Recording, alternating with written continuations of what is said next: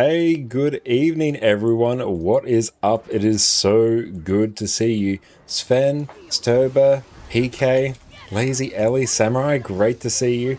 Rems, what is up? And Garth, good to see you as well. We're back again today with a bonus stream, because yeah, we're going to start off today with some Guild Wars 2 farming of the Aurene legendaries on our NA alt account, because this account does need a little bit more Imperial favor in order to, in about a month's time is when I plan to tee this up to craft our next Aurene legendary on here and to send it over. Also want to see if we can smash out some of the weeklies as well. And then later on tonight, after a few hours, we're going to dive in and make our triumphant return to Path of Exile 2, which I'm very much looking forward to playing. I had a bit of a hankering to play that game recently, so last night we finally got around to reinstalling it and getting everything all set up. So I'm looking forward to exploring the new league and just like playing that and vibing out with people. I think it's going to be a very good time. And Jess, welcome in. Thank you so much for popping in. Oh, thank you for the reminder. There it is. There's Addy. Yes, Addy says hello. It's been a good few days of rest since Guild Wars 2 drops. Yesterday was very much a wind down day after a massive week of streams. Thank you all so much for making it happen. It was absolutely wonderful. Had some amazing pizza last night as well. As one of Jess and mine's like, you know, we've done a big successful thing and now we're going to celebrate with some amazing pizza. So we had a great time. And yeah, Friday. So it was a great day yesterday. Just now well and truly zonked. It got to like 8:30 at night and we're like, oh, we're tired now. I'll get going. Have to admit, this thing... Hydraulic, welcome in. Great to see you. Hope you're also having a good day. Just jumped in on... How many of these do we have? We just jumped in on our NA alt account, which I believe we closed out our last stream on. We went through and tidied up a bunch of things and sort of got ready to, you know, activate this account a little bit more. Should have actually gone and grabbed that waypoint down there. How cool we have. Oh, we got 111 teleport to friends in our bank. Very nice. Very, very nice. Oh, you're ready to grind some Guild Wars. It's Friday and summer break started for you. Ah, nice. Well, I hope you really enjoy your summer break. But yeah, a key part of farming End of Dragons legendaries is honestly getting on a meta event train, which if I just park my character down here, if you just pull up the event timers page on the wiki, the usual route is to go from Aetherblade Assault into Kindling Blackout, then Gang War, and then maybe a Dragon's End meta event if your particular meta group is, you know, so inclined to do it. But even just doing the first three is a huge amount of Imperial favor. I think roughly, if you're doing the full amount of Imperial favor, you need 3,500 for the legendary. It's about 3.5 to 4 meta trains, and if you're doing the route where you buy the precursor, we can lop off 1,000. It's somewhere in the realm of 2.5 to 3. So yes, make sure if you are in any way looking forward to crafting the End of Dragons legendaries, you jump on a meta train. Imperial favor and these writs, you consume them, get more Imperial favor, but Imperial favor is one of the big gates. It's one you can't really bypass, short of literally just buying the legendary itself off the trading post. And this one, yes, this one I can't actually use Greatsword because I don't have Secret Sword be skilled. This account only has everything up until End of Dragons. And what do you get when you cross an elephant with a fish? Swimming trunks. Nice. Let's just double check here. Grey Doodad, welcome in. Okay, I might run... Incense Response is fine. I could run... Yeah, Rapid Flow is fine, but I could run Incense Response. Oh, here we can run actually that. Yeah, I did not need anywhere near as much lifesteal. Although, like, Dance with Death would be pretty solid. Yeah, maybe we'll do that, just to make it so we're fairly survivable. And Lazy Ellie, it's great to see you. Take my money, you beautiful Aussie bastard. Mazakin, welcome in. And great dude, thank you for the sub. I really appreciate that, mate. Enjoy. No more ads on your wonderful ad emotes. Thank you for the 20 months. But yeah, kind of want to see if we can blast out the weekly as well on this account, because that means we can also get a bunch of... what do you call it? Get a bunch of Mystic Clovers, yes. And Seth, thank you for the follow.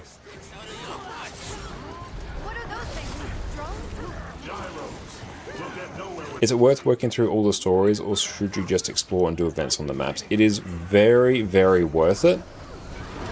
Yeah, I know. I do enjoy the boys as well. Just now I have to finish the last season. But yeah, yes, do the story. The story is going to give you a whole bunch of mastery points, which is, you know, sort of the main progression system after level 80. So you should definitely do it, especially as a new player, or else you're going to find a point where you just don't have enough mastery points to progress anymore. So yes, 100% I recommend doing the story. It's incredibly worth it for a new player. If nothing else in the masteries alone, also unlocks the maps, and yeah, the story's good as well. Give you more context to the world. And you can actually get some pretty decent rewards from different parts of the story. So yeah, do it. 100%.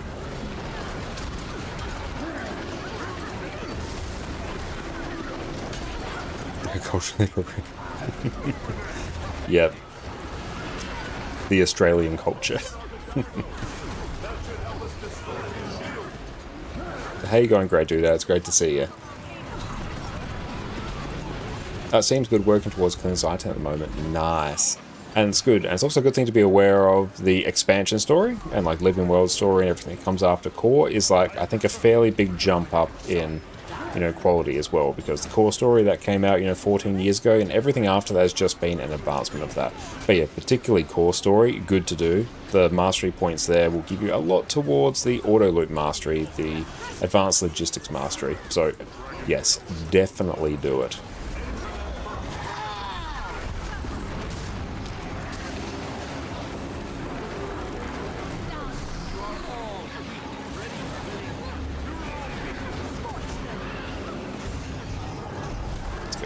Some of these here. Okay, so the plan for this account, I'm going to get my 2,500 Imperial Favor. I'm going to do map completion in all of the End of Dragons maps, and then next month when the World vs. World Rush comes around, we'll do that on this account, and then that will give us at least 2 Gifts of Battle.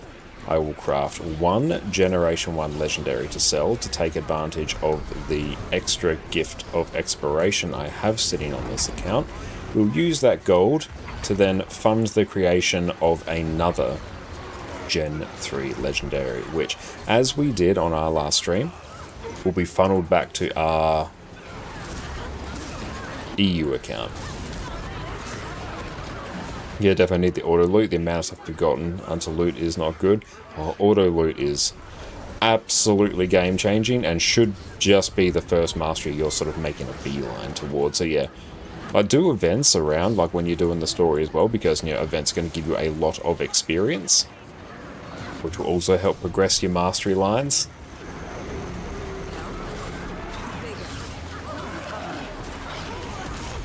And like you can see, this account here, this account has really not progressed that much, like in terms of masteries. We still have lots of space to go.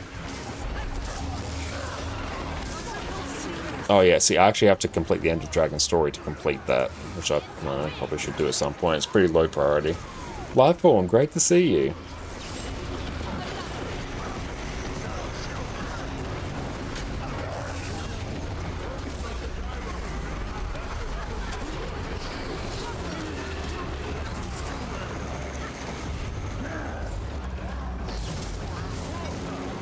Let's go nuke the gyros.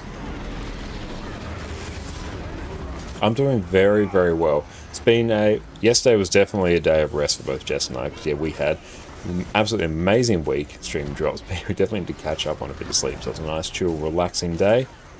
And yeah, I decided to do a bonus stream today, because you have a bit of a hankering to play some Path of Exile 2 as well, so we're going to do a few hours of Guild Wars 2, And we're already going to jump on over to Path of Exile too. Titan, thank you so much for the sub. Thank you for kicking off our hype train, mate. I appreciate that. Enjoy no more ads and your wonderful ad emotes. Thank you. Bunch of Imperial favor, sweet. Open all the chests. Cool, that's done, so we'll eventually do map completion across all these characters. Let's see if they start doing the village waypoint. I think we might be doing the Leviathan. I don't think I have underwater skimmer on this account. Nope, I do not. That's unfortunate. Oh well. It does not matter. And thank you, Lifemom, I appreciate that. But yeah, 100% like yesterday was definitely a restful day. Like I was saying before, it got to about 8:30 at night, and yeah, both Jess and I were like, whew, we need to go to bed. That's because I was able to make just a few like little, small tech changes that I've been meaning to make, for the last little while. Like we've started moving a lot of our Twitch commands over to a streamer bot. Rather disconcerting seeing that almost completely go under the other week.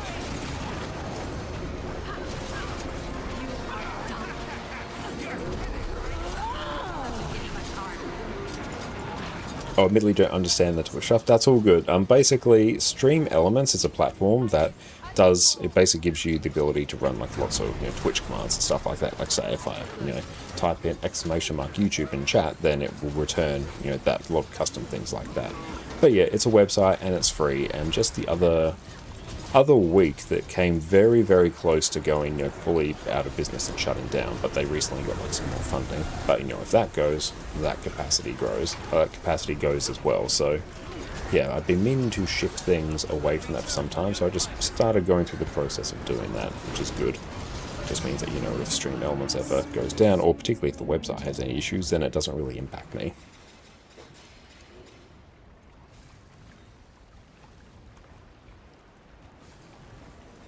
Okay, so let's go here. A mini bang. So your take on Guild Wars 3 is at the higher us. We're talking NCSoft are the ones making the new Guild Wars 3 an MMO ARPG because they want to get more into the Korean market, but the devs at Arena want to go for more Guild Wars 2++ style. It'll be interesting to see, how Guild Wars 3 turns out in particular. Overall, I think it's a very smart thing, them targeting a different audience and making Guild Wars 3 a different style game than Guild Wars 2, because they definitely want to keep all three games operational at the same time, and I think the best way to do that is have them be distinct. Okay, let's see if there's a meta on. Okay. If not, we might tag up for the meta. Yeah, so I might actually create squad. Blackout. Meta.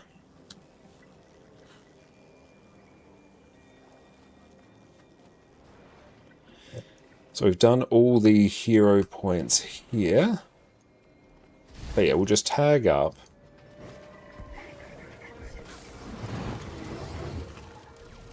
They're doing similarities, still be no Guild Wars, but still be distinct. Yeah, and honestly, I think that's what we're going to get.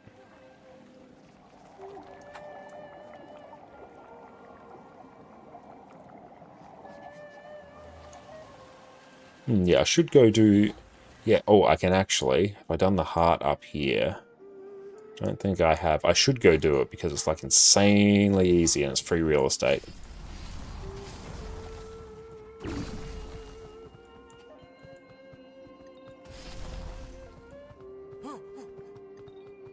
Absolutely. Share some of your accomplishments in Guild Wars 2. Love to hear it.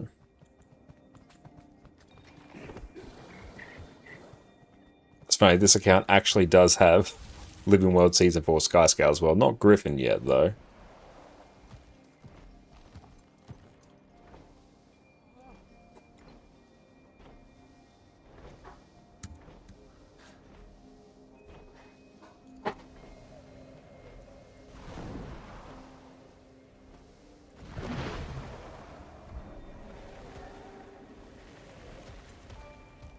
Attention, citizens of New Kyane.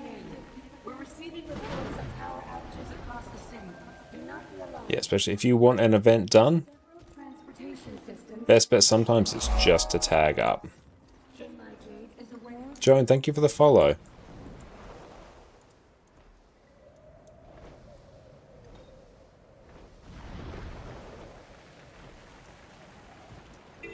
Cool, so I haven't done this heart. This is good. This is a very, very fun heart to very quickly cheese. So now this has started, we will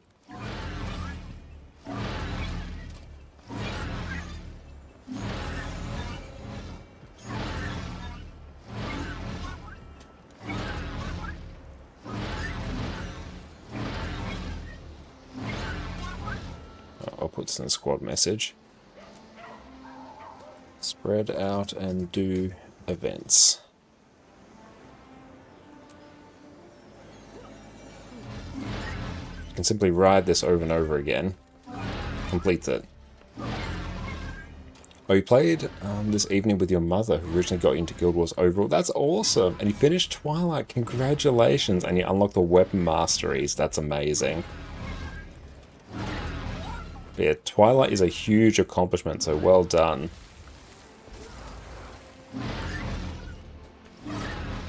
Seem like a smart company run by people who understand what the players want. I think they really, really do. And actively going out of their way to look out for players, super important. Can you imagine they would know what we enjoy and are working towards? I agree. Okay, so I've done that heart now. Twilight is your first legendary too. Twilight is an amazing legendary to go for.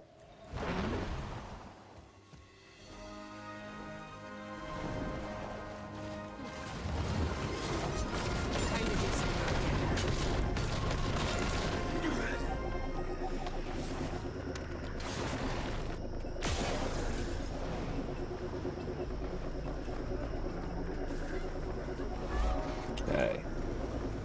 Let's go one. Oh, still in combat somehow.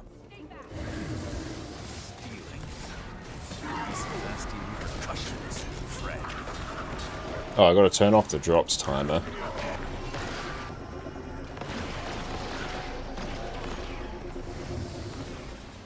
And there are some pathing packs as well that don't require a flying mount. There are some like on foot ones. Chatbot timer's got to turn that off. Yeah, turn off drop bot and connect bot. There we go. Feel the fury.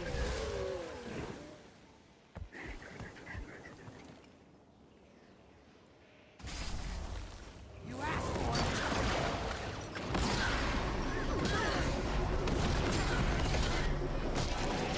it. Bane, great to see you.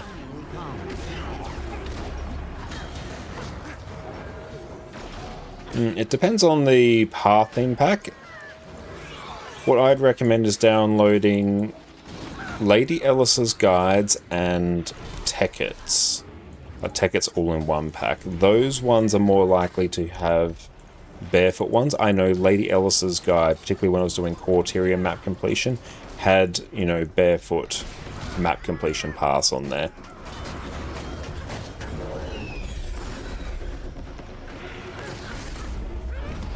I know, because I had to turn them off when I was doing my map completion, because I, of course, had all the flying mounts.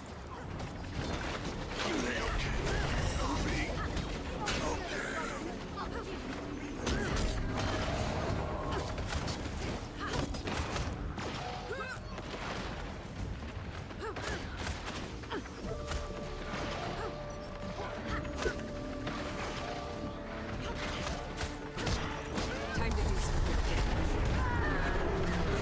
Yeah, we'll just make things a bit more appealing here.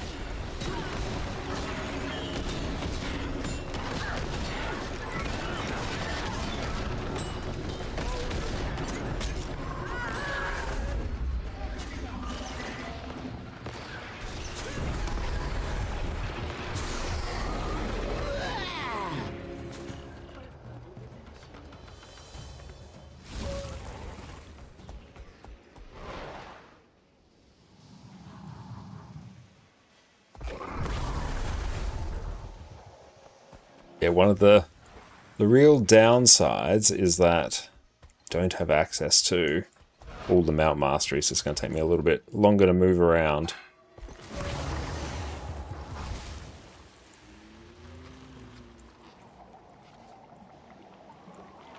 Five minutes to do all these events. Clayton, welcome in. Great to see you.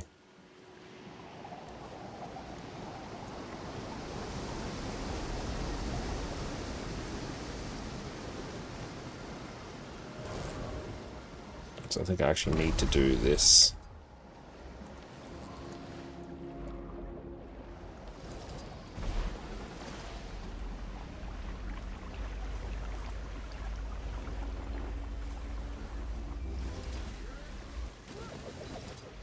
Up we get. Zoom in a bit. Oh, it's freaking out. Okay, I think this one gets us up the top.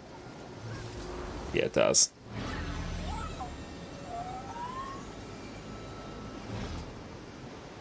Oh, yeah, there's a big festival going on at the moment, Dragon Bash, which has, you know, everyone doing events in Holbrook, the Northern starting area, so things are popping off in that map.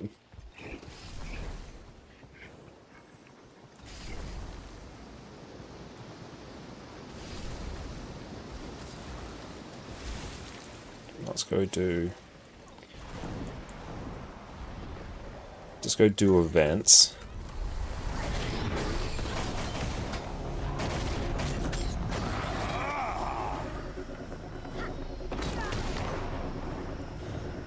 And you stumbled on my solo Spectre build.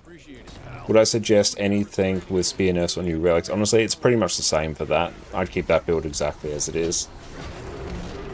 And it is we're all doing these events on a snowy festive map in Summer Stars. I know that is very interesting, especially for those in the Northern Hemisphere. Whereas for me, it's winter here. Joys of Australia.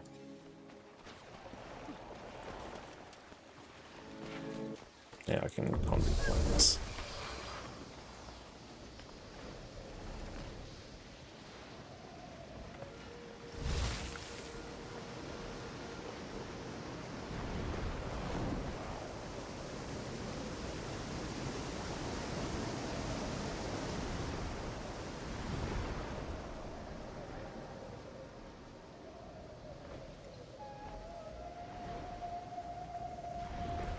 I don't know if we're going to be able to do this.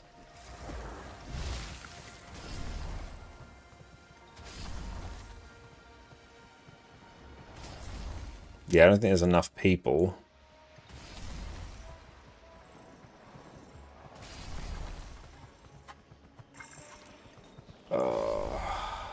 Yeah, it's one of the downsides of doing this meta event in like off-peak times. Oh well, we'll do what we can, and even if we can't, then there's a bunch of progress we can make towards our legendary by doing map comp. We're getting 2 of 7 done, and hopefully other people have been blasting the others.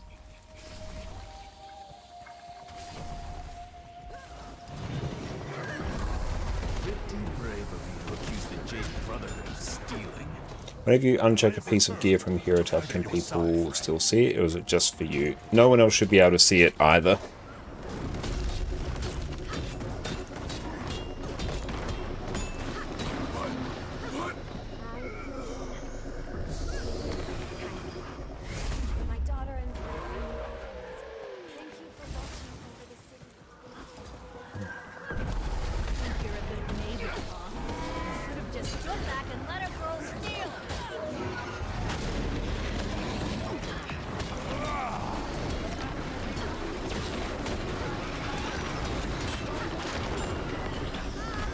Yeah, we're not getting this done. Oh, well, we're getting a bunch of this done, though, so that's good.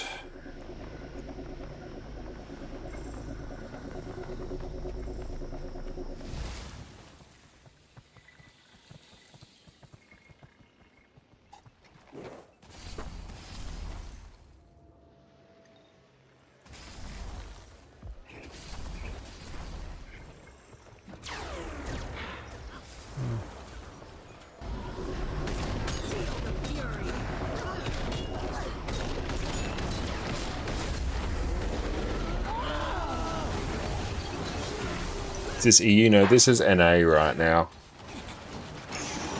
Which, yeah, it's going to be like a really weird hour for NA. A shame I can't mount in combat because I don't have the mastery on this account. Oh, lab events start. Okay.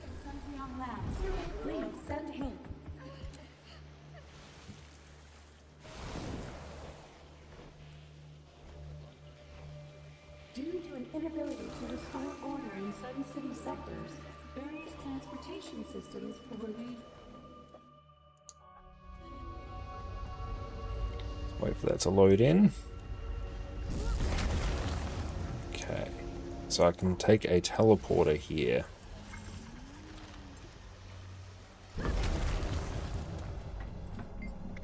I'll go south.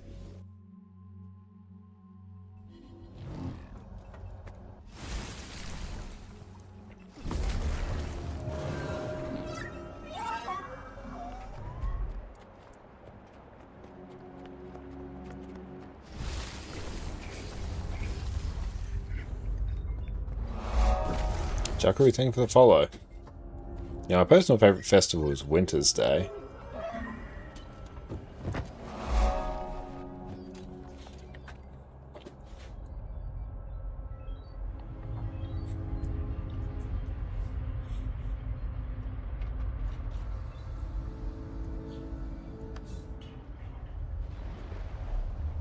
Oh, I've got a bunch of gold. Nice. Mine. All mine. Always get the Ritz.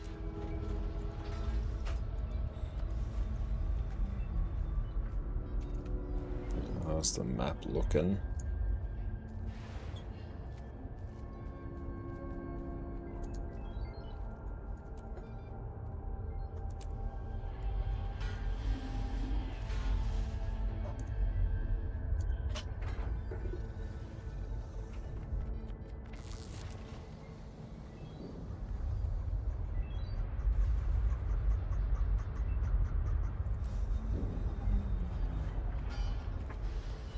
Yeah, Halloween one's a good one. It's an excellent farming festival in particular.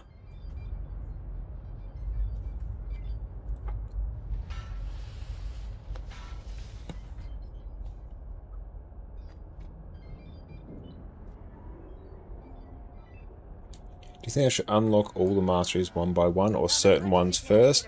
Key ones to prioritize will be auto loot, the advanced logistics one from Corteria, that's a big one.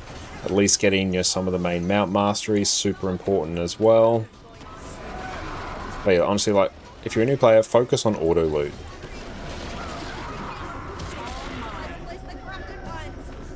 Calm down.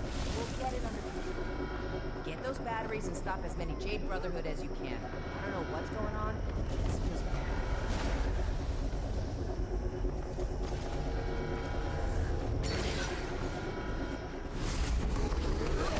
Yeah, festivals are a cool addition just to get people, consolidating like different areas of the game.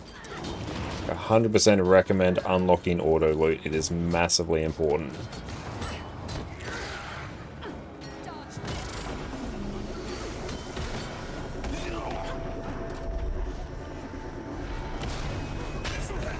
Festivals generally are also a pretty good way to make gold as well.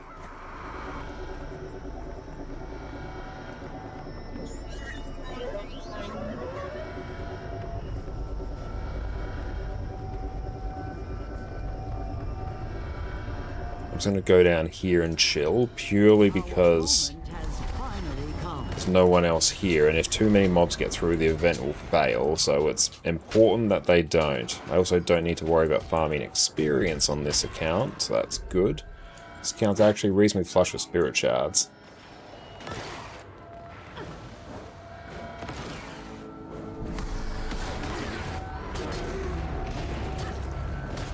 You're sitting on 200 gold right now in 5 days of Dragon Bash. That's solid.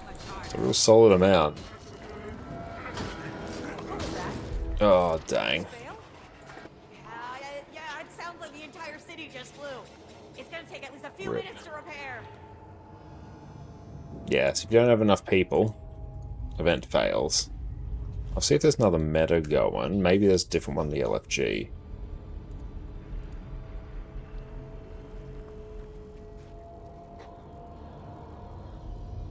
Okay, there is not.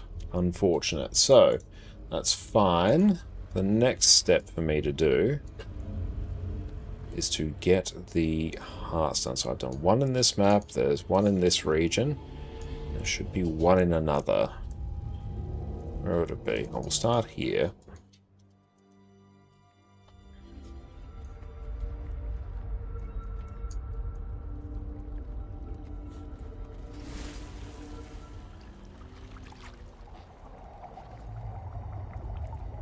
Okay. Shard. It's not that. Yeah, works if we do that. Can you Dragon Bash at 25? I think you should be able to. There shouldn't be anything stopping you. Yeah, make sure you do the special objectives in the Wizard Vault as well, just for free Astral Claim. Insanely useful.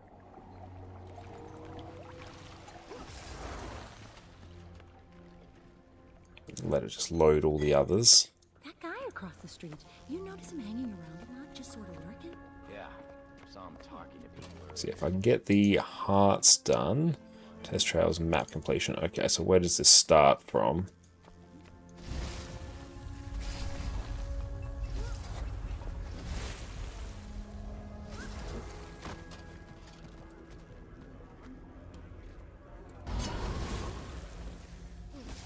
How much has she figured out? She finds those files. You We're must not screwed. be allowed to live!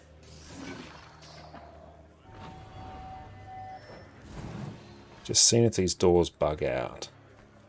No.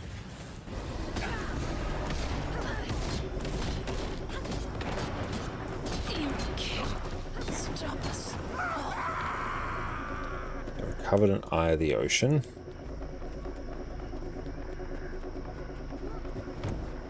Every morning, Red would wake me up before school. Would come Big in progress. every single morning. The Ministry of Trade would be holding a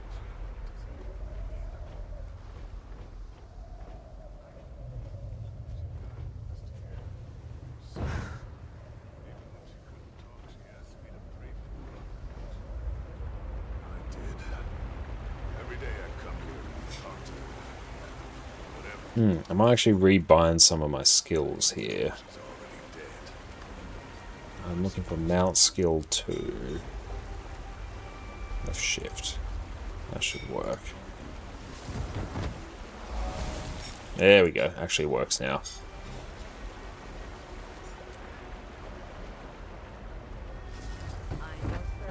These stupid crows keep eating the grubs. Now they're nutty too. Think this is getting out of hand?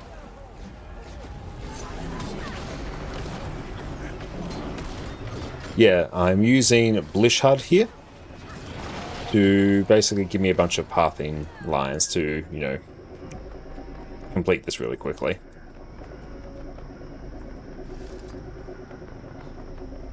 Al, what's up? Great to see you. Hope you're having a good one. Why am I still in combat? Idiot, been holding rallies out there. I told him it's only a matter of time before he's caught. That's why I'm welcome in. In terms of customizing, you can basically turn different ones on and off by like control clicking. Like on the particular ones, it will like turn that one on and turn everything else off.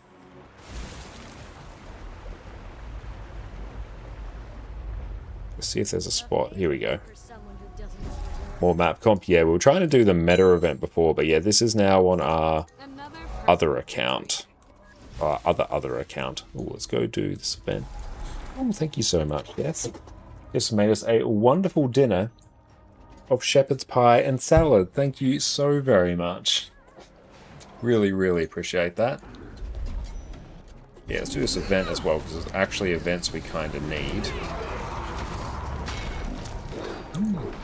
Thank you. Still standing. Barely. Oop. This has gone terribly here. It depends mainly on the different pathing packs. Different pathing packs will have their own colours, so there's not really too many things you can do to customize that. I think gotta get back over there and do that event, because it should be fairly free once I actually do it.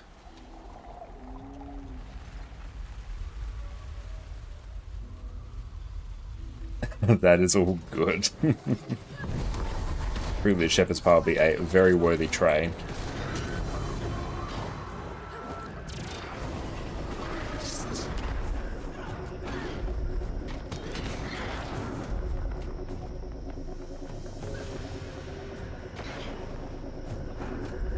There we go, the NPC is alive now.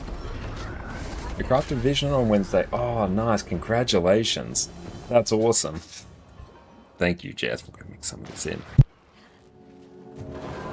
Replenish.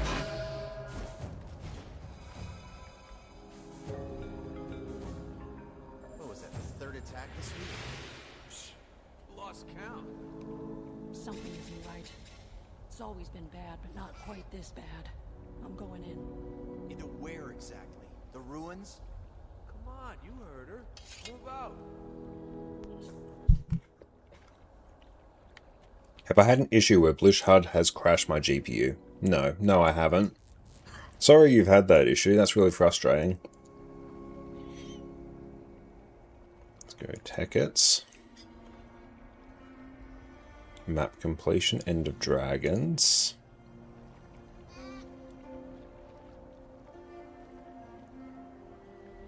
And turn off... A route barefoot. Here we go. That's what I want. Yeah. So we'll start here. Second Shepherd's Pie. Just did a wonderful, wonderful job with the Shepherd's Pie. It's so good. So here now we've turned on a different path. In fact, this is actually one of the barefoot ones. Because I don't have all the mounts. This will actually be quicker.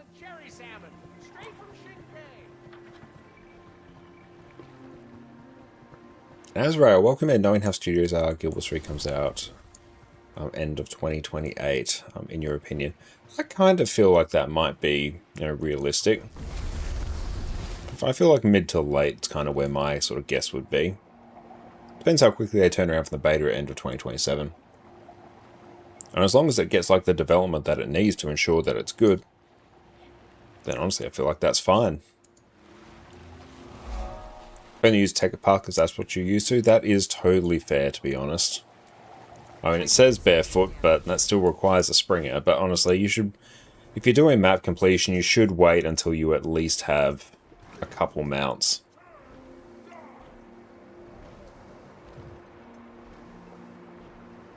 Like, it just speeds it up so much. I think whenever you finish Hot, you start working toward Aurene's Bite. Oh yeah, that's the great sword, isn't it? That's a really cool one. I did that one on my NA account. I'm going to do it on all of my other account.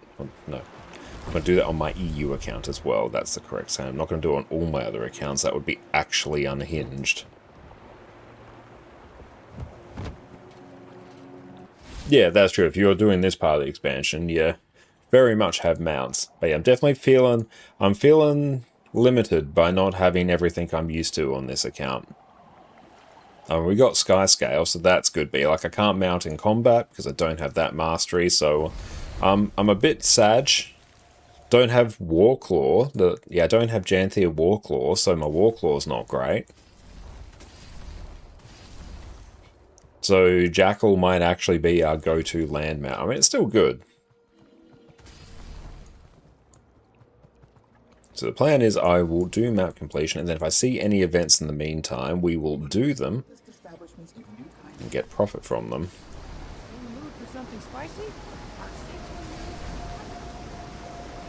Once that's done, let's give the this land run. Nice. The good thing about Tekkett's lines is that they are very chill. Tez Trails, very fast, and I do like using Tez Trails if I have the choice and access to all the mounts. But yeah, they do really require all the mounts, and even things like Position Rewinder and White Mantle Portal Device. It really wants you to have those. If you have those, it's great, but yeah, Tekkett's is very chill.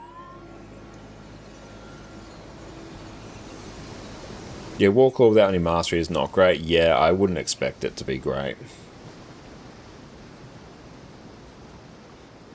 Greetings, civilian. That's fine. Yeah, I've done all the hero points in this map. I must have farmed them up at some point. Warclaw you'll get access to as a base player through World versus World, but all the masteries that make it really, really good, they are a Janthea Wilds edition. Also I've done, I'll just follow the line, don't question the line, or else I'll miss a single POI and then I've got to find it again.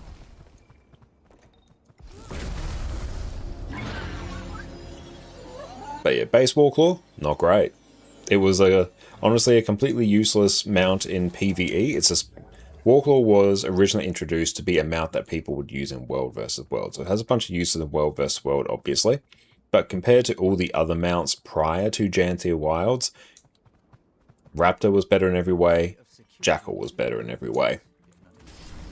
Whereas now, honestly, Warclaw is like the go-to on-land mount when you have like all the masteries. It's like an Omega land mount.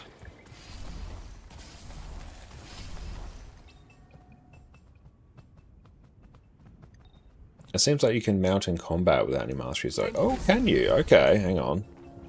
Well, I don't even have it. I probs need to go into World versus World to get it. That's a good point. I might try that.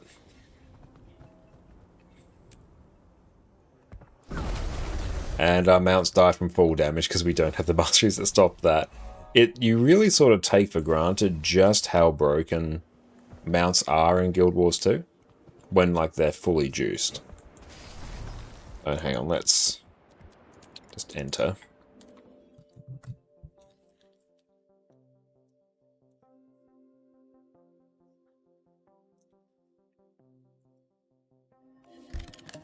Mm-hmm.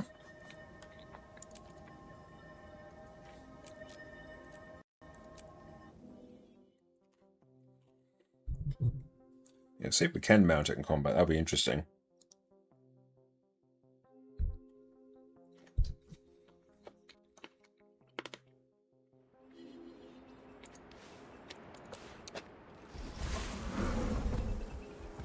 Did you know that Jane's first Dragon Gate innovation was a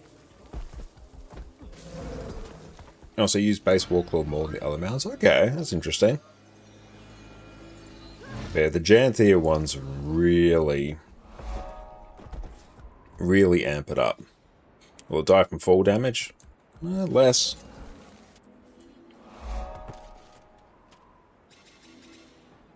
No Griffin, unfortunately. I'm not going to get Griffin on this account.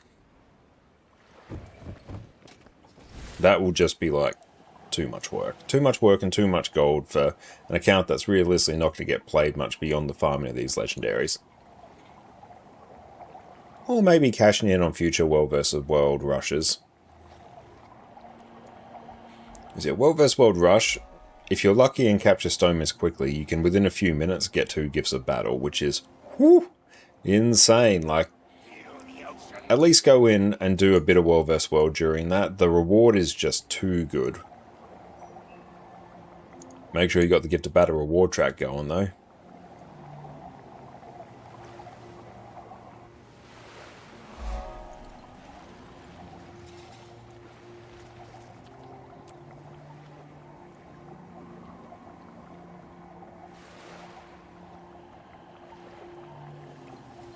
Is Griffin still worth getting after Skyscrap though? Here it's expensive. Yeah, it's 250 gold and it's worth every penny.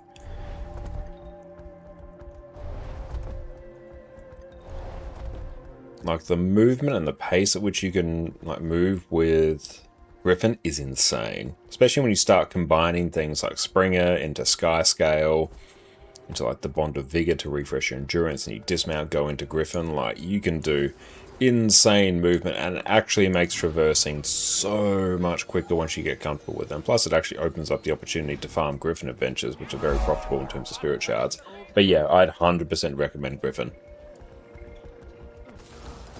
Lestat, thank you so much for the follow. Ah! No, I don't want to go that way. You probably won't get Skyscale or Griffin on your ult. Mostly just for easy farming and the Wizard Vault Mystic coins. Yeah. At least get the, the core 4. you know, Raptor, Springer, Jackal, Skimmer. They're super easy to get through Path of Fire. Yeah, the reason I have Warclaw on, not Warclaw, Skyscale, Living World Season 4 Skyscale on this account is because it was sort of at a different time where I was playing my other NA account as my main account. The EU account wasn't active at that point, and this account was sort of my secondary one that I'd use primarily for doing multiple raids a week, because raids were sort of my main mechanism of making gold.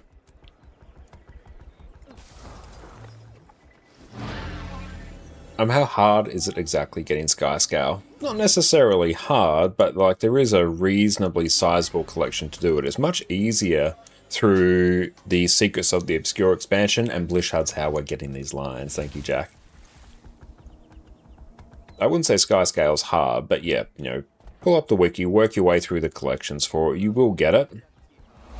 Through Secrets of the Obscure, I'd say it's a couple days' work. Through Janthia Wilds, Living World Season 4. It's a bit longer. Getting them mixed up. The Living World Season 4 method is much quicker now than what it used to be, because there are the Season of the Dragons achievements and the Return to Living World achievements, which just by doing those, you get a stack of the particular map currency for each Living World episode. Now that currency, it's basically a material you gather across the map.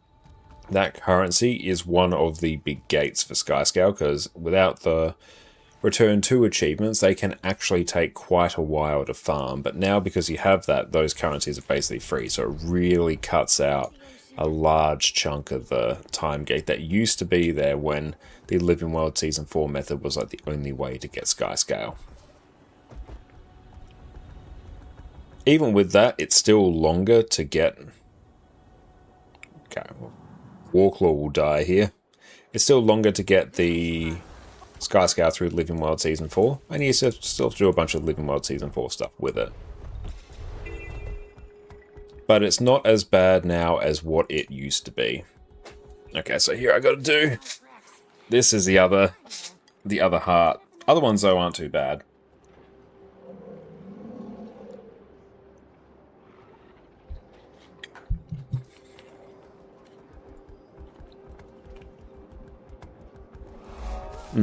Still worth getting the... I could really use it. I was having a hell of a time trying to lift those on my own. Like getting the Living World Season 4 masteries as well. Because yeah, you get extra benefits. And maxing out your masteries actually means you can start getting, you know, more and more spirit shards as well. Once you have no more masteries to unlock, experience goes to spirit shards. Ah.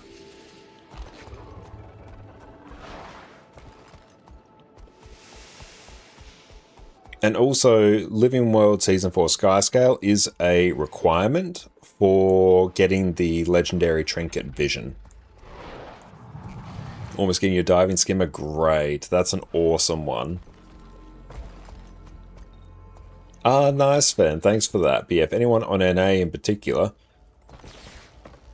wants a full homestead, go join on Sven.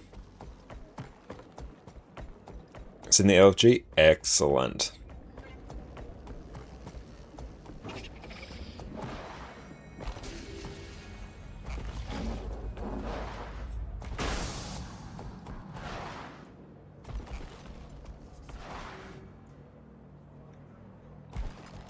Ooh. 51 health. Nailed it. Raptors don't like cracks. He keeps trying though. I was having a hell of a time trying to lift those on my own. Studies raptors aren't...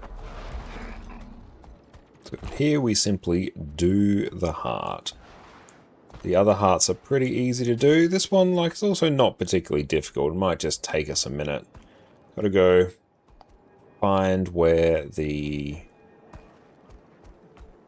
Just go find where the things are. The little power stations. And then I gotta sort of weave my way between them. And we somehow gotta... I can just go down here. Oop, spit up. There we go. Done that one. Is there a time limit on this? Not really. Next one's over there.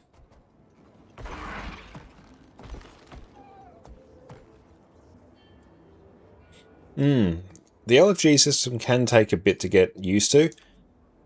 But yeah, mainly the reason it's doing this is because it's sort of using the expansions to filter the map. So say Path of Fire, if you're looking to do events in Crystal Oasis, see there you go, there's a hero point train there, and they're farming legendary bounties there. Not much popping off in any of these maps, but you just do it to filter the map you're in. So Path of Fire for the Path of Fire maps, Heart of Thorns for all those maps as well. There might be a meta. There you go.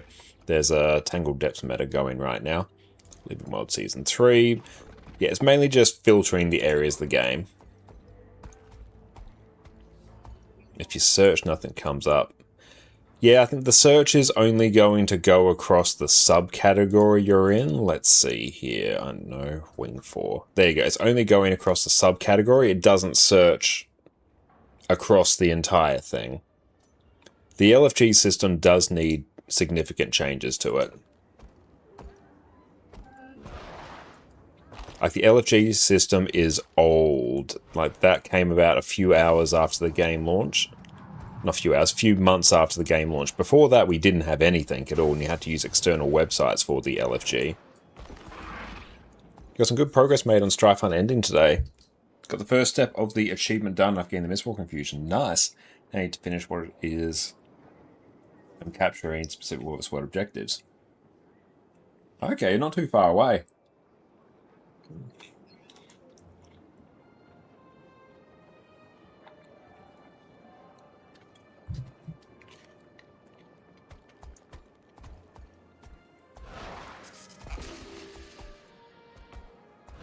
That's a very good point, actually, about often it's one of those things that people tend to take for granted. You know, veterans will just rightfully say, so, oh, just use the LFG, but the LFG is not the best system.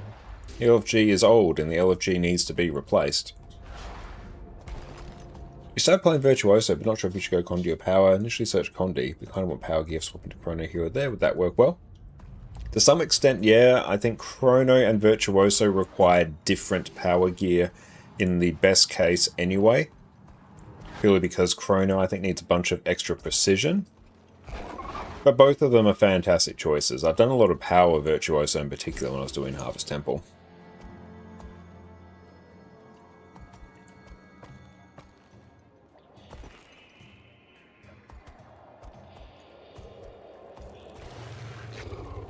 Yeah, it's got 2 bloated once it was released, which was ages ago. It should have a revamp. I completely agree, and I'd fully expect, you know, as part of the upcoming year and a half of, you know, quality of life changes and modernization, we would get, you know, an LFG rework, because it desperately needs it. Because, you know, fully understand that, you know, the LFG system is not the most streamlined system that you will experience. But yeah, you know, before, you know, Path of Fire, like so many of these things, like, you know, the role-playing one is this, that can realistically probably go, if you're in the, you know, role-playing community, you probably have a dedicated guild. Mentoring could go. Never seen anyone use the guild recruitment. Achievement tab, never seen anyone. Dungeons one could be consolidated now, because people will probably just do dungeons in general. Fractals is good. Like fractals, that kind of makes sense. There you go. There's some raids, you need that. World versus world, never seen anyone use it. Player versus player, never seen anyone use it. Festivals sometimes gets used around festival time, but this is the kind of thing that maybe should disappear when there's not a festival and then come back on. Story journal, never once ever seen a group in this. Living World Season 1, don't expect anyone to use it. Same thing for Season 2, because Silverway stuff tends to get bumped up into core tier. Heart of Thorns, good. Living World Season 3, good in principle, but also these don't really have meta events in them. It's kind of just events happen at some point in there anyway. Path of Fire, good. Living World Season 4, also quite good, particularly carried by the Dragonfall, Istan map, stuff like that. Yeah, Living World LFGs still happen sometimes. Yeah, especially Season 4, I'd see that happen. Yeah, Icebrood Saga, that's fine. See, there you go. There was a farm train popping up somewhere in there, maybe in Dragonfall. See, there we go. Someone's doing a farm and train there. Enter Dragons is good. But yeah, the point being that it is bloated, and it is bloated with unnecessary categories now. And I'm sure ArenaNet is aware of this. Like, ArenaNet will know that, yeah, hey, the LFG system needs some work. And they have been, doing some things to, particularly around the raid scene, revitalizing systems around there. The new raid selection interface, that is new within the last 6 months, and that is a drastic improvement over what we had before.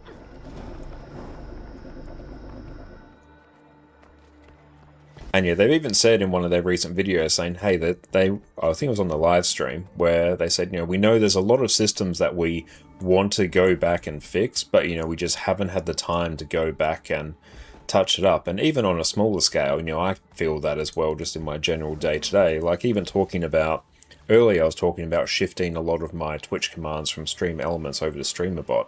Like, it's a relatively straightforward thing for me to do, but it's going to take me a few hours of just doing very tedious things, and I don't have the time to do that. If you expand that out to a game studio that's constantly trying to ship new content, as well as, revitalize Guild Wars 1 and develop Guild Wars 3, yeah, these old systems that, even though they are a bit clunky, they are still functional and are still used. You can see why they don't go back and do it, even though everyone's been saying that, hey, we'd really love that, and I'm sure ArenaNet's like, hey, we'd really love that too. But we just need time.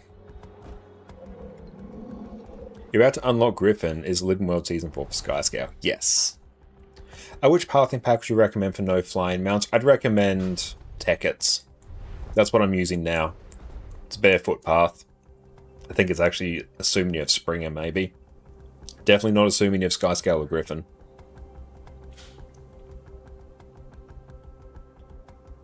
There's also 0 game downtime when they do changes too. Yeah, that's actually...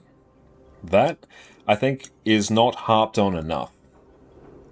When a Guild Wars 2 patch goes live, there is no downtime. You simply patch the game and you're back in. And, like, when a patch goes live, you basically get a notification in-game of, like, patches live, your game will restart in 3 hours. And from any point on, you can then just... log out, patch, come back in, but you have a window there. There's no actual game downtime. The servers don't go down. They keep running for everyone. So ArenaNet they found a very stable way of effectively, changing your car's tire while you're going down the freeway. So the fact that there is, like, no server downtime, like, if you look at historically the server downtime for Guild Wars 2, I believe they actually used this as a bit of a marketing push a couple of years back. The server uptime they had was just... it's like 99.999% or something like that.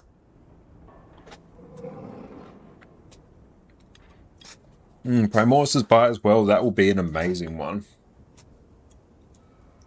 And Second Wind, welcome in. I'm going very, very well. Having a wonderful time doing a bonus stream today.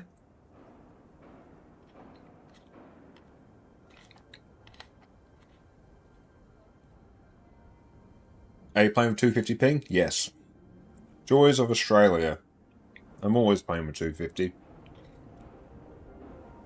It's kind of annoying navigating these maps without the flying mounts. Yeah. Like, I'd recommend get Skyscale and preferably get Griffin as well. Get the mounts, then do map comp. Like, even this map here is quite annoying to do without Griffin. I could do this in half the time with Griffin.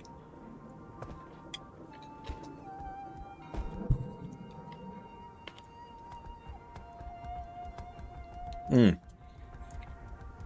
more important thing is consistent ping. I'd say once you're getting to 350 ping, that's the point where I'm like, I'm starting to feel that a bit.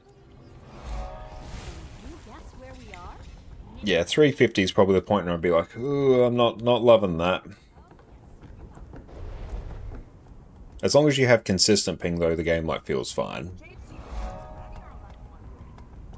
Yeah, Griffin's super easy, but it's a 250 gold thing. Yeah, it's 250 gold. It's not a difficult one, it's a series of collections, and yeah, spend 250 gold.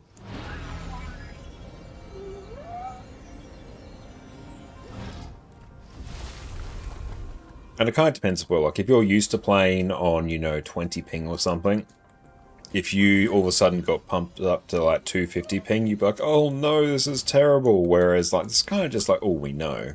So it feels fine.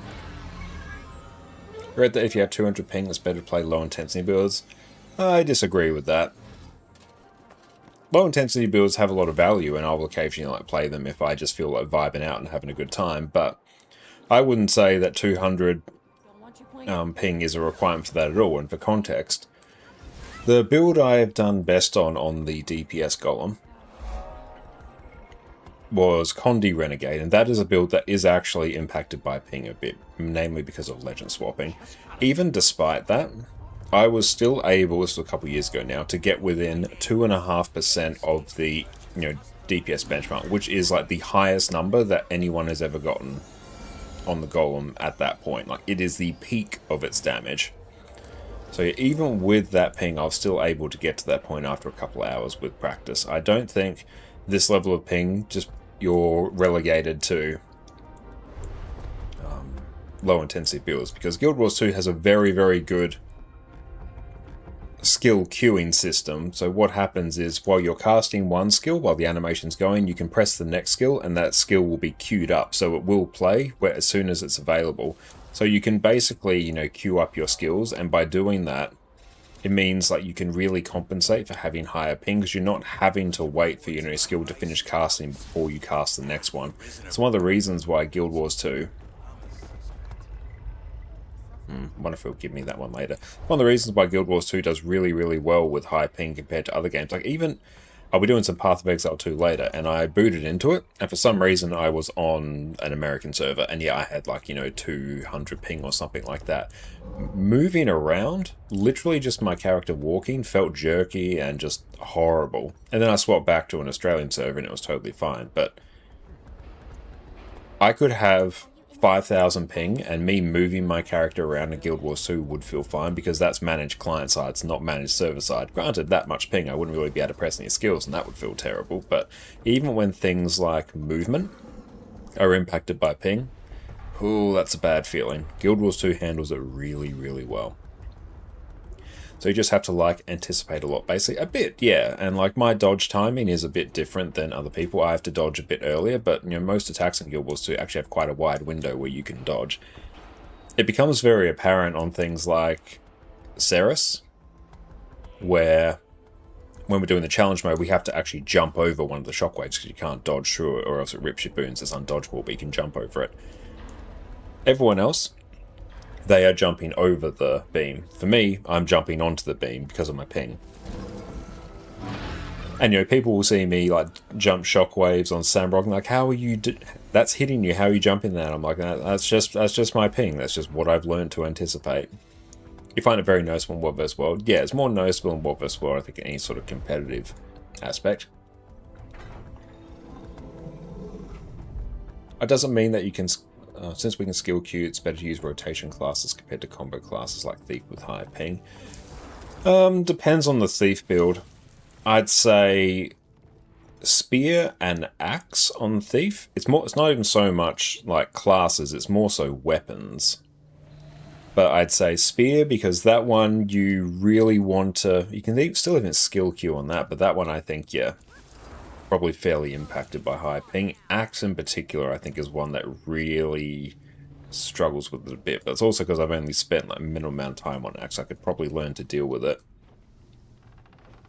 And the only sort of class as a whole where I've picked it up and gone, oof, I'm feeling the ping a bit here, is Berserker. And once again, that's really because I spent maybe 2 hours on it. If I spent more time, I would learn it and it would be fine. But no, don't let the ping limit you. 250 ping is fine. I cleared Cerus Embodiment of Sin, which is basically, the second hardest encounter in the entire game, and eventually we'll get around to doing the Wing 8CMs and stuff like that, the actual hardest encounters in the game. And I've done it on this level of ping. It's fine. The ping has not limited me at all.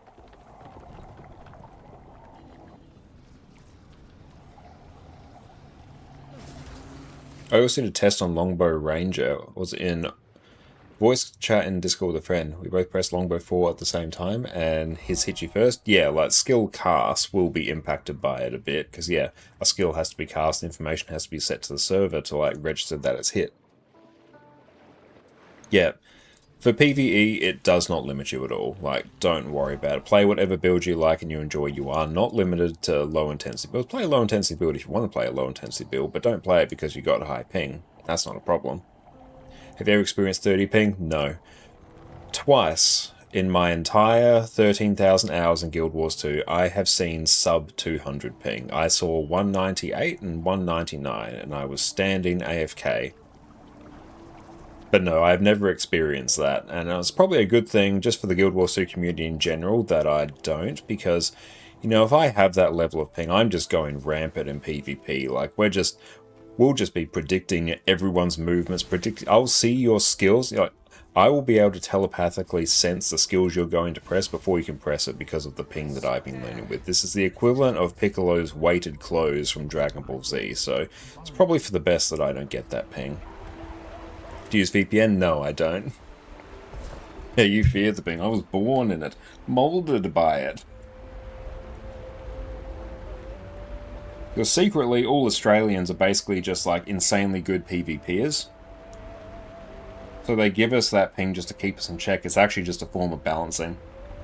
I've tried on like exit lag before. It only gave me like a very, very small benefit. It was like 10 to 20 ping for me. A VPN's more useful for me when, say, there's like big internet routing issues. Say if there's like, literally my ISP is doing like really sketchy routing, which I have had to EU before, where, you know, normally I'd be on like 350 ping to EU if I didn't use a VPN, if the routing's broken. Using a VPN in that instant kind of fixed it, because ISP decided to do different routing. Sparse, what's up, mate? Great to see you. Hope you're having a good one. Happy Friday for you. Yeah, we operate on the same day for the most part. That's good.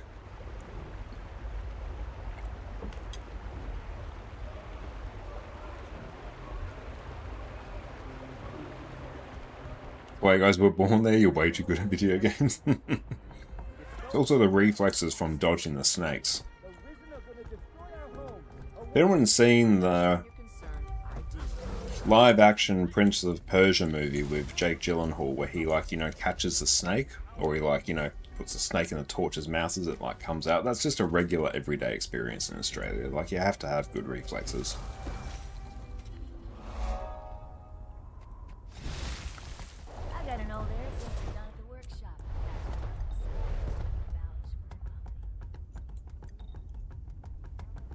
I'm using Teket's all-in-one pack for barefoot map completion because I don't have that many mounts on this account, and Blishad.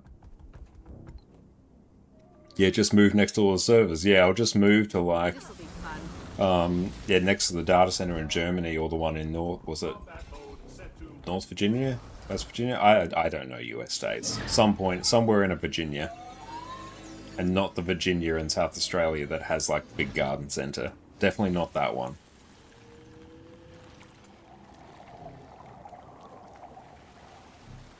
I mean, a few years ago, speaking about snakes, a good few years ago, my wife Jess and I were going for a hike up Mount Lofty I was just outside of Adelaide.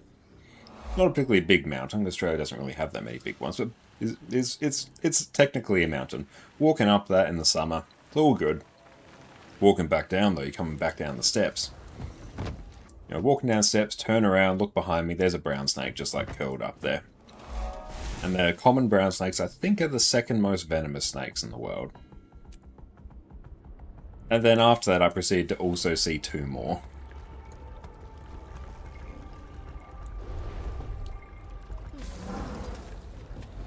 EU one's in Frankfurt? Yeah, that's it.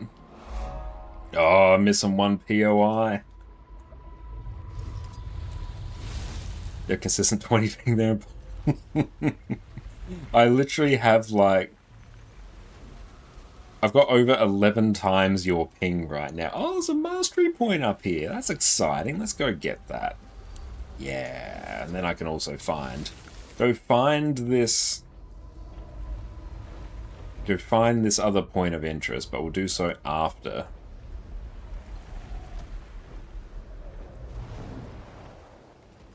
Oh, why is it down? Oh, it's just here. Sweet.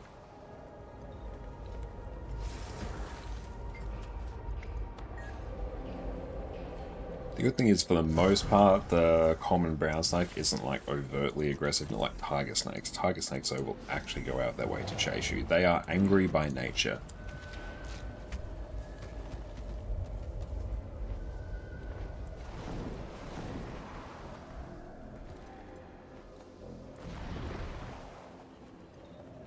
But I know I'm using Blish HUD for this. Don't know why this one didn't give me the route to get here. There we go. Map comp. Sweet. Making progress. Okay, cool. I'm going to go stretch my legs now and finish dinner, so enjoy your video in the meantime. I'm going to be back in a few minutes. Sit tight. Power Virtuoso has risen to be one of the top DPS builds in Guild Wars 2. Here you have a build that can be fully ranged, bring insane levels of burst damage and sustain damage, and you can tweak it to give huge amounts of break bar damage, Conde Cleanse, teleports, squad-wise portals, invisibility, extra quickness, projectile reflex, infinite boon rip, almost any piece of utility you can imagine. So let's get you set up with the last DPS build you will ever need.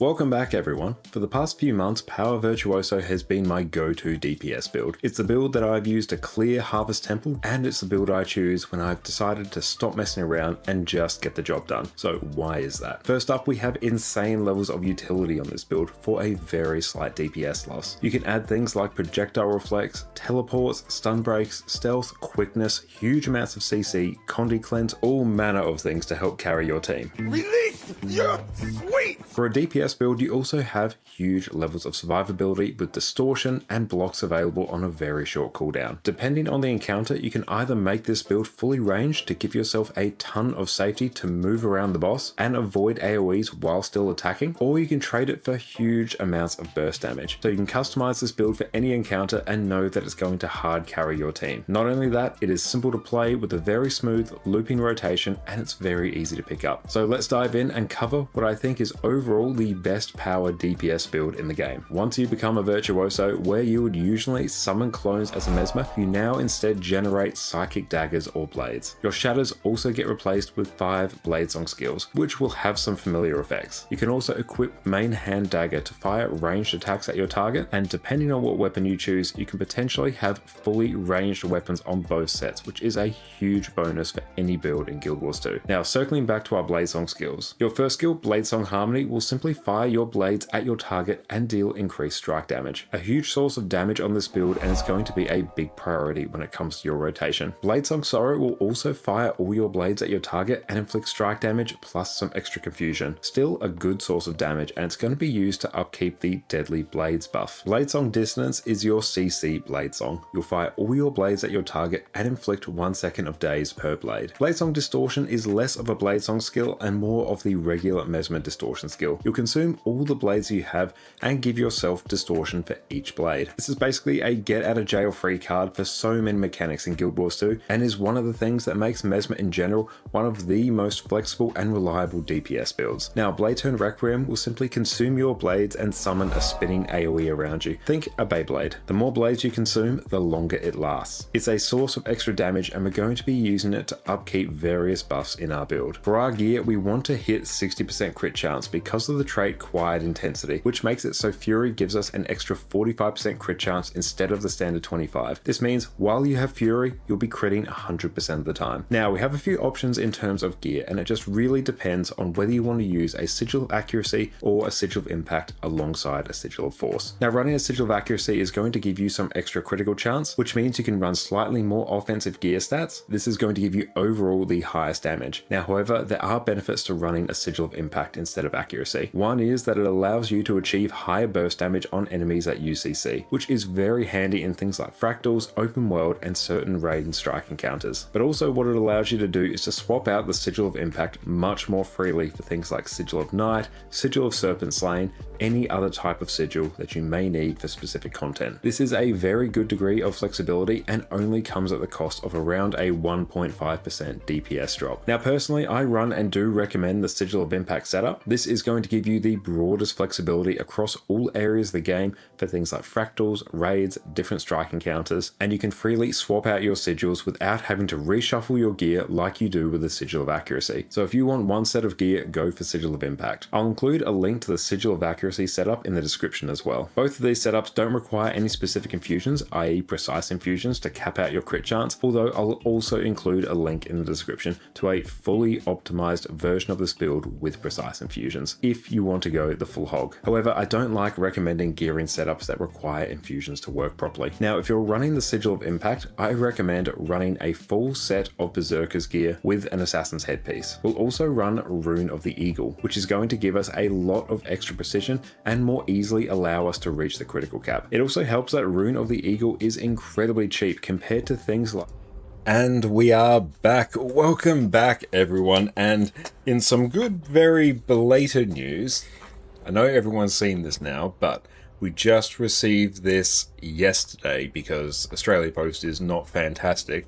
But we did actually, just want for the record, that we did receive something from ArenaNet relating to the announcement of Guild Wars 3. So I've been seeing this sitting in I think like an Australia Post sorting facility. Oh, hang on, I'll go over to a different channel. Different scene. There we go. It's been like sitting in an Australia Post like sorting facility for quite some time. Just knock over my coffee.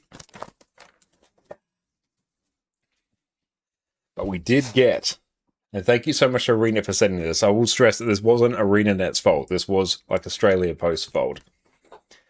There we go. It is the Raise Your Banner artwork. Some of the concept art in particular for Guild Wars 3. Better late than never. I know, yeah. It was funny. Like, yeah, we got sort of notification that was being like sent out. I'm like, oh, sweet, exciting. And then like it gets to Australia, and I'm like, it says like, you know, process resorting facility, and then like next day process resorting facility, like a week later after the launch day, it's like process resorting facility. I'm like, Australia, you've done it again. I'm going to blame the snakes. But here we go. Yeah, we've got all the, hang on, got to mirror everything. We got the cool sort of ore arches there, and I believe that is the main city of Ara just floating over the landscape there now. So yeah, really, really exciting that we were sent this, and I really appreciate ArenaNet sending that. And yeah, we've seen this a lot now, particularly with all their announcements of some of their absolutely amazing concept art. But this will be, so I thought this would be a very fun one to frame and put it on the wall somewhere, because I'm so happy and so stoked to be sent that by ArenaNet. Thank you so much. And reiterate, that wasn't ArenaNet's fault that it only got here yesterday. That was Australia Post. So thank you, ArenaNet. Frame it worth it, definitely. Let's go pop that over here. But you're really, really exciting to have been sent that. Okay, now let's move on to the next map.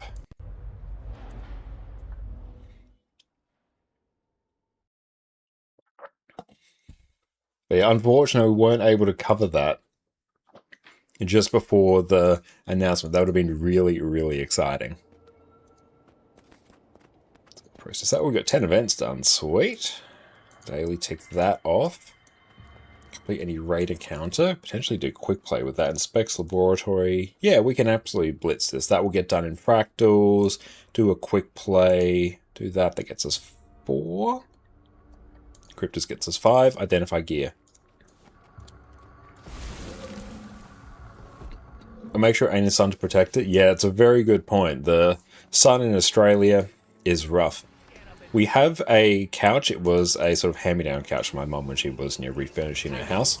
But yeah, it's like a sort of dark brown couch. In one of Jess and mine's previous places, we lived in an apartment, and the couch was right next to the window, right butt up against the window. The section of the couch that was up against the window is now purple. The sun just bleached it. So yeah, it's very, very amusing, but yeah, that section of the couch is now up the wall. And it was like, it's up against the wall. It was a free couch, so it's not like a do not. We weren't like too upset when we saw it, but we're like, oh wow, that's a lot. It's actually why we always hang out our clothes in the garage to dry rather than have them outside, especially in summer. Leave them outside there for even like, 2 days instead of one, they'll just have like a tan line bleached into them. Happens all the time. Oh, the Australian sun in summer is absolutely no joke. I believe the general advice is like any more than 15 minutes out in the sun, particularly in summer, you start to burn.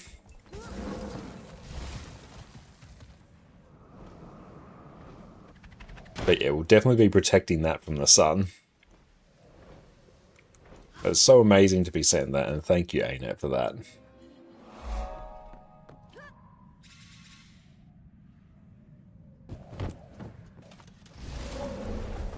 Protect the treasure, yes, we will be. We'll be very careful with that.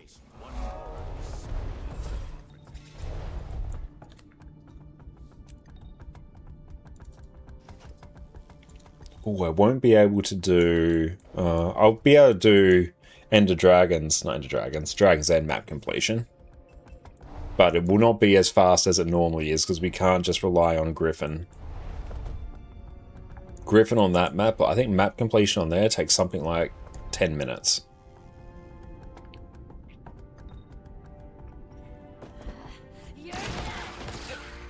And even though Australia does have some unpleasant wildlife, it's honestly fine.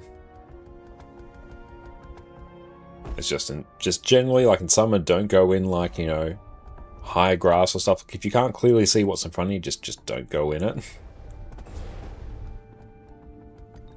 Especially if you're in like, city areas, suburban areas, built up areas, it's not that bad. We do like to hype up the wildlife for visitors. Drop bears are real though, real concern.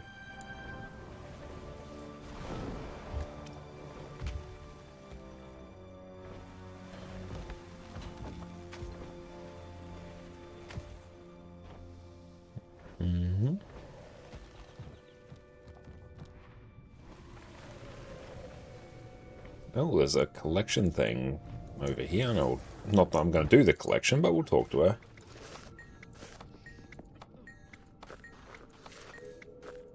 Okay, I like it's a mastery point.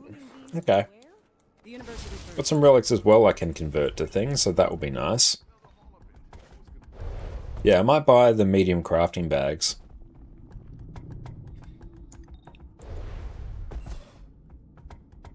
Curious to see what the... I feel like I'll actually jump the queue a bit. I'll get the Mystic Coins. I'll skip out on the bags of gold for now, and I will get the Laurels next. Not Laurels, Mystic Clovers next. All over the place. I'll get the Mystic Coins, and then I'll get the Mystic Clovers next, because this account's primary purpose is going to be crafting legendaries. Hey, I've got a joke for you. Why does the new I mean, at least the Warclaw is pretty speedy.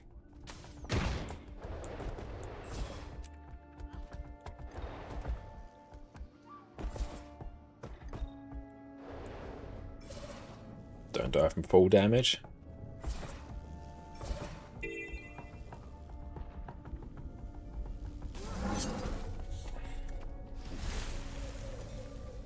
Oh, so here I got to go talk to NPC.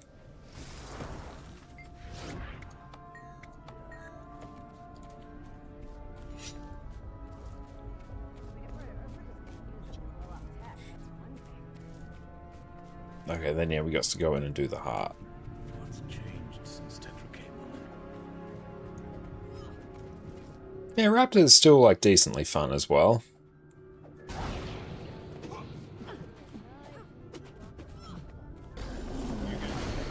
off the caravan you hit this morning? Nah, just a whole lot of fish. You? Oh yeah. Shulai was trying to be clever. Get a cheap I figured there was something.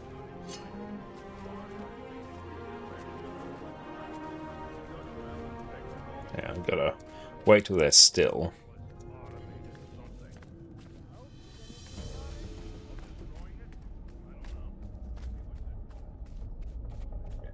You love the everything that moves can kill you in Australia. Reddit exists on the net. We walk into school and someone would be imagining a scene from Mad Max. Yeah, it's a very funny sort of nationwide joke that everyone has instinctively lent into. Now, the story about, drop bears in particular. There was, I believe there was like a commentator saying at one point, they were telling a story about how, they were doing some, filming shoot or something to that effect.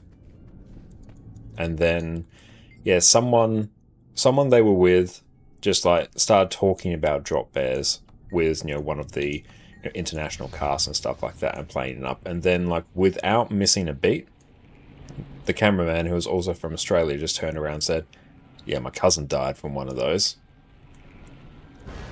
It's one of those just universal, like, jokes that Australians as a collective will agree on and will instinctively perpetrate.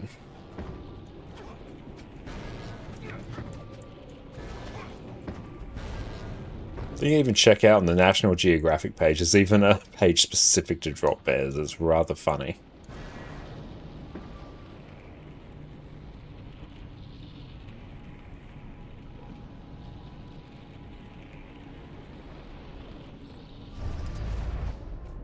Oh good, I can actually use impossible odds to move quickly here.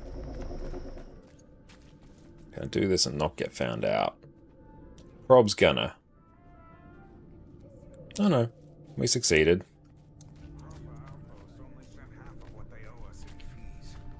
They offer any explanation? None.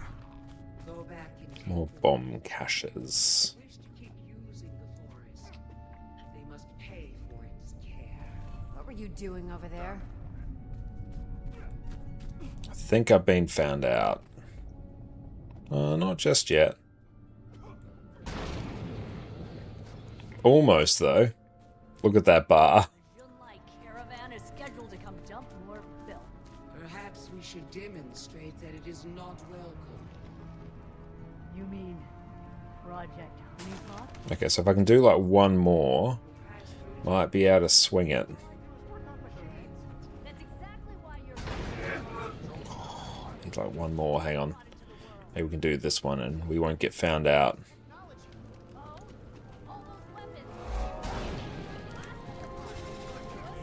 Okay, well, those may be a little evil, but I don't build weapons. I make things like, well, Can I mount up here? What's the priority to buy from the Wizard's Vault? It will be Mystic Coins, cheap bags of gold, get Mystic Clovers if you are... You get Mystic Clovers if you're going to craft legendaries, which you probably will. Get Laurels, get the Lucent... Hang on. Shift this one. So yeah, Mystic Coins, cheap bags of gold, Laurels, Lucent Crystals, Mystic Clovers. Then if you're a new player, I'd grab the Ascended Gear, get the Black Lion Keys, they're worth a bit. And yeah, from there it's sort of a bit of a free-for-all. How do I get up there? Oh, I think I got to do a bit of a jump. Where's the path taking us though?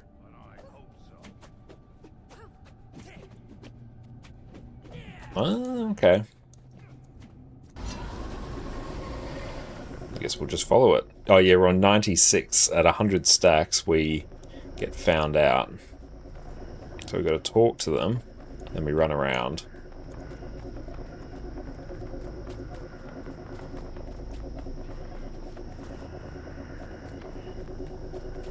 And we give ourselves swiftness as well, so that's good.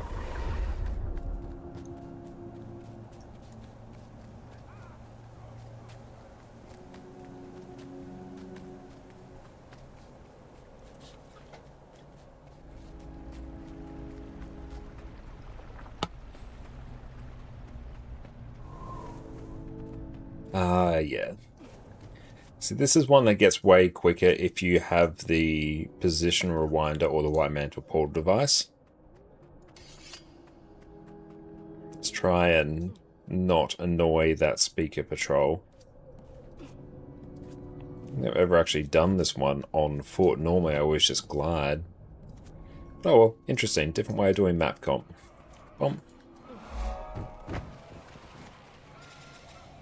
Okay, so let's follow the path again.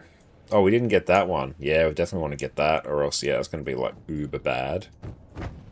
Follow the path. Never stray. There we go.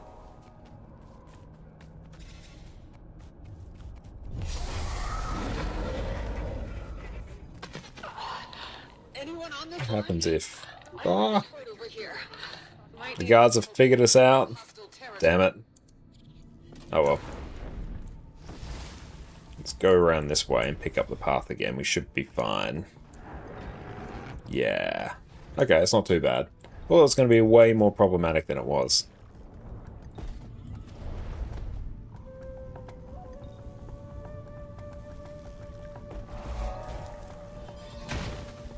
Find those hearts so boring? Yeah, they're not... They're some of the longest hearts. Fortunately, if you use like Tez Trails in particular, it'll show you fairly quick ways to do it. Yeah, once you do them enough, you sort of figure out some quicker ways to do them. But yeah, like I agree. The hearts are the worst part of map completion in this map.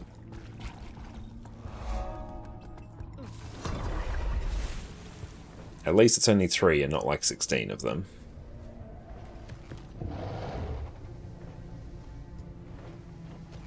Don't know why it's telling us to go up here. Maybe for a big glide. Oh, for a zip line. Okay. I see you. Splendid chest, though. Let's grab that. Hey! I love the zip lines in Exile, though.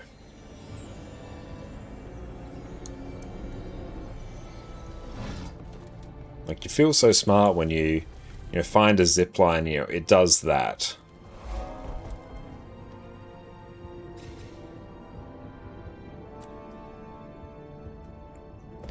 Yep, you're dying from fall damage there. Oh, have I not done the Crypt Keeper achievement? Oh no. Will I have to do that? Probably.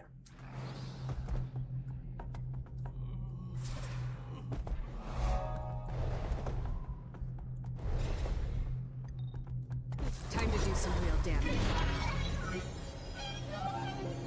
I think for the Hydrate, unless I pull a trick on my NA account.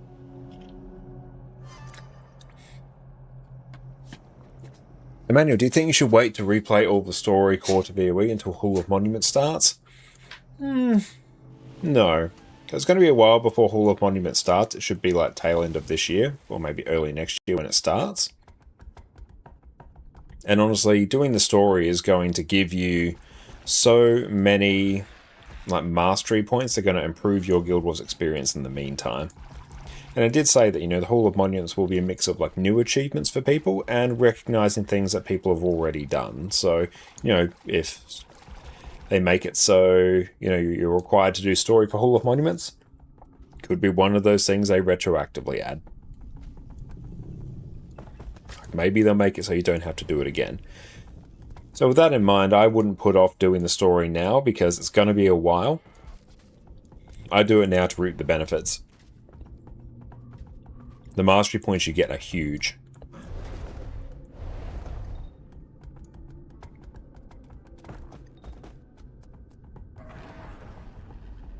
Only crossed the 25k AP barrier yesterday. Hell yeah, that's amazing. Yeah, 25k is a big one. Congratulations.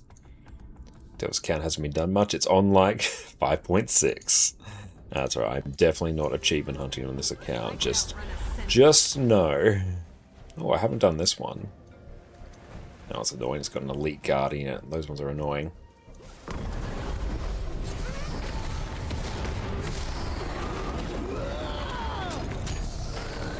have returned to fight at your side. You're fully expecting craft X legendary for most Hall of Monuments pass. I'd fully expect, some aspect of legendary crafting to make its way in there. Or at least they'd make it so, you'd get various options. Because, the case with Guild Wars 1 Hall of Monuments, you don't need to do everything. Like, you don't need to do Legendary Defender of Ascalon in order to get yeah, to get all your Hall of Monuments. And for context, that is basically getting to max level in what is effectively the tutorial zone. So you hang around in the tutorial zone for a real long time, get max level, gives you a title. But yeah, you don't need to do that. You can do a mix. I kind of expect that sort of system where you don't need to do everything. You can sort of pick and choose what you do.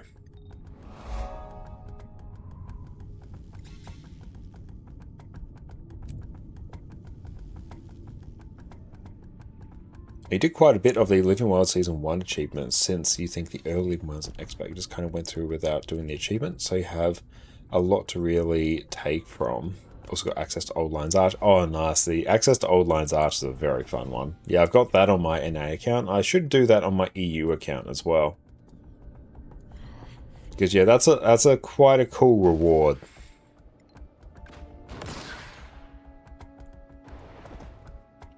Yeah, I'll be real interested to see what they do with Hall of Monuments.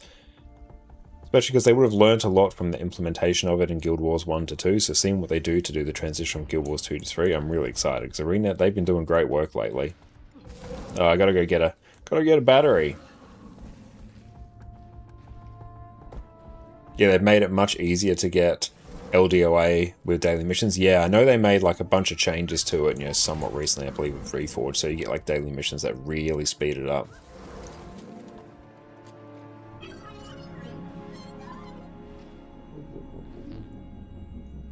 What do you mean it costs 1 Jade charge? Oh, I gotta get another. Hang on. It's because yeah, I don't have the mastery to get 2 charges, so I have to go find double the batteries.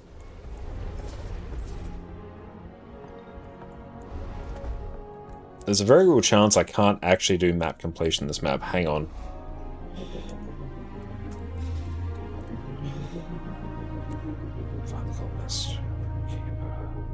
There's a real chance I don't. Because in the original promise was to choose what armor weapons went in, only to make a fissure of woe. Yeah, they should themselves willing to choose things for Hall of Monuments versus the hardest things like that. That would be nice.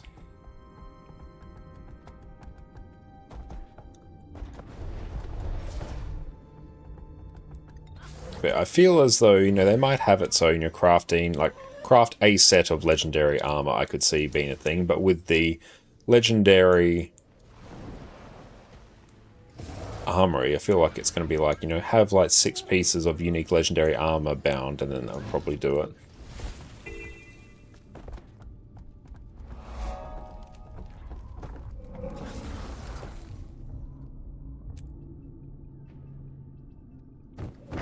Yeah, and I want the goals to be not like insanely difficult, but I don't want them to be free either. Oh, here I can actually do something else. I can do Tez Trails.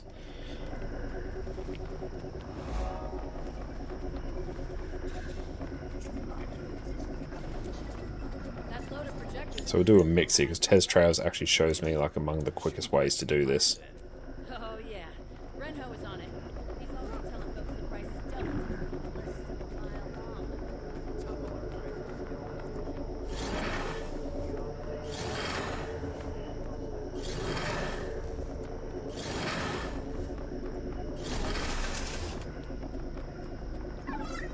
Looking to your main on Guild Wars Reforged recently because you thought you were close to Guam. However, it seemed didn't have as many tasks you thought you had. It's probably more a casual on Guild Wars 1 than you thought, so Guam probably won't happen. I'm looking forward to eventually going back and doing Guam. It's going to be like a big sort of commitment, but a fun one, I think. I really enjoy Guild Wars 1.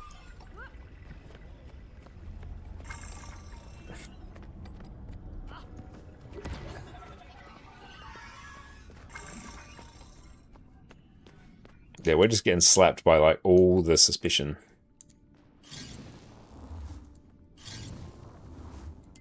No, that's all good. No, I figured you weren't referring to me.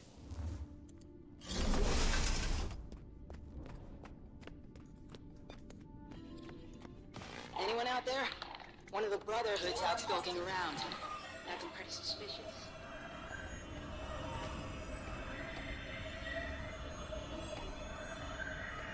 I gotta go this way.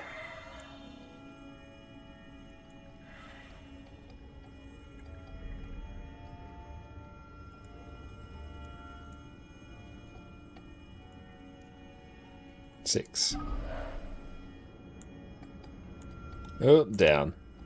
And up. This is fiddly because all the movements are super delayed. It's not a ping thing, that's just this mechanic thing. You did Vanquisher, map scrapping all missions in hard mode, then gave up. Oh wow, like how close do you think you are now?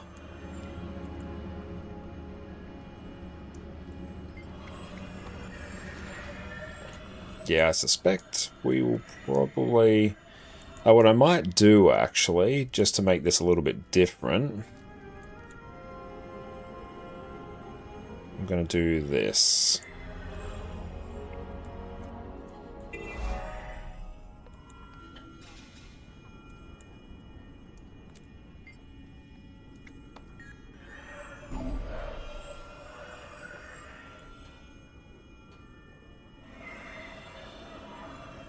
So, you used to work as gun line? Of course.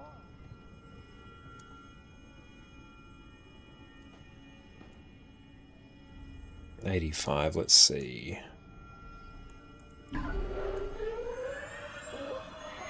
I'm 95, so if I do like one more thing, that should do it. 10 seconds, oh, 5, 4. I'm gonna have to like spam. What's harder? Harvest, Temple, or Cerus? Cerus is much harder.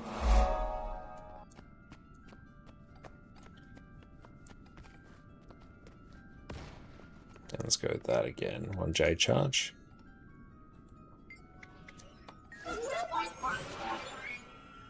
Yeah, someone who's done both, Cerus was way harder.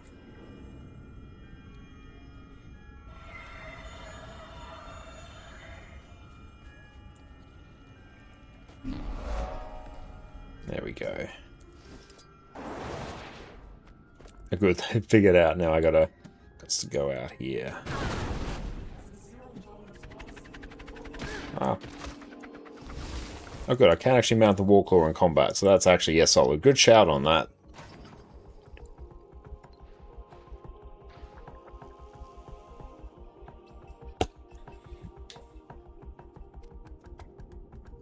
And PS1, thank you for the follow.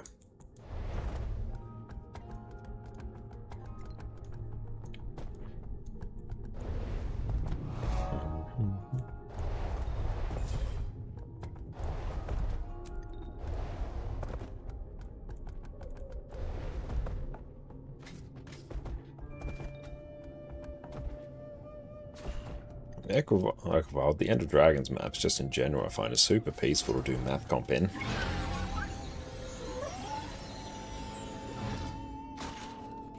How we doing for favor? Gonna need to hit up a few meta trains for that, but honestly, like, I've got about a month to do that. Map completion needs to... that's a Skyscale one. Map completion needs to be done at some point.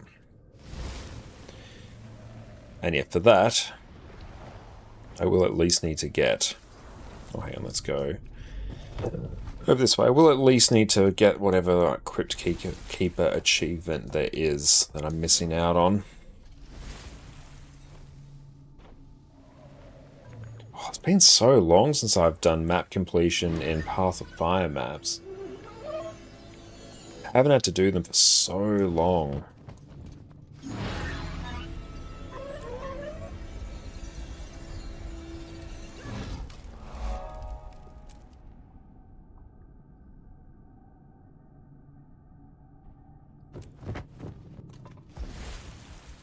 And some of, yeah, especially the Forge mobs have like a really long aggro range, so I believe that. Oh, cool. Mastery level go up. Ah! I just somehow minimized my OBS. You can't leave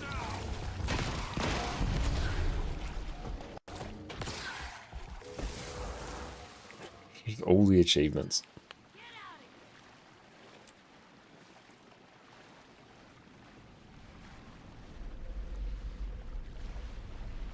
And Magica, you feel like it is a year of achievements while maintenance goes on before Hall of Monuments plus new ore map arrive.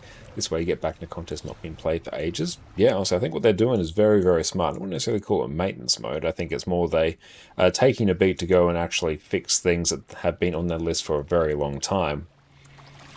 Because, yeah, they've been in a constant cycle of delivering annual expansions, and they've said that, you know, after Guild Wars 3 is launched, they're going to revert to that. But, yeah, I think it's honestly a very smart thing, them going back and fixing, you know, core areas of the game. Because Hall of Monuments and Guild Wars 3 are likely to bring a huge chunk of new players and people back to Guild Wars 2. So putting their best foot forward and having core area be as polished as, you know, expansion stuff, at least to a level, is a really smart move. Yeah, I do need to fix some things for sure. Yeah, like we were talking about the LFG earlier, that could use a massive rework. I really enjoyed Poff and Soto maps. Awesome, I'm glad. Yeah, Heart of Thorns maps are my personal favourite. Oh. But yeah, I think it's really smart them going back and fixing these things, because it means that anyone who comes to Guild Wars 2, they're going to have that very like fresh, polished experience. Oh yeah, Zaitan getting a rework, that is amazing. And I think in their live stream, they even told the story about how the Zaitan fight basically didn't exist like 3 weeks before the launch of Guild Wars 2, and it was like a mad scramble just to get something there so they could ship it on time. So they've been apparently keen for a very long time to go back and actually have the time to do it. And yeah, now that the team isn't, you know, they're taking a break from annual expansions prior to Guild Wars 3 launching, it means the dedicated Guild Wars 2 team, which they will still maintain a dedicated Guild Wars 2 team, actually has the capacity to go and, you know, go back and fix these things.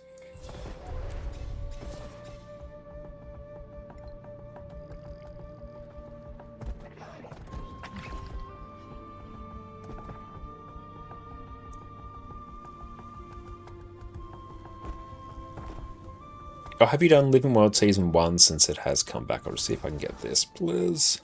Ah. Damn it, hang on, I'll just check this. Tez Trails, what's the achievement? Crypt Seeker. How long does it take? Yeah, I'll wiki that. Have I done Live World Season 1 since it's come back? Yes, I have. I did it on my NA account a couple years ago. I haven't done it on my EU account yet. It's on my list to eventually go back and do. I'm really glad they brought that back to the game. Oh, you're confused? You thought Harvest is more difficult than Cerus? Depends on what your build says. Unless you are... Like, I think literally unless you are one of the healers on Harvest Temple for the most part, there's basically a couple roles on Harvest Temple. Did I see the Guild Wars 3 blog post yesterday? I did see that, and the fact that they basically confirmed crossplay between PS5 and PC, schmick. Love it, that's great. On Harvest Temple, there are basically 3 roles. There are the healers who have to kite the dangerous AoE and place it off the group in very specific places. There are the portal virtuosos who portal people out to actually deal with the greens. And then everyone else is either just a straight DPS or you're a boom provider and you're on the boss. It's really just the portal verts and the healers who really have much to do on Harvest Temple. Everyone else, it's smack the boss and don't die for the most part. Whereas Cerus is much more dangerous for people. It's very clear and it's very like easy safe spots to stand for. It's very easy safe spots to stand for DPS players, and your movement becomes very like scripted. I find it's a very sort of straightforward fight to do for DPS players. You have to pump a certain level of DPS, but I think Cerus is significantly more difficult.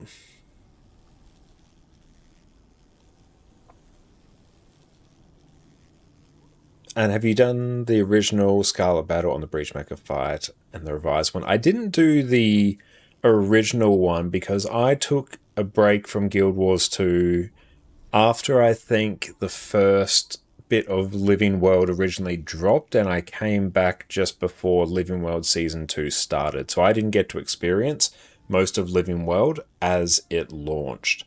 So yeah, I only really played it when it was brought back. So for many, many years, I didn't get a chance to experience it. And what's the general routine I saw for Aurene Legendaries? The main thing to do, on top of like just do map completion when it's convenient for you, but it will be trying to hit up an End of Dragons meta event train. Cranking out just a couple of End of Dragons meta trains will give you enough Imperial favor that you need, particularly if you are just buying the mastery point up there, especially if you're buying the precursors. Did drops stop? Yeah, drops have stopped.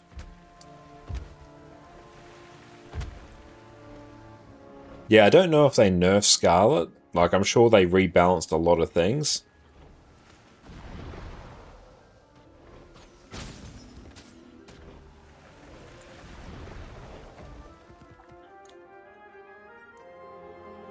And Zyzel, welcome in. You're new to Guild Wars 2. Great to have you here. You heard the statement they should treat Adventure Guide and achievements as a quest list. That way always have some direction something to do. Broadly, I think that's a fairly good suggestion. I might refine it a little bit. The character adventure guide is mainly just here to help you level quickly. So while you are leveling, keep an eye on the adventure guide here, and it's just going to be a series of very easy things to do that will flood you with experience. It's really going to help you level quickly. So I would focus on the adventure guide for that. And the achievement guide, you're right in the sense that it sort of functions as a, a series of quests in Guild Wars 2. Like all the achievements that pop up there, goals to set yourself. But Guild Wars 2 is a game that really sort of functions off you setting your own goals. So yeah, it definitely sort of functions a bit like that.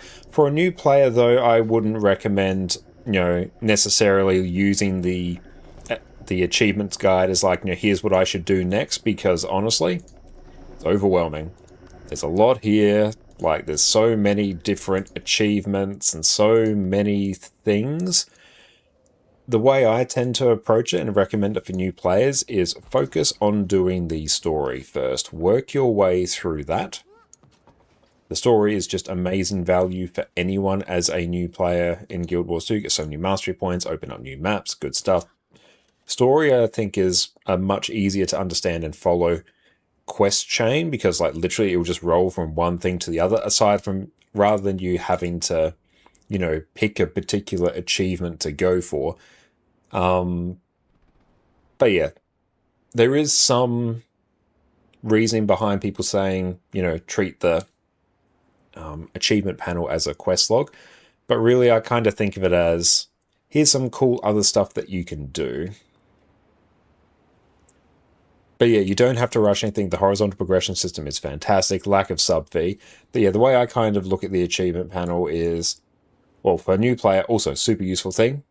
Do the story, focus on upgrading your masteries. The masteries are the main sort of progression system after level 80. This is an alternate account, so it doesn't have that many. But like this one here gives you auto loot, the pack commander line, central tiers, it's the core game. And then, yeah, advanced logistics down here. Make a beeline for that. And what you can use the achievements panel for, you can actually use it to filter for masteries. So what you do, you're on the achievement panel here. You go down to filters, add mastery point filter, and then you can choose which area of the game you want to see. So I want to see, core masteries. Now it's only going to show me achievements that give me mastery points. So this is a very good way, particularly if you're trying to max your masteries as a new player, which I think, like, on top of you doing the story, getting more masteries is like the next thing you should be doing, or somewhat doing at the same time. And Aki, I'm glad I could help you there. Yeah, feel free to ask any questions you have. Yeah, someone who's done both, like Harvest Temple and Cerus. Guild Wars 2 is very like gamer dad friendly. I 100% agree. But yeah, this is insanely useful. And then from here, you can pick like different achievements you want to go for, and like track them and stuff like that. So there we go. We can see like this is showing me this achievement here. Very handy, and I can like untrack it as well. But yeah, doing mastery points is insanely useful.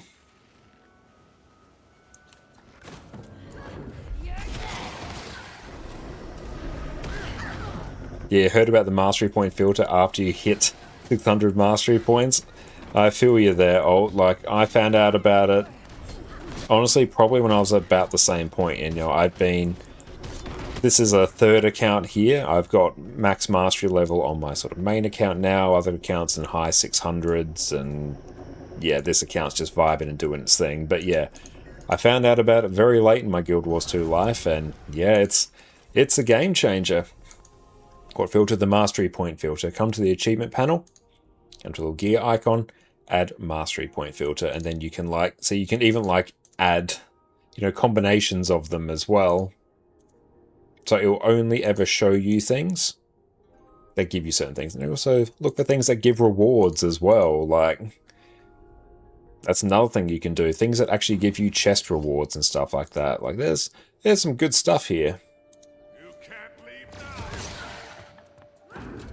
And Robert, welcome in. But yeah, insanely useful. But especially when you're trying to eke out, you know, those last couple of achievement points.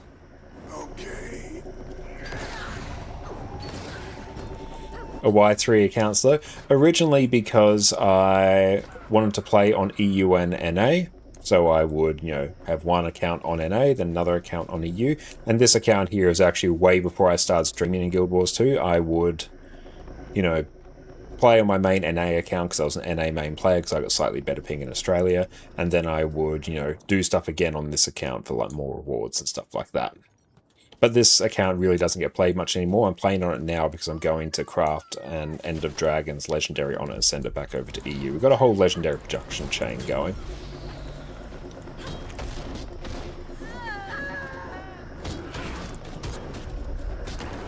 Oh yeah, and to summarize Zoe, if you got cut off by ads, new character adventure guide is for experience while leveling. Do the story, focus on mastery points, and use the mastery point filter to find masteries specific to the area of the game you are focusing on at that point, is the long and short of it. And then if there are achievements that are interesting to you, you can take a look through there.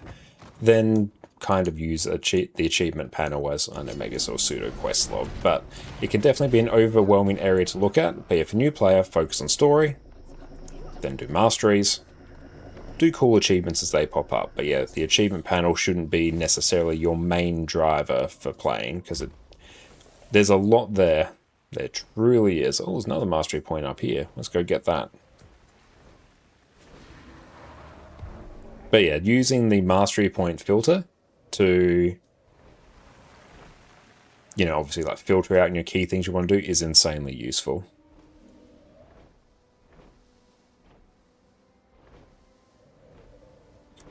So are you mistaken with the statement that in Guild Wars 2 you can buy endgame gear the second you hit max level, and then it's just collections, completionism, fashion game? Not entirely mistaken. I will refine it a bit. I've made a guide specifically on farming gold for new players. But there are various types of gear in Guild Wars 2. So, the gear you can buy instantly. Let's see, do I have any ascended gear? Okay, perfect. I've actually got a mix here. This kind of serves my point a bit better. This orange gear here is exotic gear, and you can buy this super cheaply off the trading post. Like if I go trading post, then we're going to start applying some filters here, but I don't know if I'll get some Berserker's gear, which is power, precision, ferocity, the endgame gear for power. I'm going to set it to exotic, set the max level to 80. Then we're going to sort price low to high, go chest. There you go. Like I could buy, you know, all of this, you know, Devonna's gear here and get a full set of armor for a couple gold. You can do that very, very quickly once you reach level 80. That's really just how long it takes you to farm that gold, and with the guide there that I posted just before, you'd be able to fully gear your character, I think, within about 4 hours of gameplay. But then after that exotic gear, which the exotic gear is fine for the vast majority of Guild Wars 2. But beyond that, you have ascended gear, so where, you know, exotic gear is orange, ascended gear is That's pink. Yeah, legendary gear is purple. So ascended gear gives you slightly more stats, very slight, compared to exotic. Exotic is entirely sufficient. They also have infusion slots, which infusions are for a particular area of endgame called Fractals of the Mist, where you have to slot agony resistance into those infusion slots or else you take damage. It's basically like a gear check for that particular area of the game, but endgame ready gear, the exotic gear, can be got insanely quickly. And then there's also legendary gear, which has the exact same stats as Ascended, so there's no stat gain, but the difference is you can stat swap it out of combat at any point, and it's really just quality of life. My point is that going from exotic to legendary, it's more exotic to ascended. Legendary is quality of life. Legendary, like say, for reference, an exotic weapon might be 1 gold, an ascended weapon might be 30 to 40 gold, and a legendary weapon is like 1,500 gold. So those are sort of the scales you're working with. But yeah, if you are not interested in doing fractals or pushing like the huge stat cap, if you are not interested in pushing for legendary gear for all the fancy cosmetics and quality of life that comes with it, because also the thing about legendary gear is you can use it on any character at any point. So once everything is legendary, you literally never have to worry about gear again. You can also change the stats of Ascended, but it's not like an instant thing. You have to burn some resources to do it. So yes, you don't need to. You can get endgame sufficient gear. That will be totally fine for like 95% of all content in Guild Wars 2 very quick after leveling. But then after that, depending on the area of the game, you might want Ascended. Getting Ascended gear is a good goal to work towards though, because it's a little bit of a stat bump. And you can work towards it very slowly by doing your daily and weekly achievements and then buying these chests here from the Wizard's Vault, sort of the replacement to the daily lock-in system. There's not a huge difference between Ascended and Exotic. Difference is a bit more pronounced when it comes to weapons and stuff like that. Yeah, it's 5% is a rough estimation when you kind of look at everything combined. It's different with weapons. It's more with weapons, it's less with armor, sort of averages out to around that point. Yeah, legendary is quality of life and skins. Yep, that's exactly it. And on my EU account, I'm gradually working towards full legendary in every slot, and I've been working towards that for a couple years. Oh, I straight up didn't even get the thing that I was working for there. We got sidetracked. Up we go again.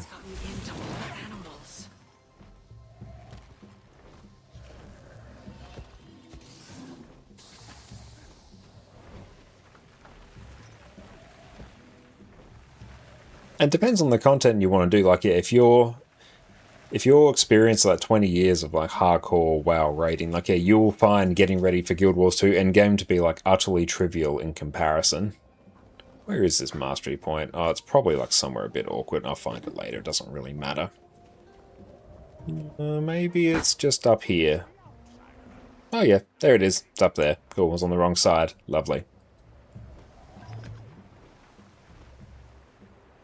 But yeah, say if you're in, I don't know, experienced group, you could easily blast out a full raid wing of all the bosses in one wing in like half an hour. And yeah, I think 2 hours would be a sufficient time to say like learn a particular raid wing. But yeah, Guild Wars 2 in general is a great game if you don't have a huge amount of time. You don't need like monumental levels of time invested to have a good time. There's a lot you can do.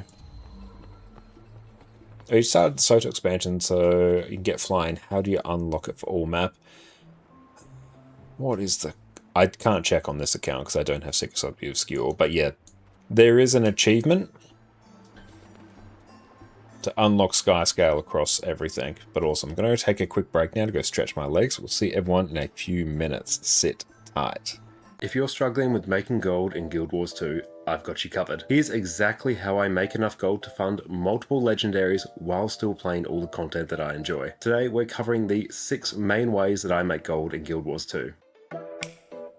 At the end of the day, gold is everything in Guild Wars 2. It's how you upgrade your gear, buy materials for crafting, and it's how I purchase anything I need from the gem store. Once you learn how to make gold, everything in Guild Wars 2 opens up to you. Right now, I'm in the process of crafting a set of legendary armor and 4 legendary trinkets for my second account. So farming gold has been front of mind for me recently. So today I'm going to be walking you through what I do to make gold, how I get value from all the different currencies I farm, all while still playing the content that I enjoy. Let's dive in. Truly one of the easiest ways to make gold, accessible to all players, especially those with limited playtime, Astral Acclaim and the Wizard's Vault. Now the Wizard's Vault replaced the old daily login system we used to have before Secrets of the Obscure, but it's even more profitable than what came before. By doing simple daily, weekly and special achievements, you'll load yourself up with Astral Acclaim, which you can then exchange for all sorts of rewards. I've made a separate video about how to best spend your Astral Acclaim, which is linked in the description, but here are some of the best items to buy. We've got Mystic Coins, the bags of gold for 6 Astral Acclaim, Laurels, heavy crafting bags, the bags of coin for 35 Astral Acclaim. You can also buy the Legendary Starter Kit, which is insane value. Here you could either craft a certain legendary to keep or sell on the trading post. I always recommend getting this as crafting legendaries is another huge source of my gold. Mystic Clovers are also great, as chances are as a Guild Wars 2 player you're going to need them eventually. The chests of Ascended Gear are also worth quite a bit, especially for new players.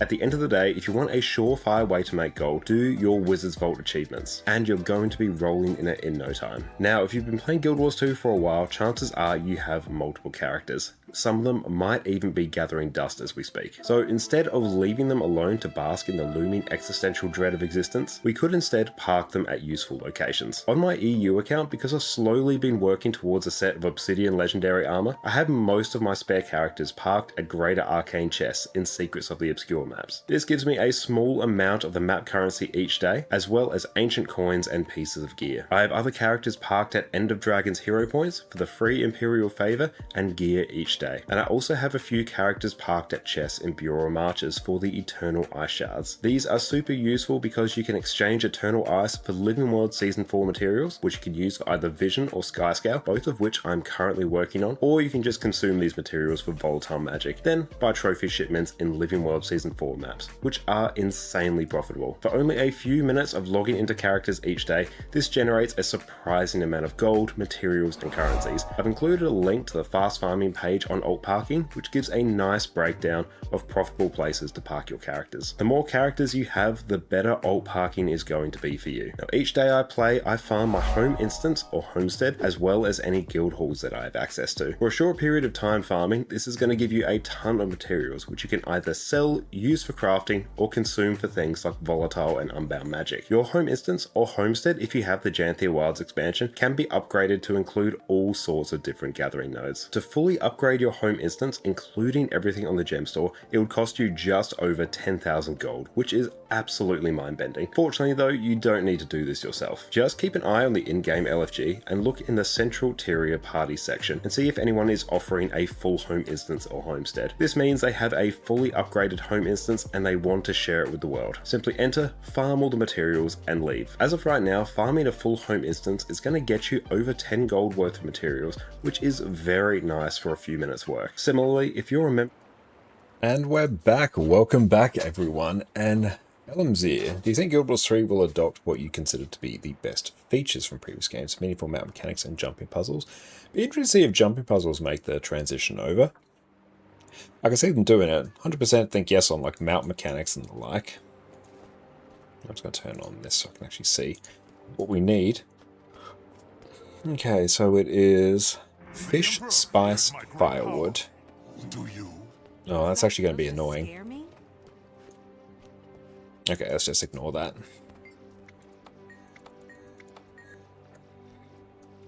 It's time to do something.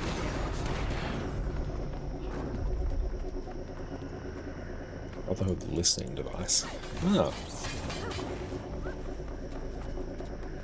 Yeah, I'd say like legendary CMs in particular, or certain like raid challenge modes, but necessarily.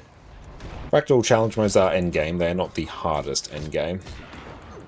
Yeah, the old 35 Astral Acclaim bag isn't there anymore, unfortunately.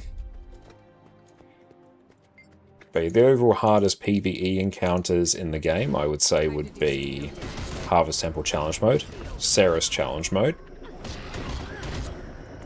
I might even put maybe Mining Overlook CM in there as well, but that might be a bit of a stretch. But yeah, then I'll have the Wing 8 CMs as well.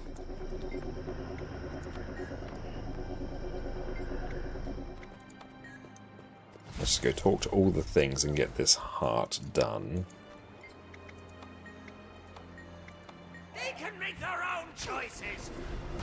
Why are you on my ult? I am on my ult because I am using it to craft another End of Dragon's legendary weapon, because this actually has a reasonable amount of Imperial Favor stockpiled from like when I was playing it years ago. So it's basically a way for me to bypass a bunch of Imperial Favor farming on my EU account.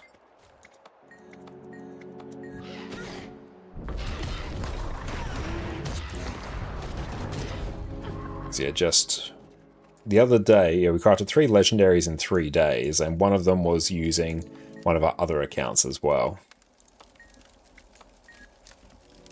If I talk to her again. There we go. Yeah, Ura CM, Temple of Thebes CM, Half Temple CM, or LCM, Half Temple CM, Temple of Thebes CM. Yeah. Did I sell them? No, I'm keeping these ones. And Fremen, hope farm is going well. It's going well. They finally managed to finish the light armor open world and now working on first Aurene, got set to precursor. They just need everything else. Any tips? Absolutely. Your main gate is just going to be Imperial Favor. So you literally do events and meta event trains in End of Dragons maps until you farm up. If you buy the precursor off the trading post, it is 2,500 gold. If you do not, if you craft it, it's 3,500. So just farm up a boatload of Imperial Favor and then you will get what you need.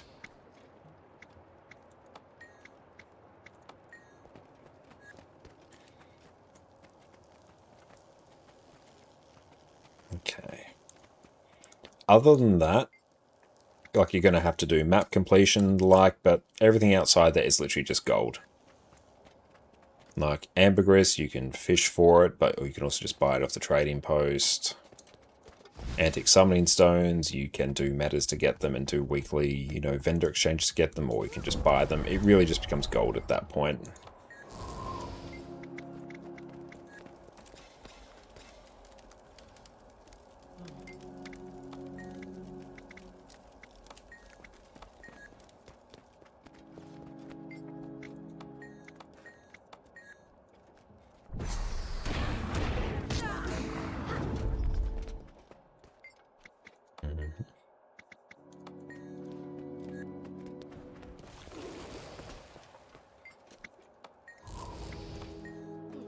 Crafter had a ton of Imperial Favor saved up for it. You normally craft one to sell every 2 weeks or so. Oh, in that case, yeah, you're fine. Like, that's honestly the main gate, is like map completion and Imperial Favor. If you have those, the rest of it's just pure gold. Hey, cool, that's done.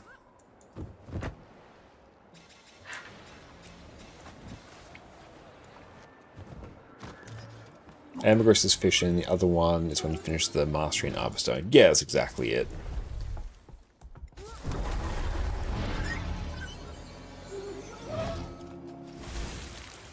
But they're really just gold by another name. You can just buy them on the trading post. Farm what you can, but then once you're ready, just buy it.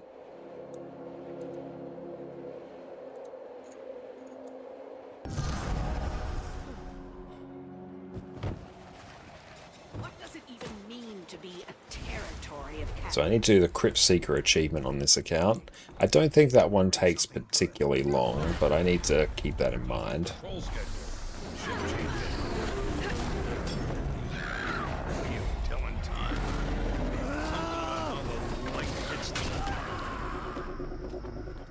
Nycroft, welcome in. Yeah, let's go recharging. There we go.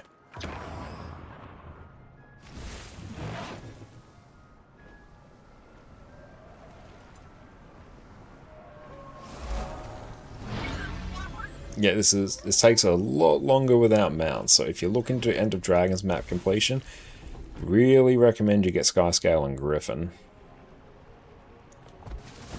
It's a lot quicker. It's not insanely long, like I've also been yapping a bunch, but yeah, I feel like I can do regular map completion on this with all my mounts in, I know, probably about half an hour or so. This feels like it's approaching an hour. Oh, just past my getting prepared for work. Nice, well I hope you have a good day at work. Of course we've done that one, so I can skip it.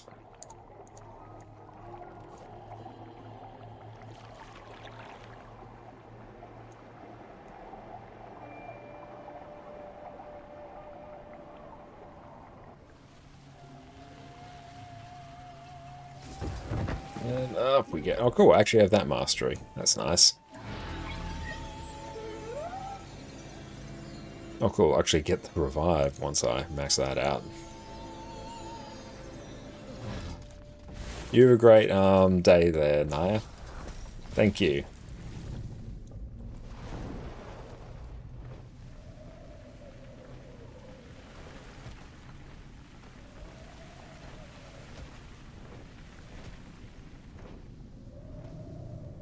How long does map completion take me on average? You've done it once before, but I imagine never attempted again. Need to craft some more legendaries soon. For Gen 1, when I do core tier map completion, it's somewhere in the realm of 9 to 11 hours, kind of depending on what pathing pack I'm following. Like there's 25 maps you have to do. The hub maps, I think, only take like 5 minutes to do each. Other maps will take anywhere from about 25 to 30 minutes or so. Yeah, we're doing Equibard Wilds map completion of Ender Dragons now. These ones do take longer, they're much bigger maps. But yeah, for Corteria, 25-30 minutes per map is fairly comfortable. That's when I'm following, pathing packs to really, streamline it. Are you the one that let the empty Time to do some real damage. Leave this place! Leave!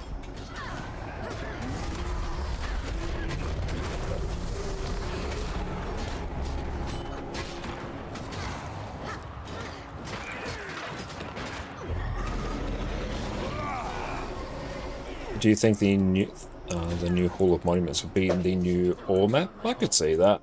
And certainly at least I expect some of the Hall of Monuments achievements to be tied to the ore map. There's a weapon inside. Family heirloom. It will aid the Vasberg family in the fight to come. We used rune stones to fortify the vault to keep our enemies out. I can activate them for you. Welcome to the Armory. You'll need to find See how long it takes me to... I'll probably do the Crypt Seeker achievement on Sunday.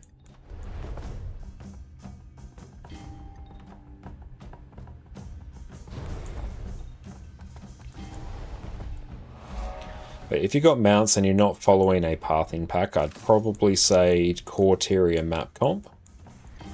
Might be in the realm of 15 to 20 hours, if I was to guess an order of magnitude.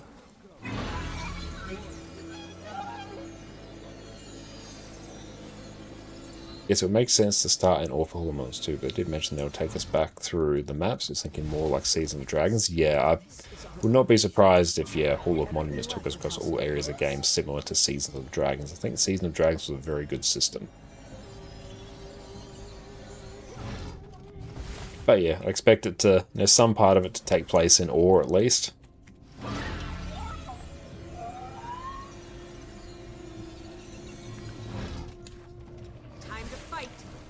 Good at least having access to Skyscale here.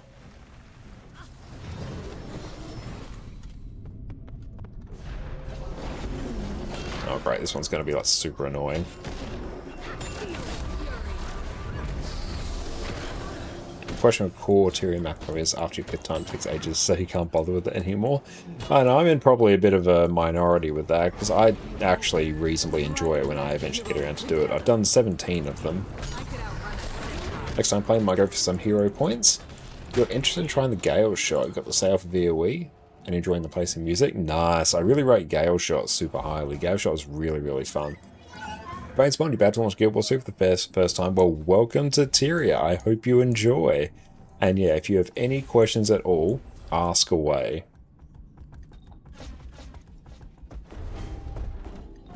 But you got a lot to look forward to. I'm excited for you.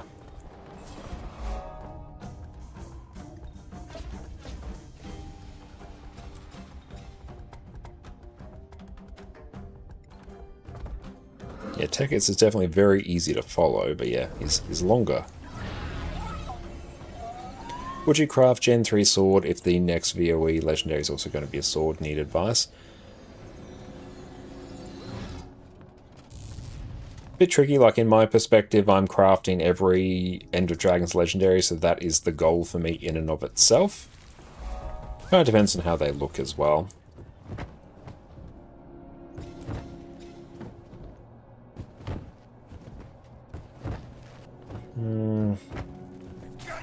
I'd probably still craft, depends, like, swords are one that you kind of want two of. There's a lot of builds that use two swords, so having two legendary swords is actually a good thing. So why not craft both? If it's going to be a sword next, I'm not sure what the next weapon's meant to be, if we've heard it's going to be a sword or not, but if it was, yeah, I'd probably still craft an Aurene one. I played a lot of WoW and RuneScape and just hear everyone rave about Guild Wars. Guild Wars is in a real good spot at the moment with the announcement of Guild Wars 3, but also not just that, ArenaNet's commitment as well to support Guild Wars 1, which has been out for like 20 years now. Still developing new content for that with the Studio 2 weeks, and their commitment to supporting Guild Wars 2 far off into the future as well. You know, after Guild Wars 3 launches, they are going to be going back to doing annual expansions for Guild Wars 2 as well. So ArenaNet is in a really, really good position with Guild Wars 2 right now, because they're going to have 3 games actively supported, all sort of targeting, you know, different audiences and trying to achieve certain things. So I think ArenaNet really knocked it out of the park with this this new game announcement. They really did. Ah, this one, yep. Character will just die as soon as I go in here. Let's go, buckle up. Is there a game shot build without weapon swap? Yeah, you could do it with like just camp and longbow and have a good time. Oh good, we actually got it. Nice. Character's gonna die here, can't do anything about that, but that's fine. I was worried that I wouldn't actually get that achievement, that point of interest. Guild Wars 2 Crypt Seeker. I'll just see how long it takes us to get the Crypt Seeker achievement. Oh, it's actually pretty fine.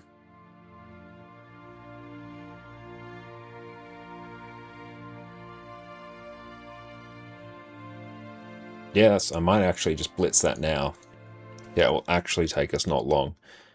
Okay, so for that, I'm going to find...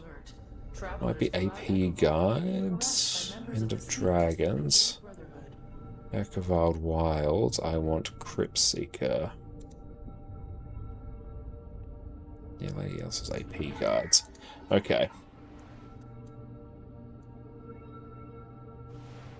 Alright, so I guess let's just follow path. Oh, why there's so many paths. Hang on. Is it possible to use a rifle without the expansion purposes? Depends on which class. If you're an engineer and a warrior, rifle's given to you for free, but other classes, like Deadeye on Thief gets it with Path of Fire. It depends on what class you're talking about. Started Quartier Map Company Ranger a while back, did 2 maps, you're like, nah, screw this, probably finish at some point. That's fair. Do it whenever it suits you.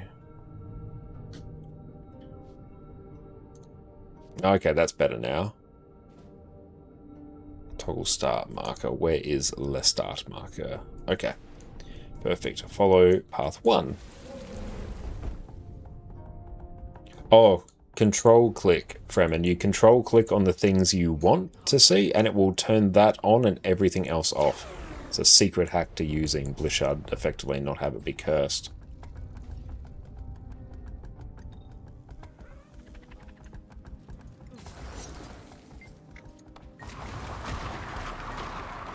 Okay, cool. We'll do that.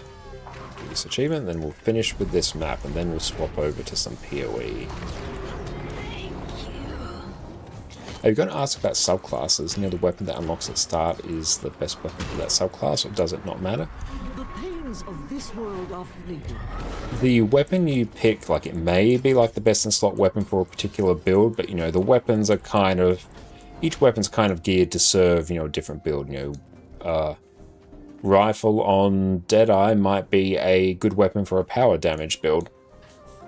A rifle on a Mesmer, which you unlock with Secrets of the Obscure, that particular weapon is used for a heal build. It kind of depends.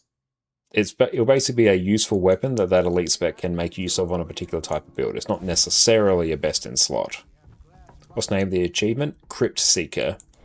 So I need to do this to basically get access to one of the areas for map completion here. This will be fairly quick though. Do you know why sometimes you get a driver graphics error in the game, you have a 5070 Ti? Wouldn't be able to tell you, unfortunately. You could always try running the dash repair command. You could click on the shortcut for your game, put at the end of like the path dash repair and see if that fixes it, but yeah, don't know. Or maybe like reinstall, do fresh install your graphics drivers. Unsure. Oh, Amber Rock. Let's go move that. I think Necro starts with Axe. That ain't a good weapon for Necro. It's an okay weapon.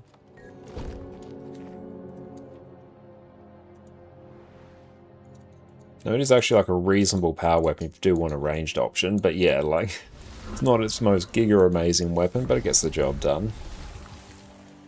Free Will, welcome in.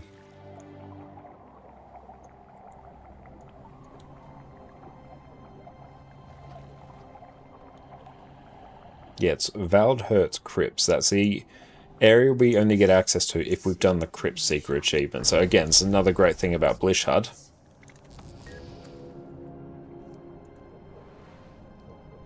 It's literally got markers for specific achievements, so I just follow the achievement line, I switch my brain off, we get it.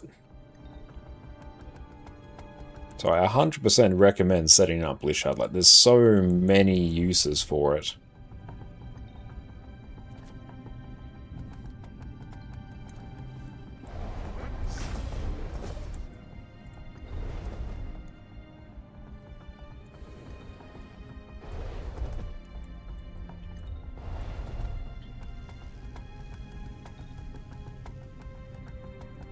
Time to do some real damage. Okay, so now I've got to go return back. It's even pasting the waypoints to my clipboard, so I can just paste them in Say Chat and then instantly port to them.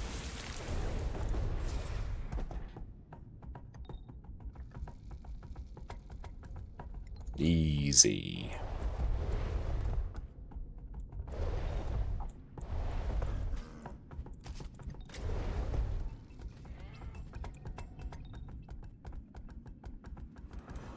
Replenish.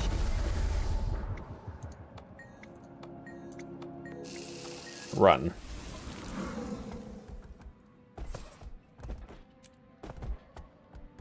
Okay, so now we got to do the crypt stuff. I'm pretty sure it's out this way. Yeah. You set yourself a similar goal to you about the Gen 2 set. Is there a more modern way of farming crystalline ore than doing Dragon Stand? Yeah. Go to the vendor or Gar Leadclaw in the Wizard's Tower. One of his exchanges will allow you to buy crystalline ore in exchange for a variety of other currencies. So that's one of the reasons that Dragon Stand isn't done that much anymore, because it's so easy to get crystalline ore now. There we go. I could outrun a centaur. But yeah, there's like so many different ways to get it. Cool. There is Le Map Comp. All mine. So we've done that successfully now. What are you? Okay. I'll salvage that.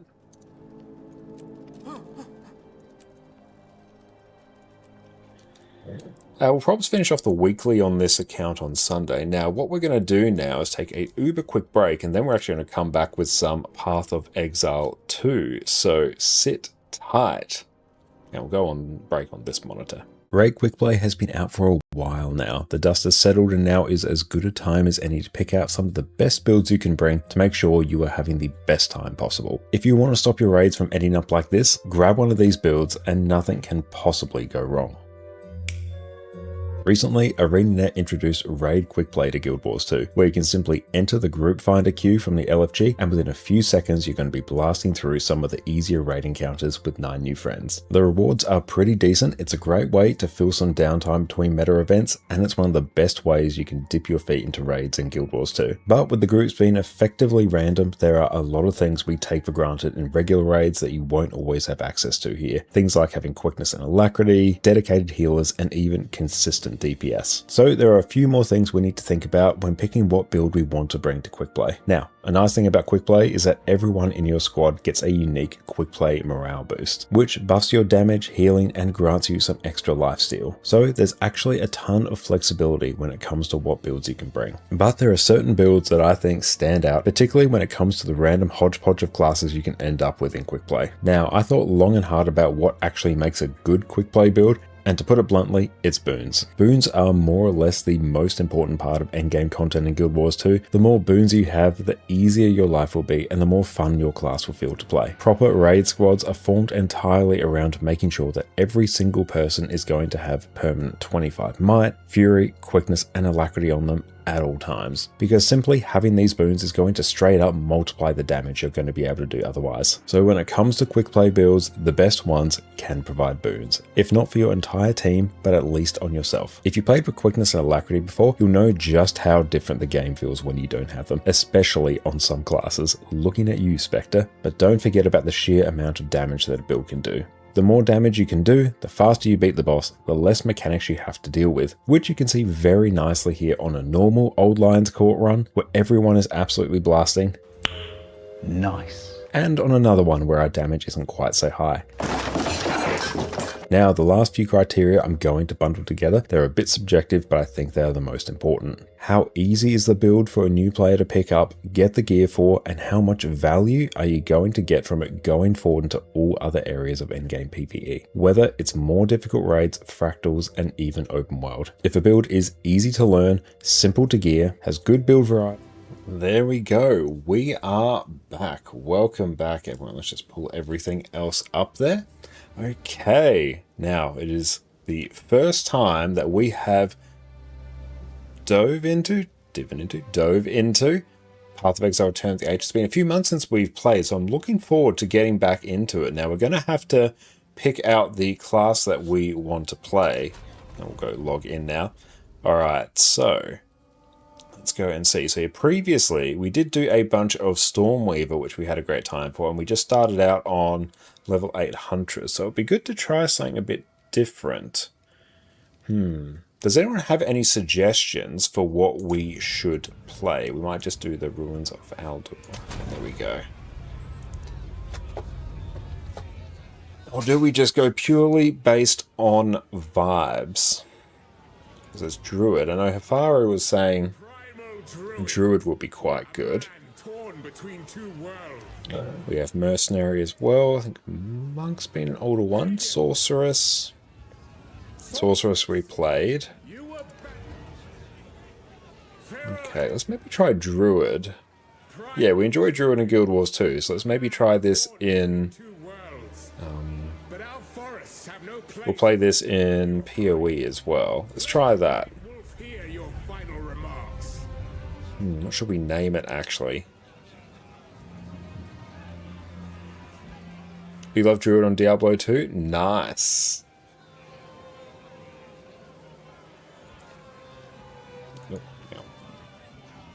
Okay, now type character name here. We'll just say Connor the Druid.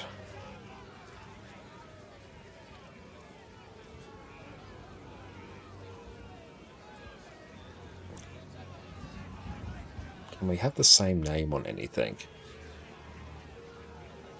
Yeah, oh, let's just lock it in. Let's see if it actually likes it. Okay.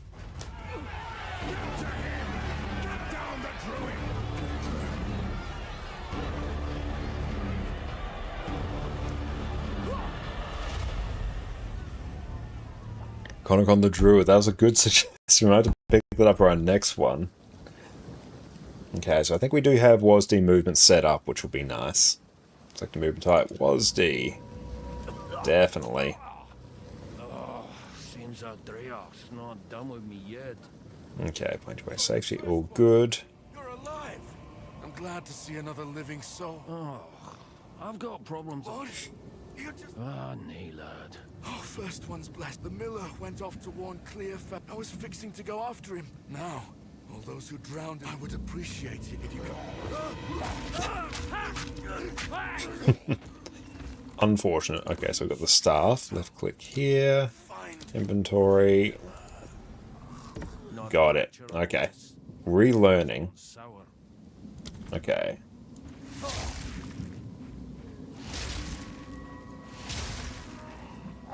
Oop.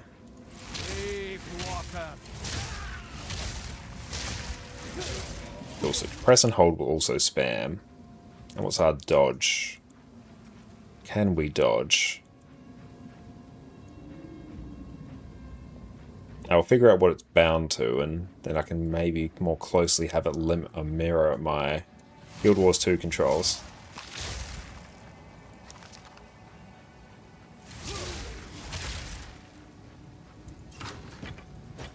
The beast still waits within. Okay, so we can have that. Swap to your left click or by pressing X. A brutal start, much wow. Actually, you weren't looking at the screen, just heard. Nice. Okay. It's like bear form or whale form. I don't know, let's go bear. Not man, not beast, but both. Each form grants you a basic skill. Use it now with right click. Alright. We are bear.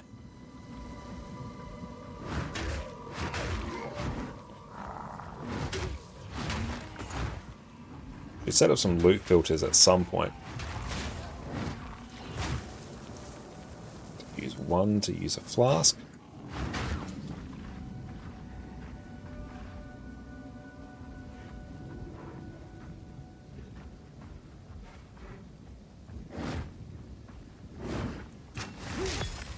Volcano spell. Feels familiar somehow. Let's drag that there. Left click to bind a skill. Let's put you here. I have to right click.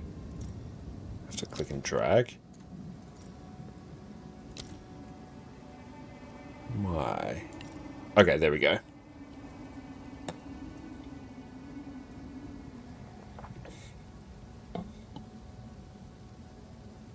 Would you like to be a wolf, nature's coursing predator, or a bear killerable? Let me think.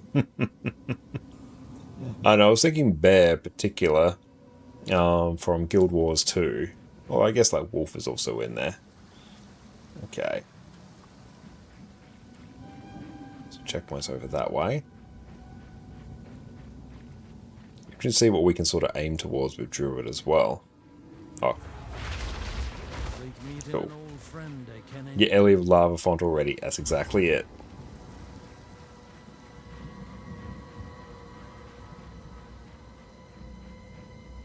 Okay.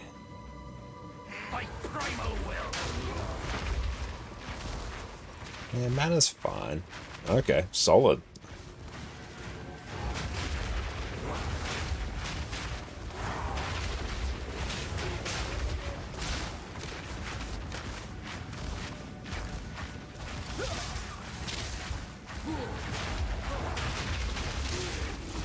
Build already coming online.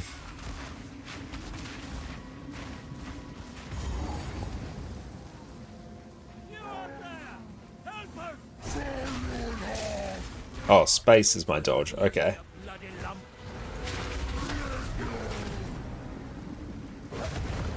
Oop.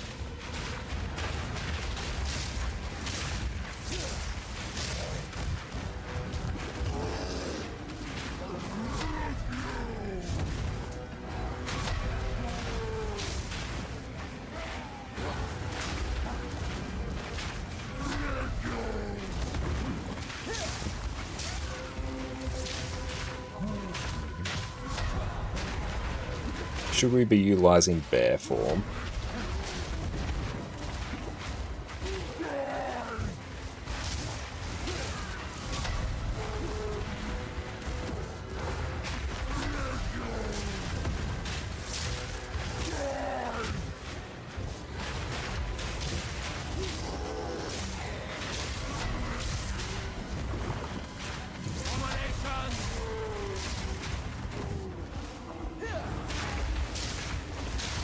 Dodge.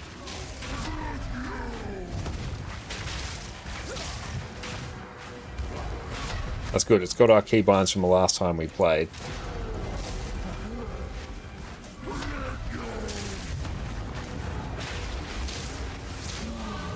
Nice. So we got the Ruined Scars character skin. You can inspect your reward. Armor skin. Glove skin. Boot skin. Helmet skin. Where would that be?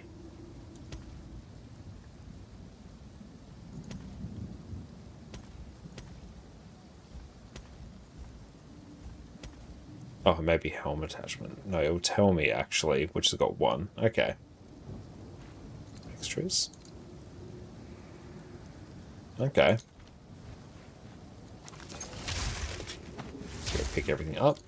What should we be picking here? Energy. Yeah, I feel like going the spell damage just from the outset.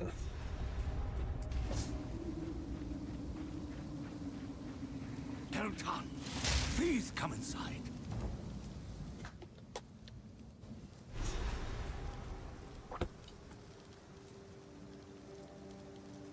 Interesting to see how we actually perform in Clearfell, actually, because last time we played we had like Omega like performance issues. This is no stronghold. Wouldn't he stand up to us? Renly's the name. Well, I've no fear. I'll smith for you what I... Uncut skill gem.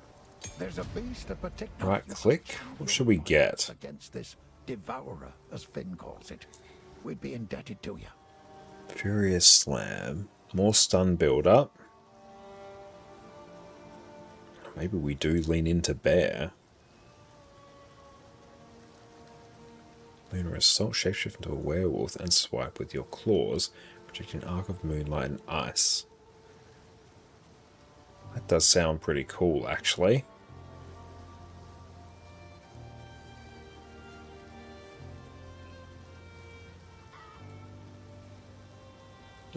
Maybe let's lean into that. So we have Maul.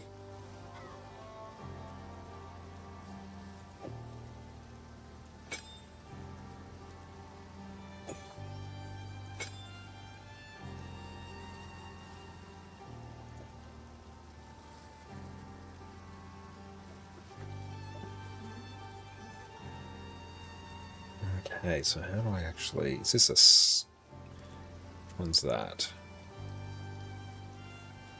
Okay, so that's just an attack. Shapeshift to bear. Okay, I think that's basically just... Yeah, I think it actually just buffs my maul. Okay.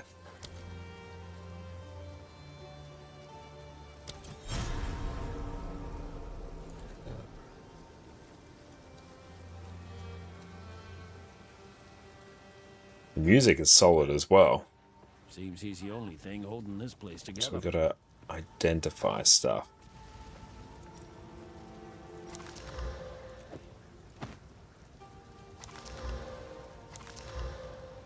Life regen per second, more intelligence, I don't know. Let's go just equip it, it's free stuff. So what's that? That's life regen per second, energy shield. Ooh, that's really good. Yeah, we probably want to remember to not go into... Welcome to the camp. I can only all this. Not go into too offensive without any defense early on. I remember getting bopped by that last time. Yeah, very much Witcher vibes.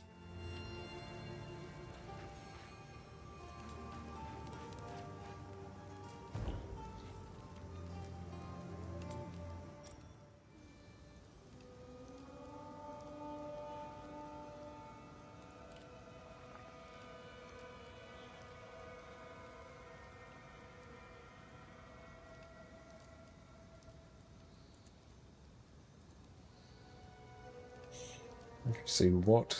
No, I found some guides here. Let's take a look. Just to give us something to roughly aim towards.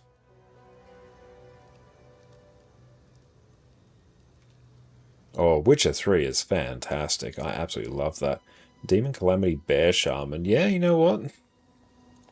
Let's lean into Bear. Start Bear and use Maul and Ferocious Slam. Okay. Rainfire knows Walking Calamity. Alright. Good, so we got that from the outset.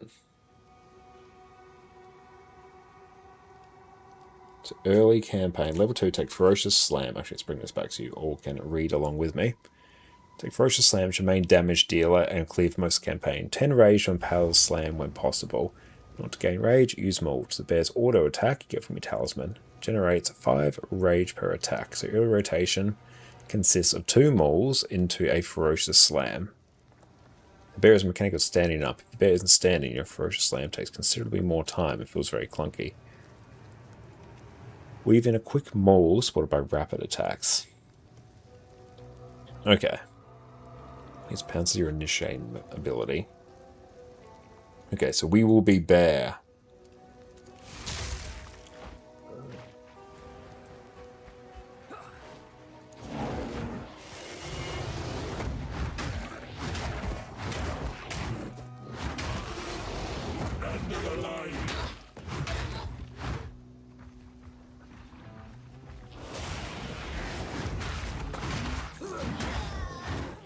Having a bit of energy shield's very nice. Okay. Is it G for skills? Let's imagine the skills panel. What is the skills panel? Ah, here we go.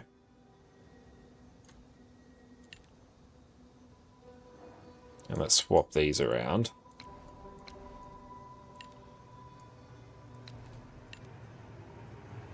Okay. So it's basically 2 Mauls into Ferocious Slam.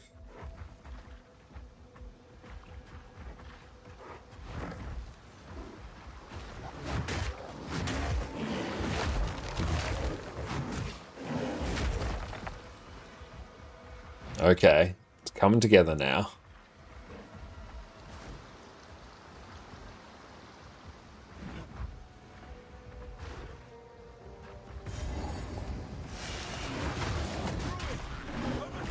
Should give the poor lad a hand. Thanks for the help. Nice, okay. Name's Pharaoh. Son, I'm far from home. Aye. Couldn't you have picked a worse time to visit? What brings you this way, anyway? Runes. Loving the Scottish voice acting. Perhaps we can aid. Think I know how. That's about right. Speaking of, let's investigate that remnant. Ah, but we can add to... Look here. My tome contains many rune shapes. Okay, open the rune-shaped tome, press the button. Inscribe runes. Cold rune, extra lightning damage. Monsters gain extra cold damage. Monsters cannot be shocked or chilled. All damage can shock or chill. I don't know, maybe just select a craft. Press the button.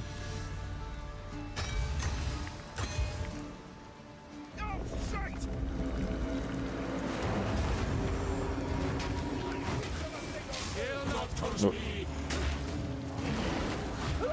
Look.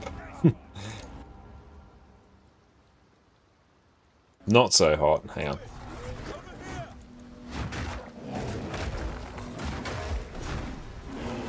Thanks for the help. Okay, let's go again. I'm far from perhaps that's about speaking of. Let's investigate. Alcar Calamo cheered 100 bits. Alcar, Part of thanks so Exile much for the 2 bits, player mate. willingly deletes level 100 character to become world first martyr, buffing everyone in the game. News June 9th. Late last week, one of the highest level path of Exile 2 players found something they've never seen before. A mysterious chamber in an empty room. That is really cool. Thank you for sharing that.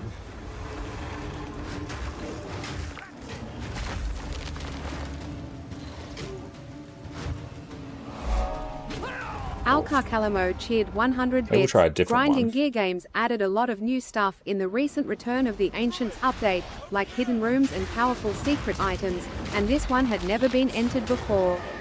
The player was Khan, a Po2 streamer who had spent most of the league, or season, grinding for hours on end to reach level 100, a feat that few players have the time or patience to reach. That is Khan amazing. decided to take the plunge and see what would happen if he walked into the chamber.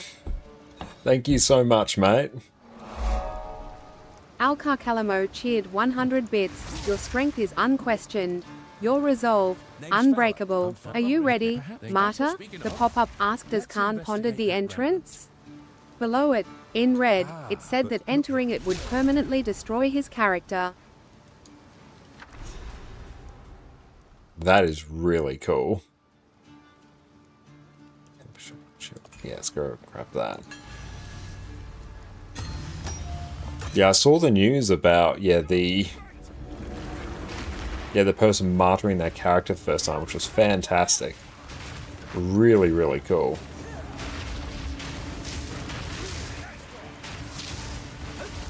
Yeah, can't rely on Bear here.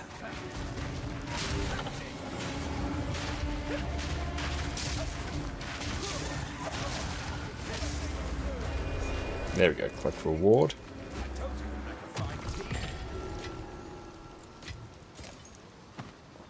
Okay, cool. That was impressive. The Verisium in that remnant was mighty powerful. Thank you again, Alcar. Alcar Calamo cheered 100 bits. After considering the implications for a few minutes with his chat, Khan clicked enter and watched his character squeeze into the chamber. As the game's UI faded away and his character was lowered into the ground, the screen flashed white before kicking him out into the character selection screen. His warrior was in the list, but grayed out and inaccessible. That is really, really cool. Left click item to left click normal item to apply it. Okay. So what do I have here? Raise a normal item to a magic. So can we augment a magic item with a new modifier? Alcar Calamo cheered 100 bits. Confused, Khan checked the Po2 leaderboards to find his character immortalized at the top as the Martyr of the First Edict. Later, when Khan took a second character back into that same room, he discovered what he'd done. Thank you once again, Alcar. Okay, so that's a new system. Currency, runes, gems, alloys.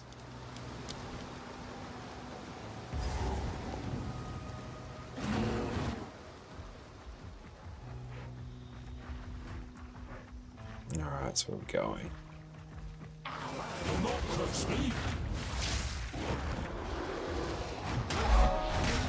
Alcar Calamo cheered 100 bits. Thank right you, where the mate. chamber used to be was a glowing orb beckoning him to claim a mote of the martyr's power, and when he did he received a free extra skill tree point. It wasn't until he tried it on a third character that everyone realized his sacrifice had granted not just him, but all players an extra skill tree point. The only caveat is that Khan plays on the solo self-found, no multiplayer allowed, version of the current league, so other players couldn't reap the reward. Wow, but yeah, the fact that you can sack a character to give everyone that benefit Calamo is wild. cheered 100 bits. They didn't have to wait long, though, as a player named Resurrect God Aura sacrificed themselves for everyone on the regular version of the league a few hours later. Thanks to that player, I was able to go and pick up my free point a few days ago. That was the coolest thing I've seen in a video game in a very long time, Khan wrote on X. Can't wait to see what else is hidden. That is really, really cool. That's such a nice little, like, I don't know if it's Easter egg or feature, but that is amazing. Furious Slam, let's get Lunar Assault, why not?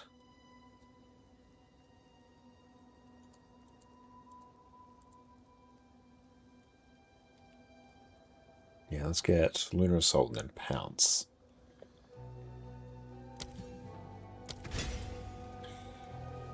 Okay, I can just sort of vibe there. Thank you, Alcar. I have received reports of a number of villagers hiding at the Clearfell log. We're going 100. Give us a bit. Give us a bit. We just logged in. Anyone refusing my should be considered a traitor and a criminal. Honestly, I'm looking forward to diving into more of it. But bring their bodies back to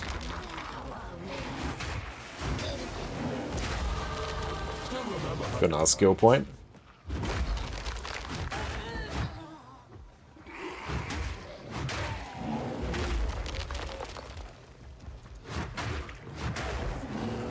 But 100% recommend giving Path of Exile 2 a shot. It's really, really good.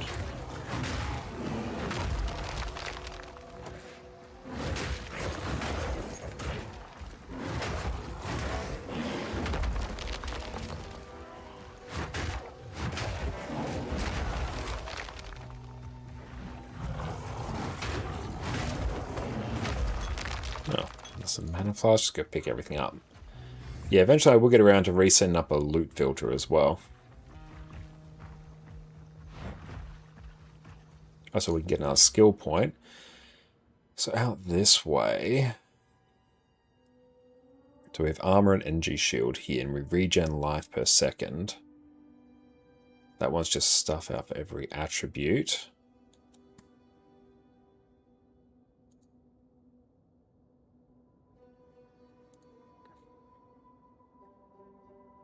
Okay, it's just when we sort of go out this way. So you're more damage for the start probably seems good. Yeah, let's just do that. More damage. But yeah, that skill tree though. Some Omega customization we've got.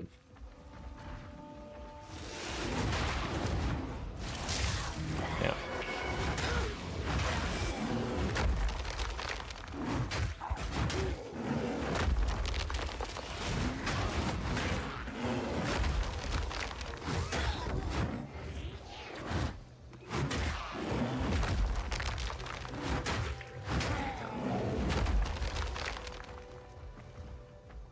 Oh, can I pull up the... What's the map?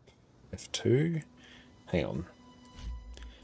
What is it bound to? Import aiming mode. Unfortunately not set. Overlay map, it's tab. There we go.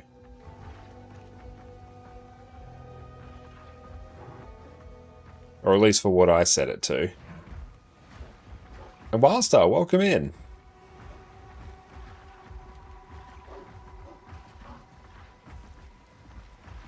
Okay, mud barrow here, nice. Grab another waypoint. Human area map. Oh, nice, hang on. Ah, yes, at that. But no, yeah, we got our overlay here in tab. Clear mud barrow, yeah.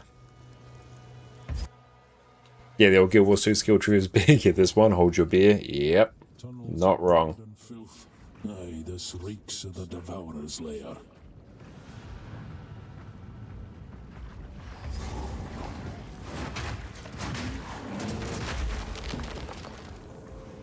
That poison's rough.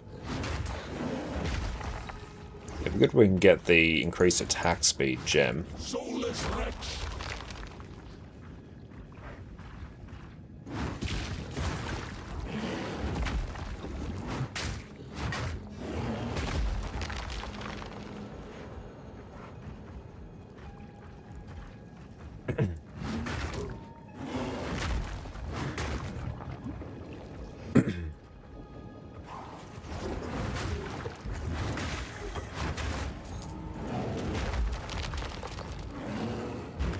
Okay, so we definitely want to be standing up while we use our Furious Slam.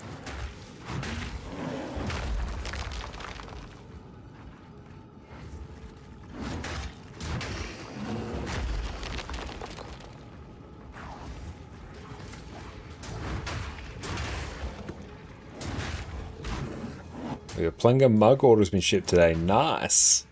Oh.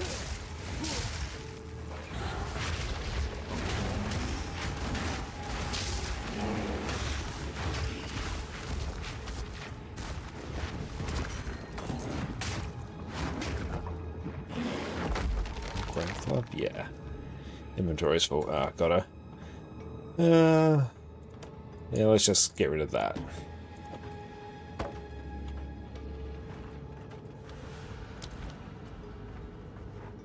If we could carry Gentle Ben, that would have been a very cool name, to be honest.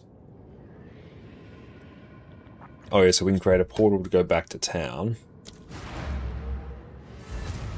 Okay, that's cool.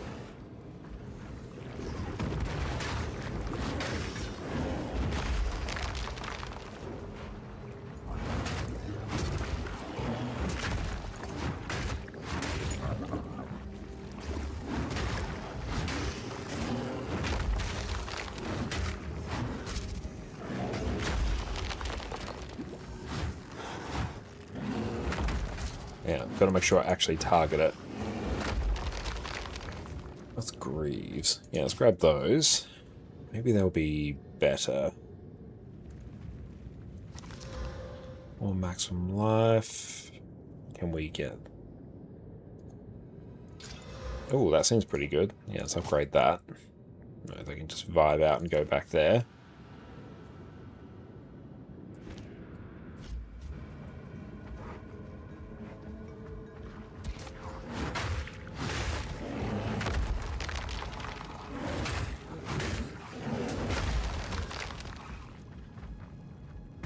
Okay, got a checkpoint to work with now. It is nice actually having like 10 millisecond ping from Australia, so that is nice. Will not harm another soul.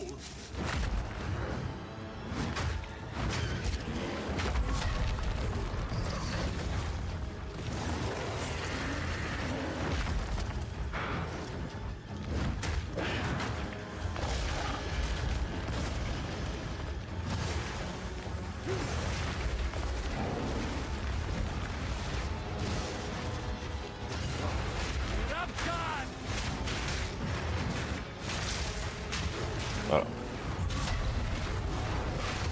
I'm pressing the wrong skills. Oh! That's right, we get to go back.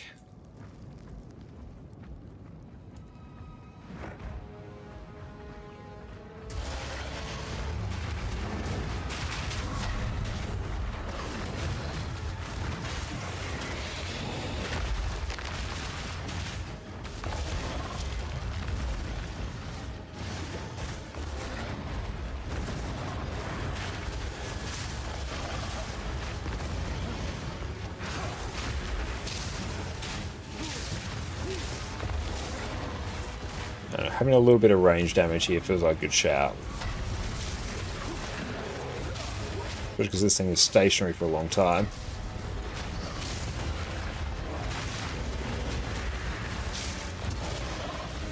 Yeah, I think I need to rebind some of my skills a bit, because things are getting in a bit of a funky order.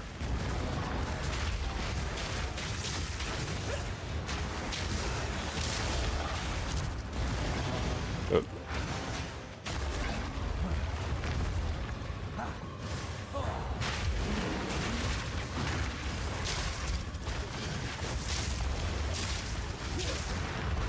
Where is it? Okay.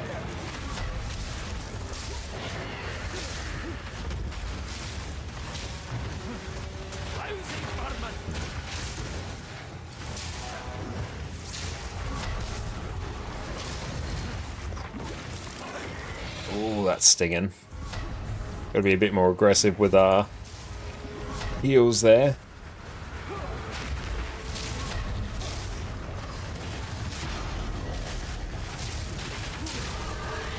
Nice. Uncut skill gen level 2, sweet. Let's grab that, and a storm root or augmentation. Nice. Skill point available.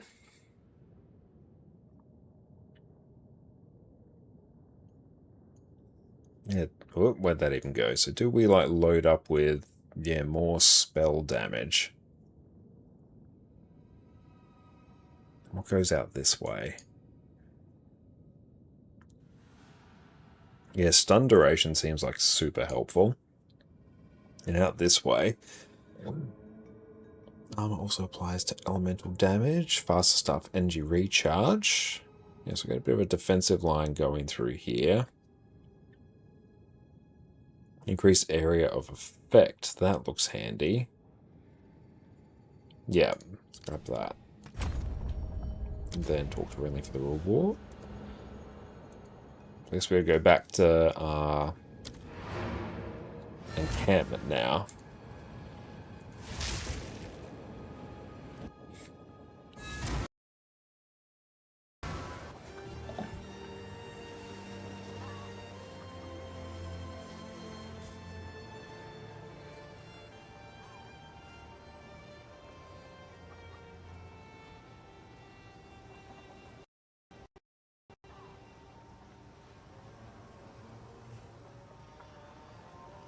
Where's my Thunderstorm skill?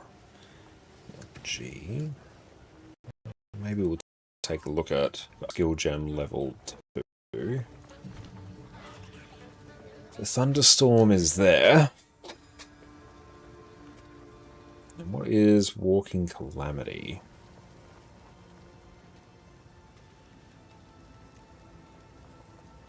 I guess I have to be level 52 for that.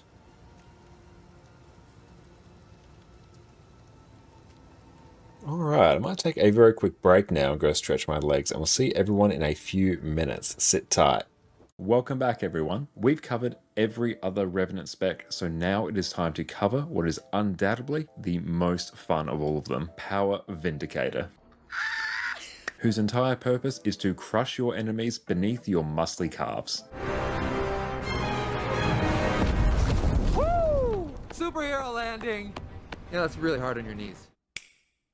Power Vindicator is the single best DPS spec that Revenant has access to, and we've been building to this one for a while now. Vindicator is simple to play, has outstanding damage, lets you nuke your enemies from orbit with the single most powerful dodge in the game, has blocks and evades on every weapon set that you're going to be using, and with a few slight tweaks, lets you run around with basically infinite endurance in open world, pinging from mob to mob, growing your fortune with every dodge. Revenant has been my main class for years, so it is time, my friends, to finally cover what is its single greatest damage build. Let's dive in.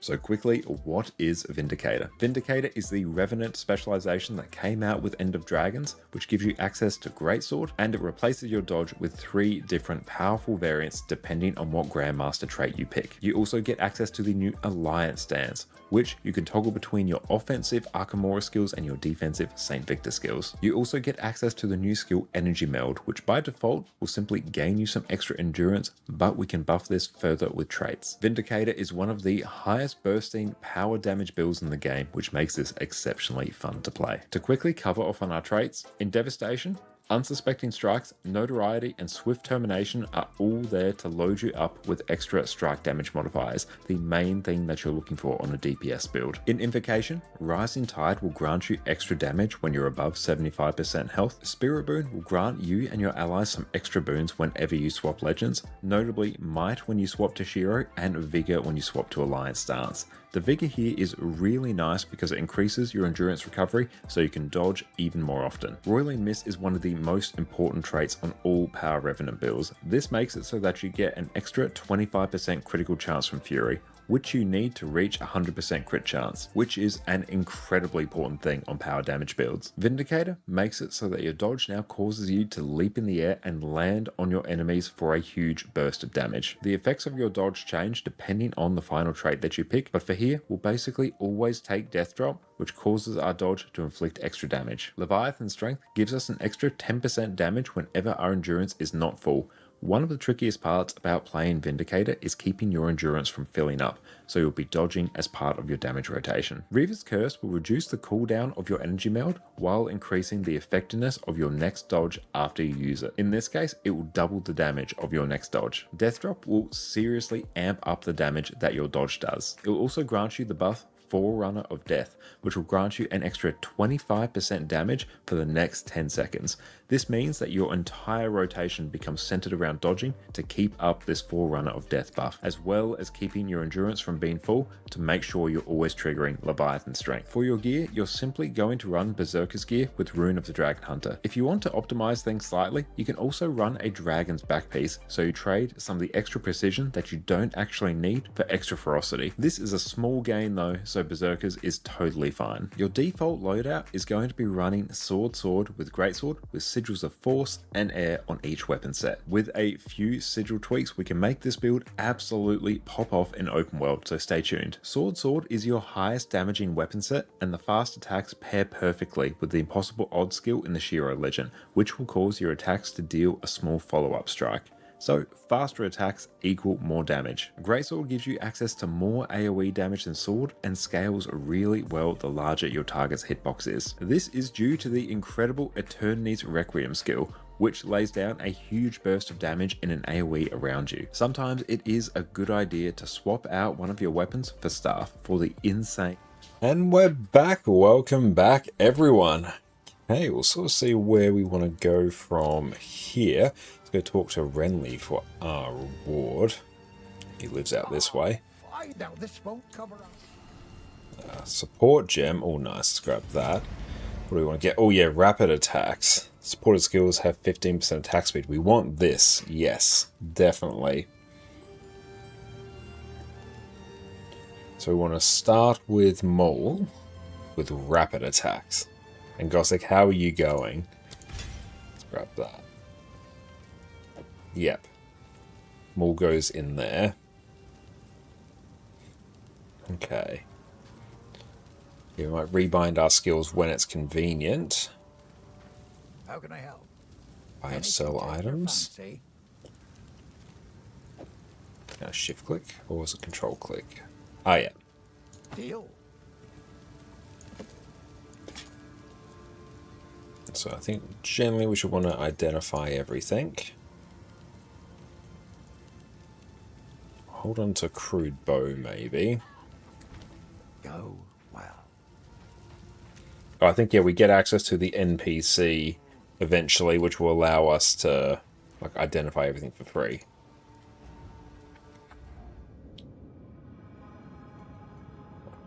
Travel through Clearfell to the Grellwood. Okay, so I think we're kind of good here.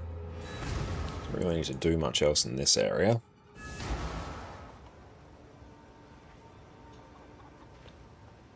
Actually, what I might do, let's change that to Maul. And this can be Ferocious Slam. This can be Lightning Bolt. There we go. So now it's just going to be left click. Yes, let's grab this waypoint. Clearfell. Yeah, so now it's just going to be should probably tone down the opacity of that. This might go into UI. Round pop-up size, mouse cursor size. Oh yeah, make cursor a bit bigger.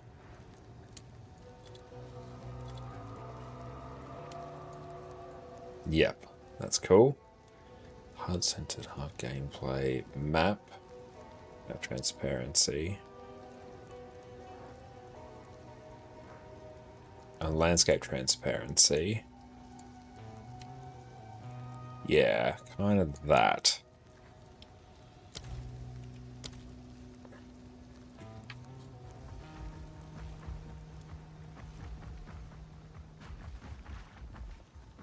Oh, it's probs out this way.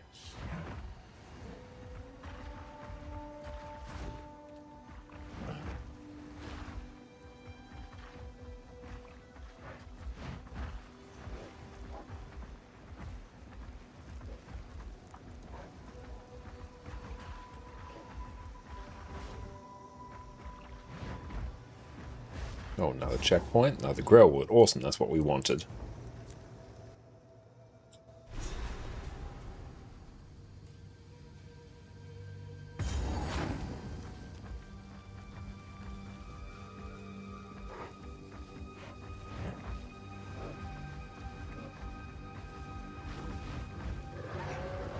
Yep. Feral brute.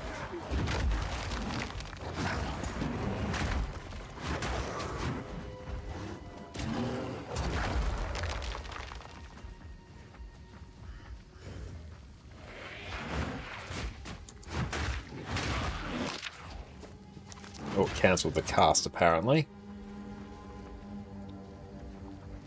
And the guilds do get more popular than PoE too. I mean, both are amazing games. Just really had a hankering to play some AoE 2 tonight, actually, because it's been a hot minute.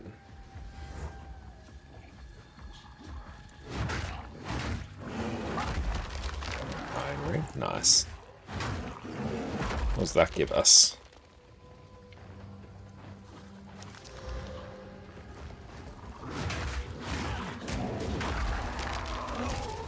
Oh, the AoE damage is good.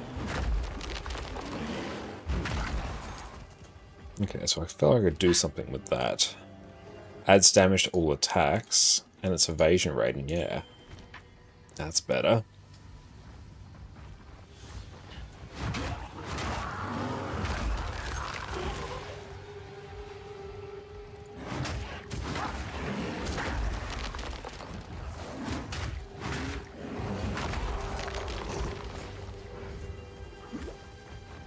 Nice. This is feeling pretty good. It's feeling chonky.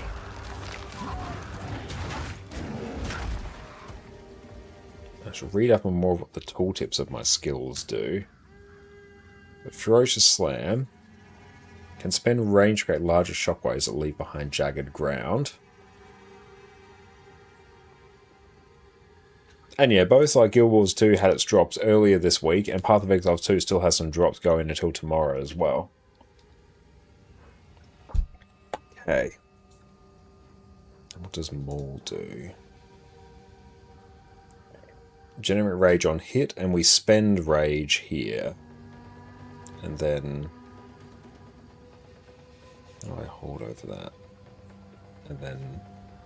Alt.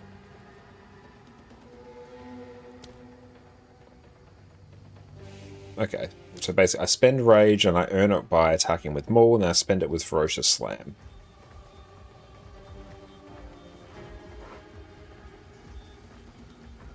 There's a strange magic betwixt these roots. Yes, what do we do with that? Oh well. Let's get another, we can identify that for some value later, I guess.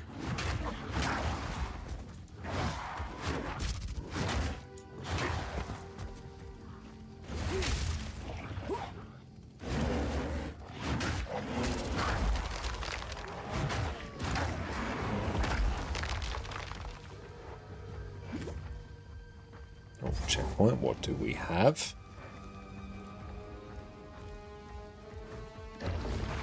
Moving Bramble. Twisted mockery of life.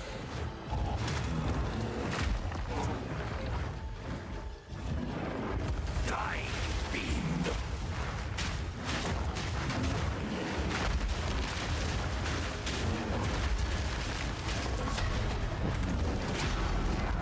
Oh.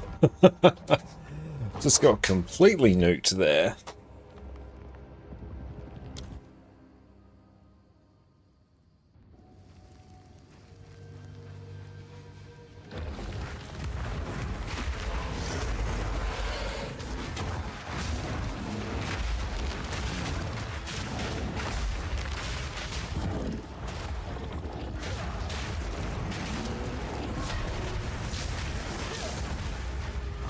Okay, so we have to really dodge those.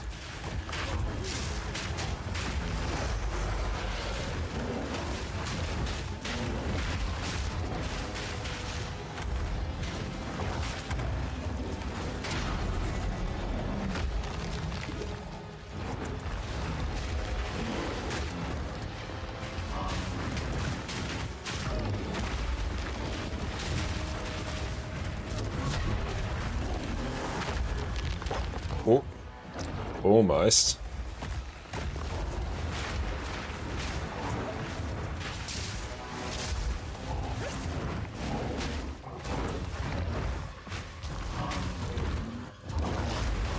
Got it. Okay. Uncut skill gem level 2. And stem. Yeah, let's go turn in everything.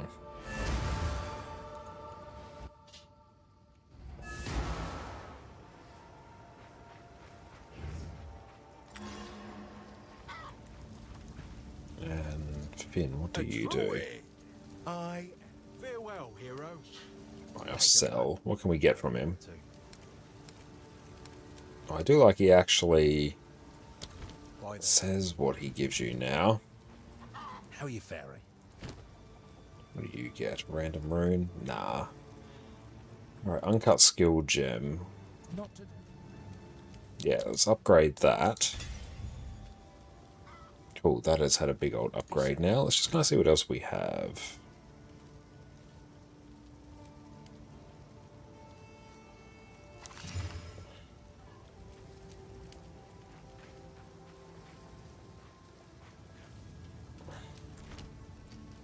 What have we got? Anything take your fancy? Yeah, Guild Wars 3 is wild as well. I am so glad to see how they've announced it. They've really knocked it out of the park, I think. Yeah, this is how we're getting our code and gameplay in the meantime. Bear form.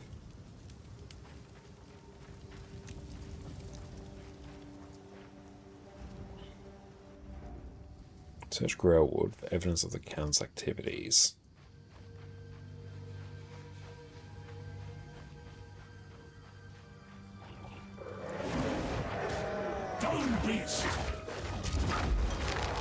Oh, medium life last. Nice, that'll be a good upgrade.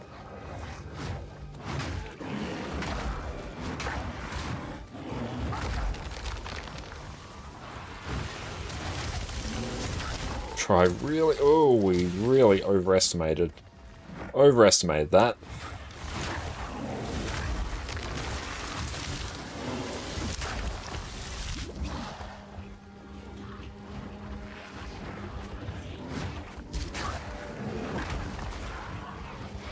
It definitely seems like they have improved a lot of the performance of PoE 2 since the last time I played it.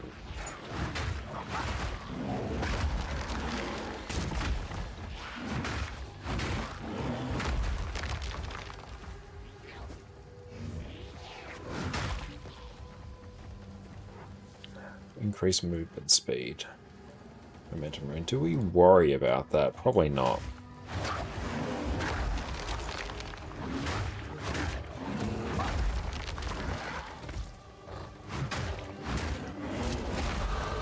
Oh, now level up. Sweet.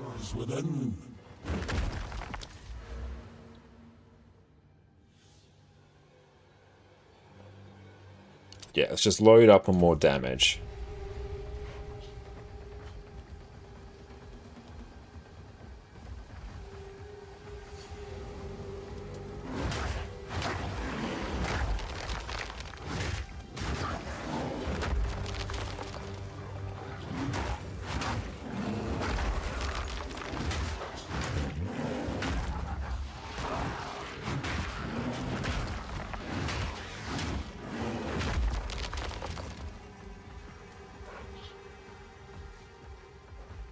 Enough mushrooms to feed an army. Grim Tangle, do we have to head there? We might head there after.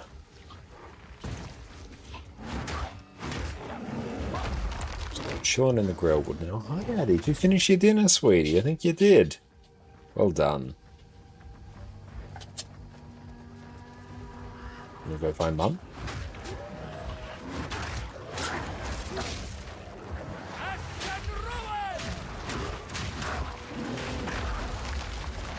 Nice AoE cleave.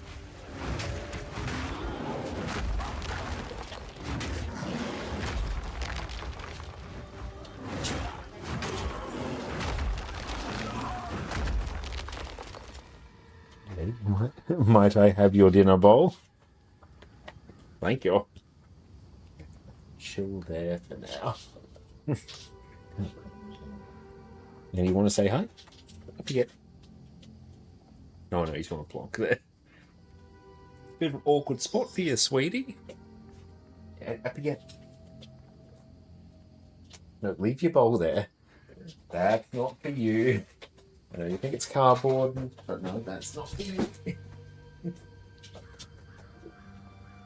Whenever she sees cardboard, she gets incredibly excited. She thinks it's for her. Let's roll for the Count's activities. Where would that be? We have that entire area out here, but I know let's vibe out this way.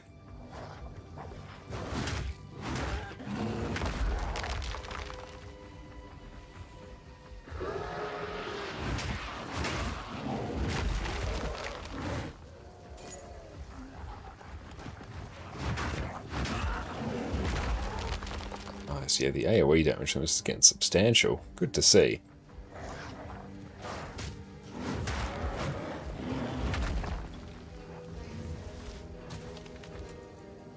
Cauldron checkpoint. What's in here? The home to magic's most foul. No, we'll just pick that up for free. Oh.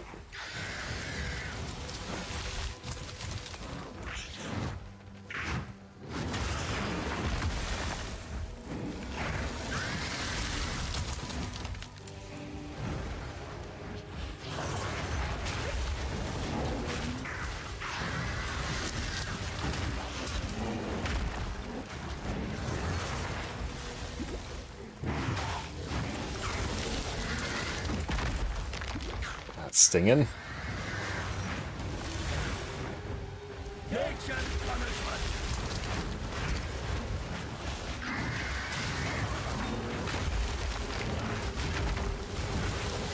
Try and get out of dodge there.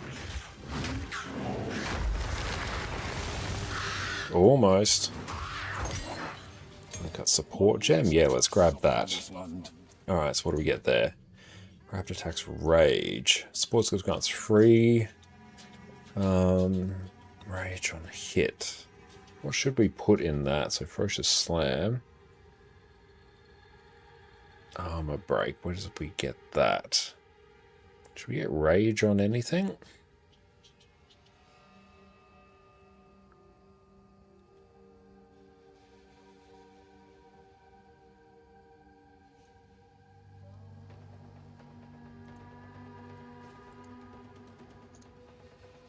Hmm.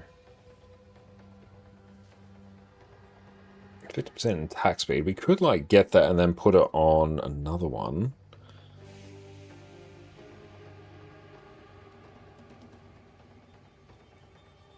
Just think we get that. Or maybe we'll just get that for now.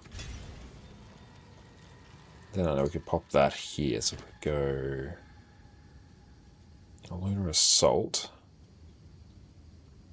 And so where is that? Fire attunement. Let's pop that there. What's this? Uncut skill gem level 2. I guess we can buff that.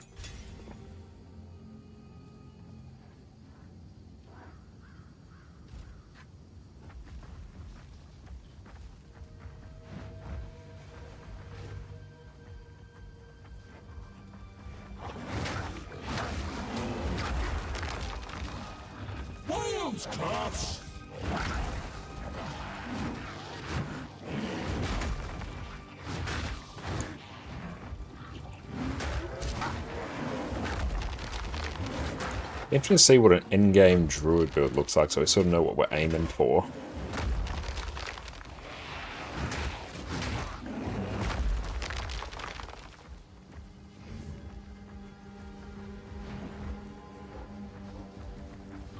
That's to get to the Grim Tangle. Oh, see what there is a bit out this way.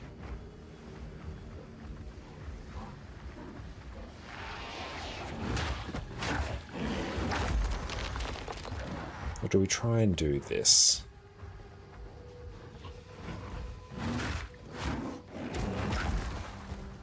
Maybe we do.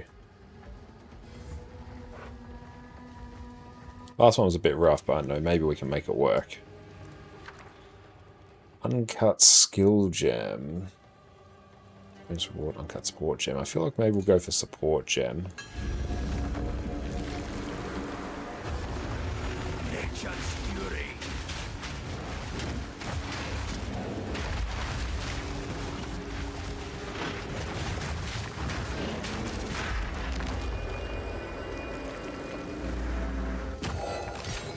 Okay, so wisdom, yeah, good stuff.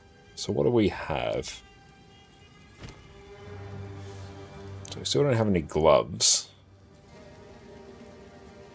Evasion rating, torn gloves, energy shield, suede braces. I don't know, we'll just get them all.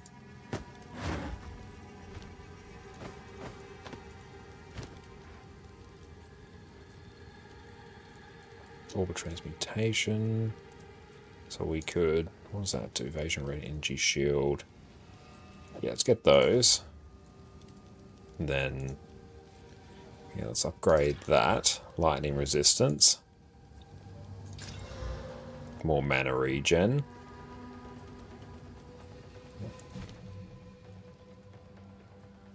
I know, you can get rage. And yeah, that can go in maul. Yep, cool. That's even better now.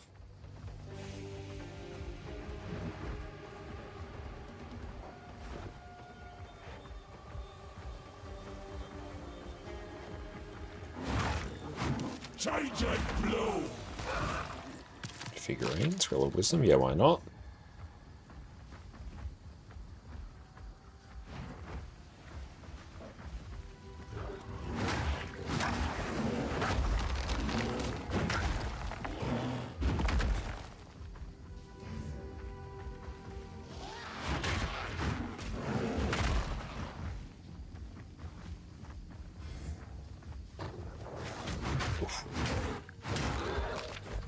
That Scroll of Wisdom's handy.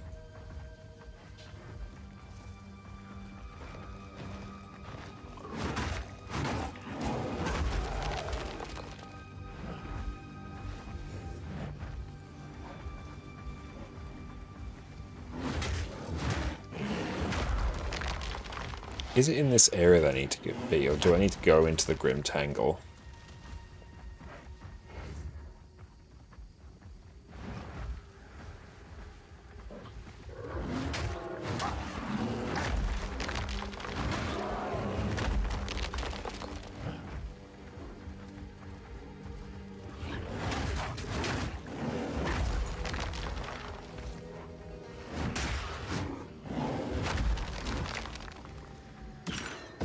Tower shield, meh.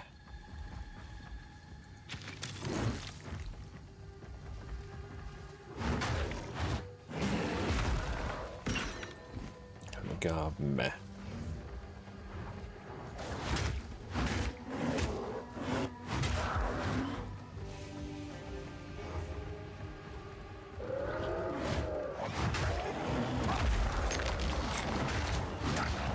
Yeah, Ferocious Slam is incredibly satisfying.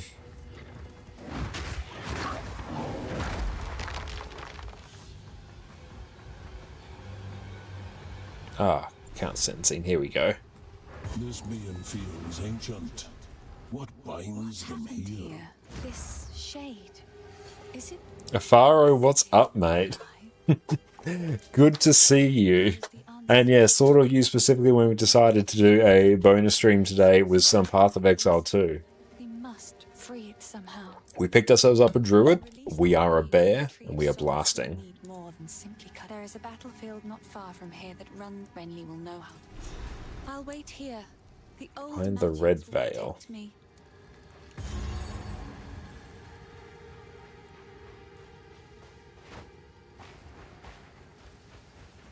So where is the entrance to the red veil?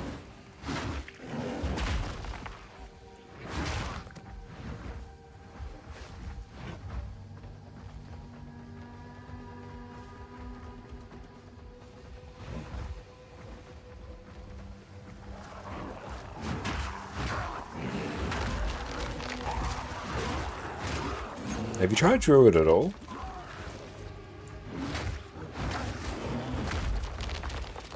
Like, I'm enjoying it so far.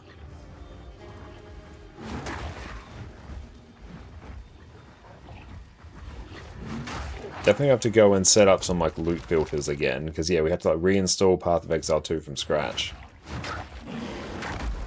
So a bunch of stuff that we set up previously, I don't imagine is there.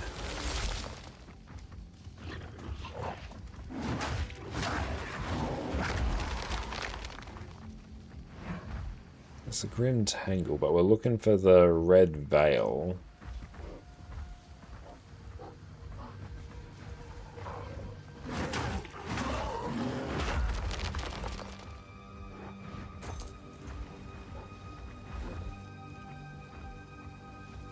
Checkpoint.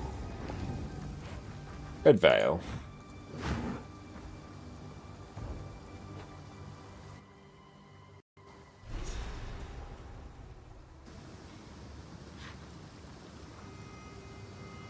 So much blood. It's nice having good ping for the first time.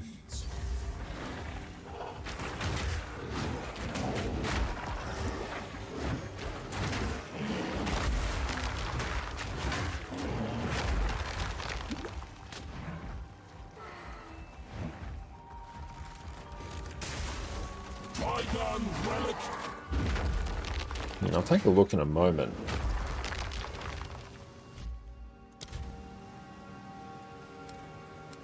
Okay, item filter.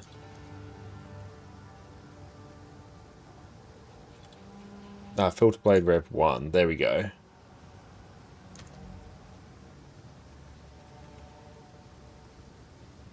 No. See if that does it. It's probably very old. Yeah, you're right. It would be better for me to make a new one, but you know what? We'll ease into that. Ah.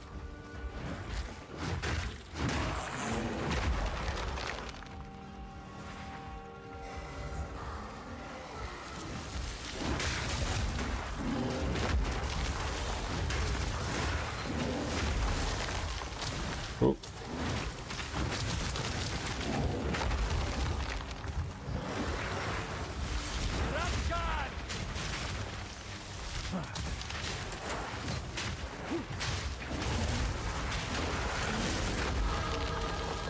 Strategic level.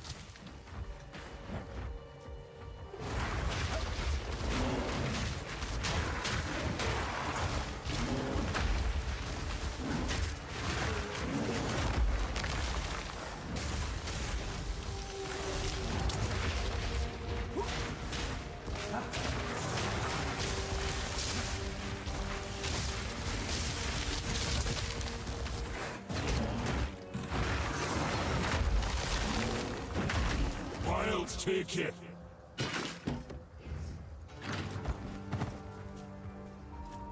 Hang on, let's see. PoE to loot filters. Let's see. Filter blade. Path of Exile 2.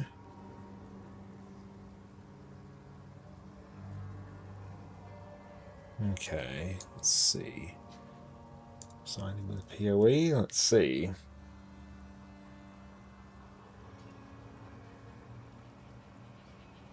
Yep, authorize.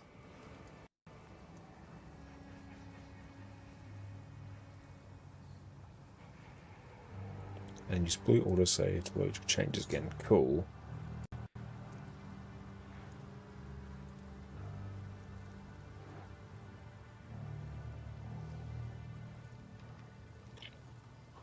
Okay.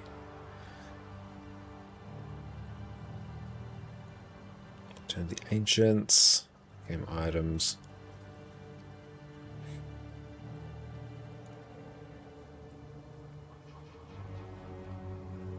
Overview. Strict, yep.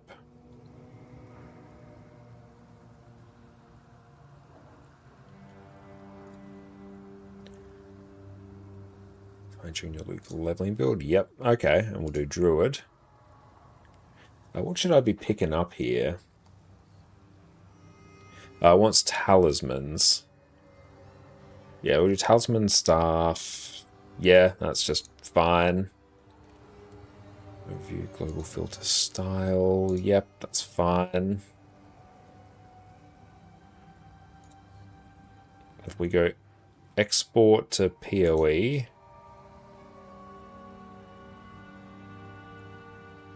Recommended. Save and upload once. Yeah, I'll just go filter blade rev 1.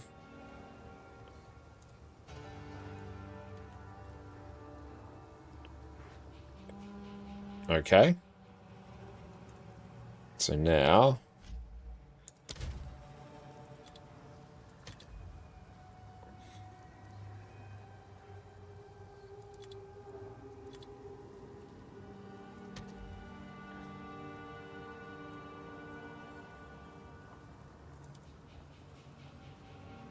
well, 6 at 8:53. Okay, so that should be there in due course.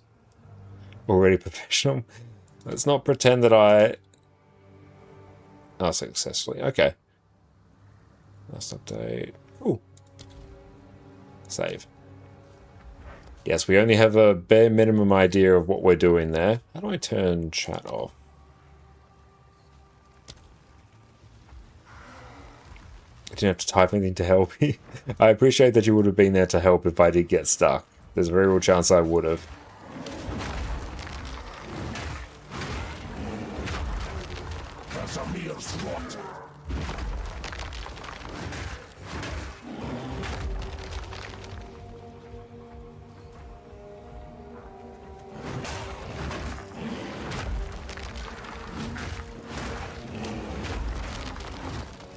Okay, so we've got one of these challenges again. Oh, skill point available. Yeah, let's do that. Increased damage. Yeah. Ah! That's what is my build suggesting?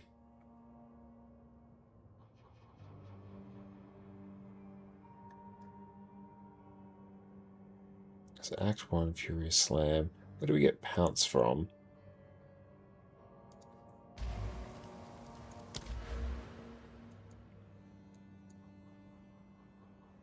Okay, so that scrolls that way. Okay.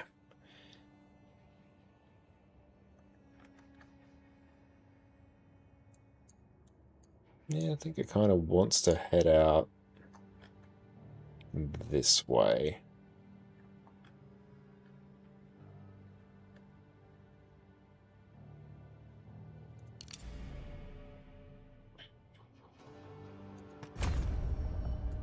Okay, so bring up chat, click on global. Yes, maybe put this on local instead.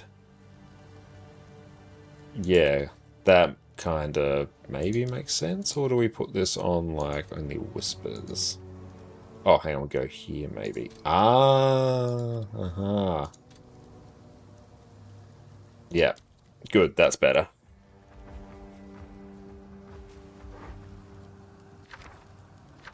So here, uncut skill gem. What level are we now, actually? What's the skill tree button? P.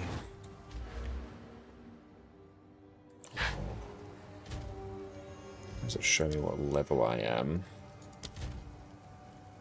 See, I want to be level 6. Character screen, C.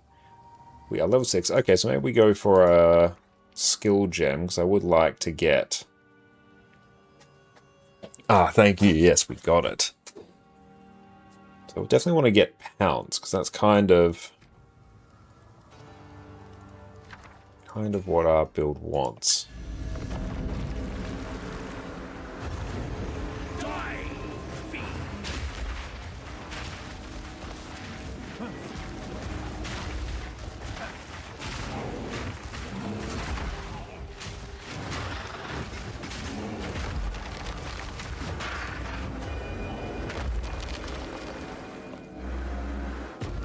Eee, that looks good.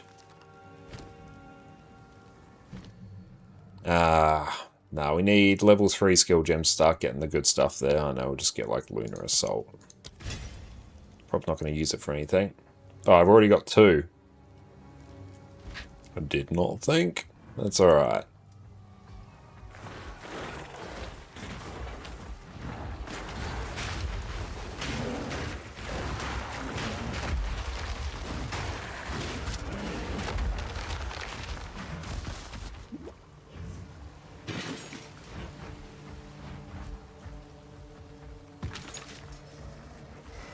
It's much nicer already having the loot filter.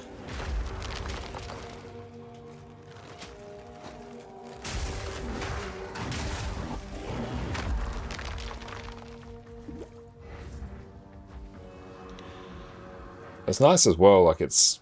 Ever since they've done a couple updates, it's performing honestly a lot better on my rig.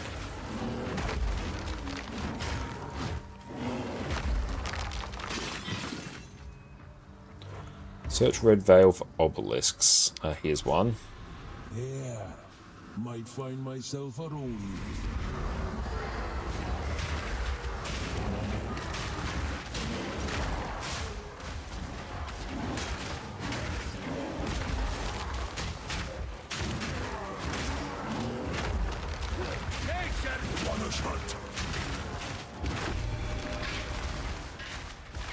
dragged from their graves to die twice over.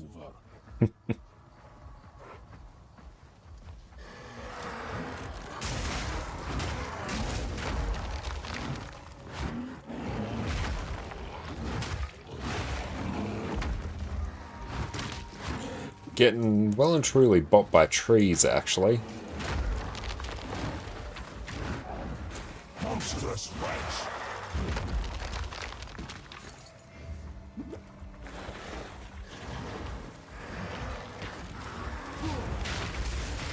Oh, definitely rushed in more.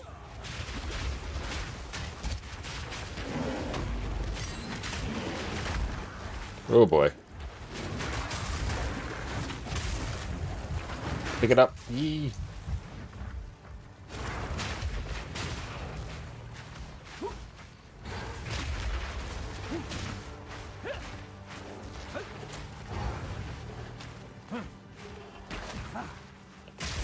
There's a checkpoint right there. Nice.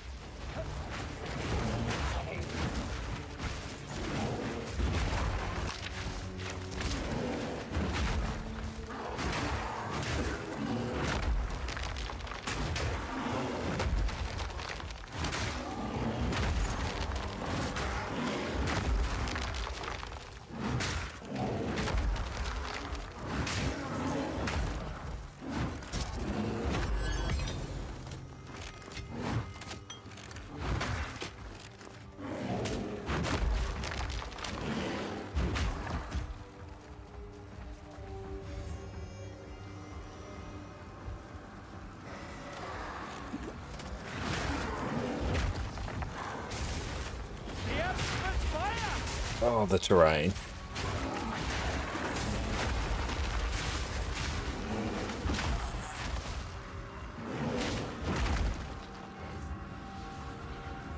Yeah, unironically, the terrain has been like my biggest problem today. Not sure if it's because I'm like a big boy, but yeah, it's been a real problem.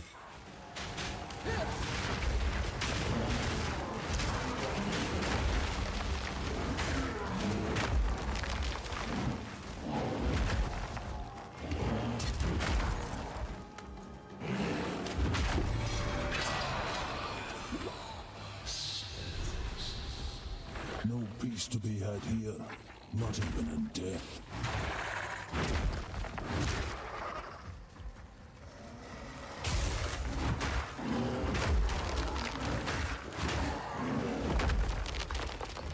Also, the hard collision with the enemy is something you're not a fan of. Yeah, I definitely agree with you on that.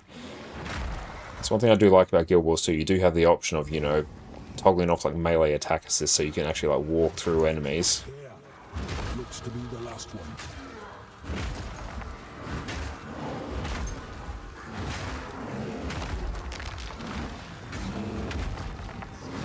Yeah.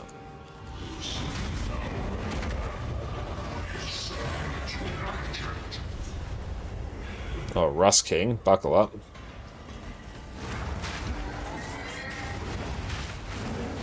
Did I even get the checkpoint? I did. Good.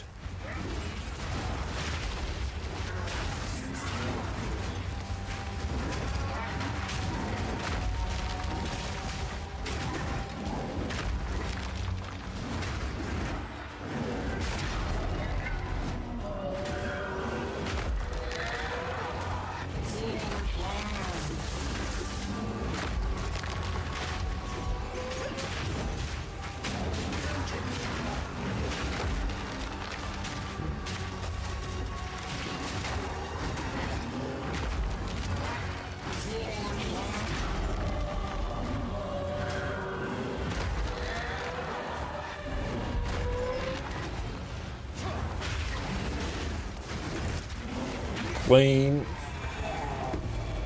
Yeah, level 3, okay. Rest now, if you still can.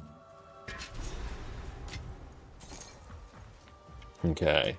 Actually do some good stuff with this. Alright. Yeah, we don't even have any armor equipped.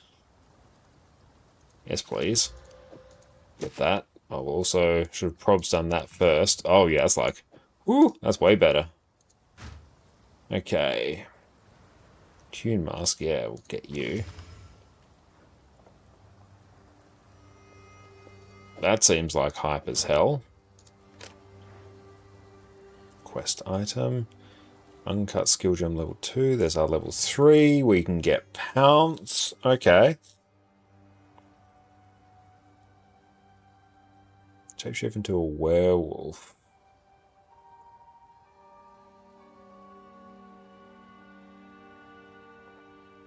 Does it want that? Okay, guess it does.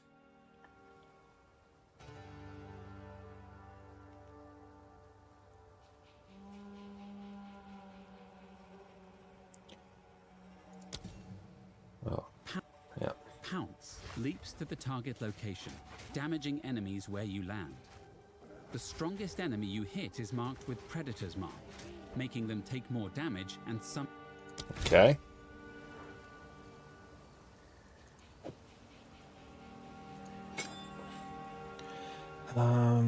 Really, probably, I know, we'll just put, yeah, that, let's do pounce, and then, I don't know, we'll put lightning bolt there. Not really using it. So now... I need more time for that! Monstrous wrench! So use pounce to engage, apparently.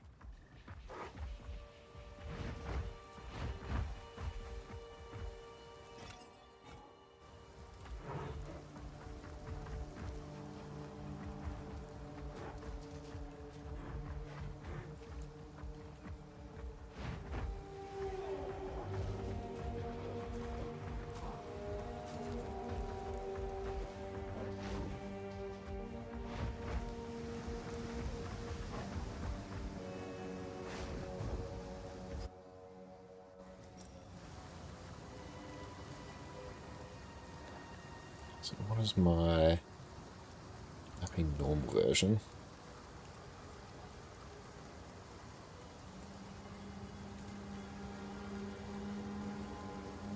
Gearing, what should we be looking at?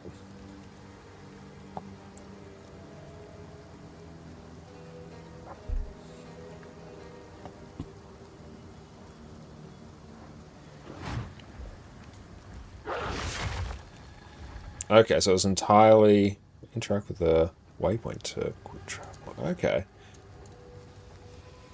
So we got this one.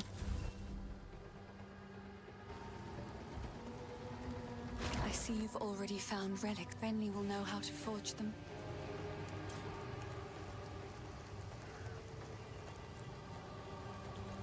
Skill point, where shall we go? Increase stun duration.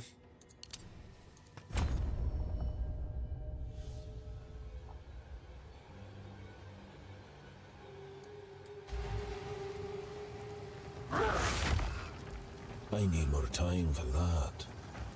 Count sentencing. Of the Count of Aurene. So I was talking about, I'll bring the runes to Renly. Nice.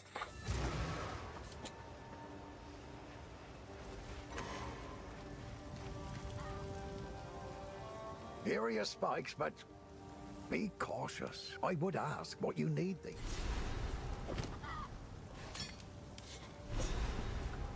Okay. Didn't expect to find such craftsmanship. If I sell items, control click that. Okay, so we can now upgrade these medium life flask. Might make good. Oh, dang, why'd I do that? Buy back, please.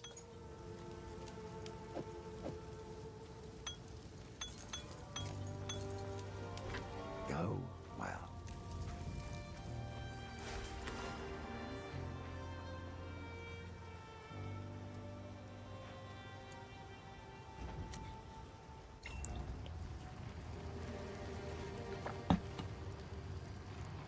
You have them.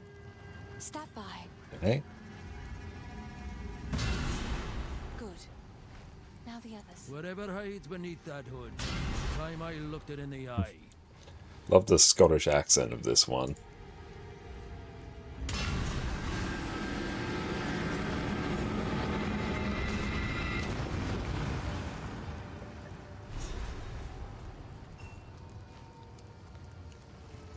He's unconscious, but he's breathing.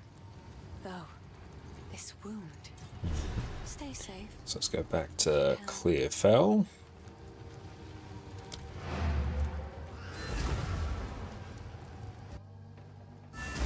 Thanks for the hydrate.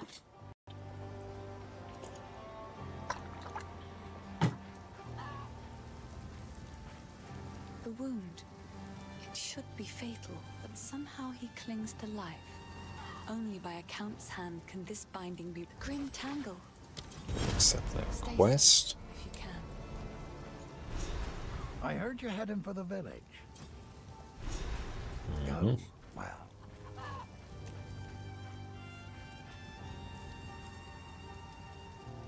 Which one can we track? Grellwood. Meh. Okay, so let's go.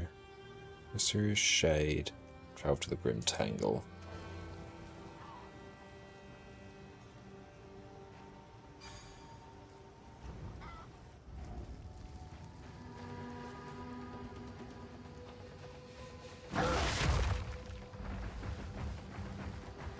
I need more time for that.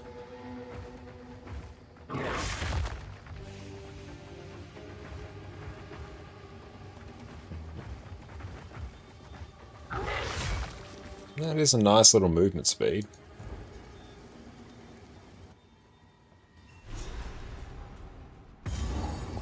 Someone, you know. These roots will nae budge for me. If the Fey spirits are still watching, I believe they will help.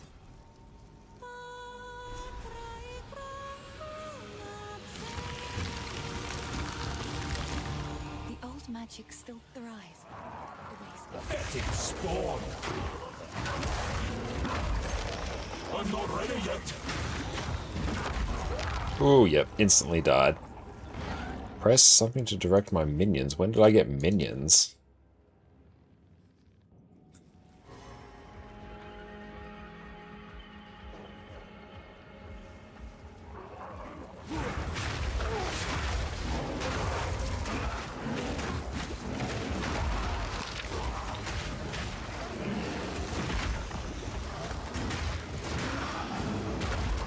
That definitely isn't how that should have gone.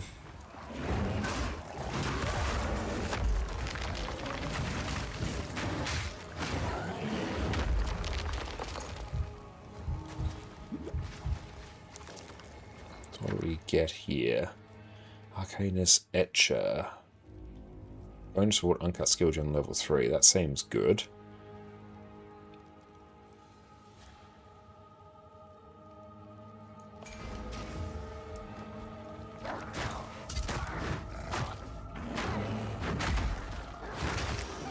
Oh, I got a little minion. That's fun.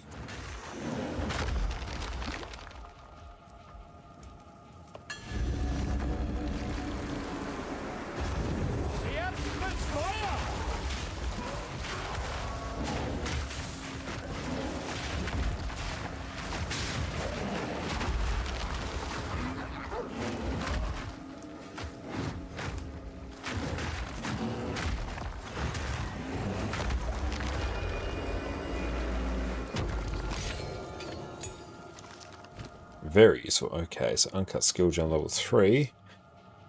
What do we get? Shapeshift into a wyvern and a ball of magma that deals damage that hits the ground. Or a shockwave totem. Raise a totem that slams the ground around it, repeatedly damaging nearby enemies. It can be used while shapeshifted. That seems good.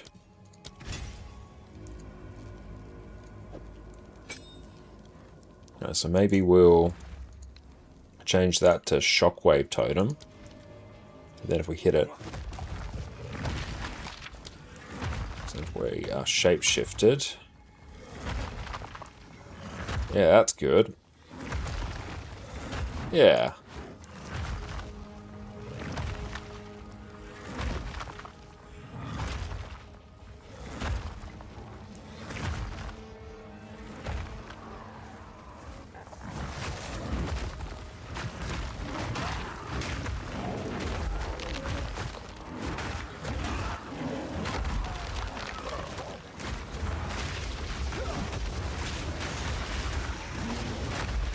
Yeah, that feels good.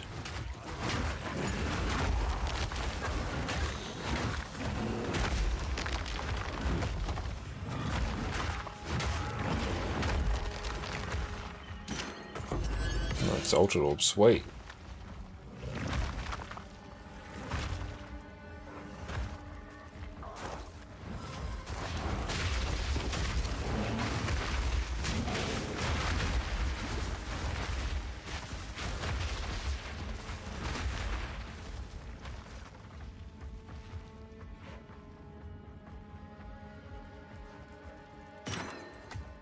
Getting rich, yeah, I imagine that's probably going to be useful at some point. Exalted Orbs are, like, insanely good, aren't they? Oh, yeah. Rare item with a new modifier. Okay, yeah, that's actually, like, really good. Sweet.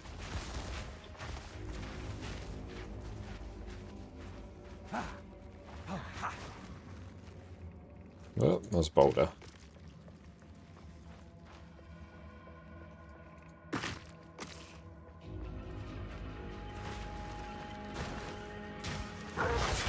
Defilers of death.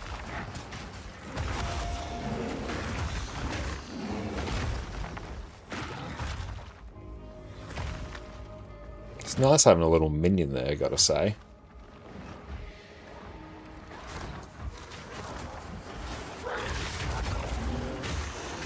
Oh, it shouldn't have gone straight in there.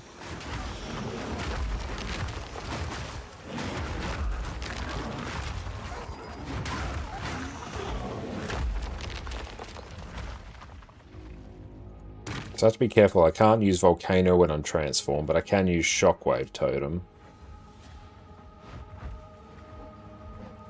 Yeah, shame we got shapeshift to Annie. Welcome in, Garfield. Great to see you. Fellow proof. Thought ye as well. Nature's punishment.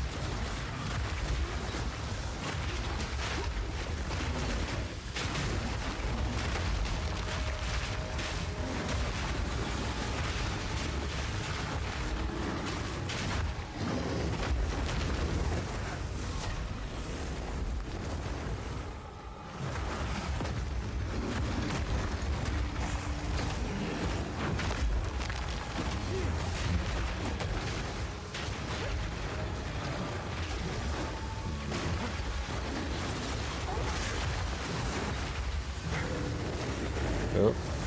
Ouch.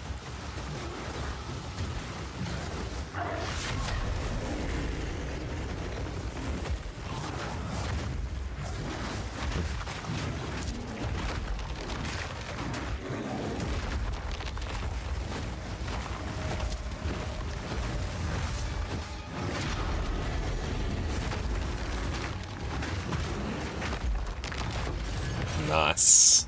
Please, brother. I only hope you'd do the same for me.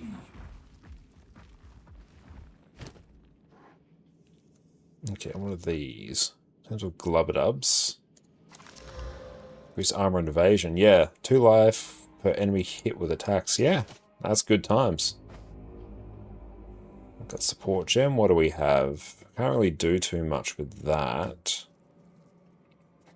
Yeah, they allow us to play on a human ping. That's amazing. Ah.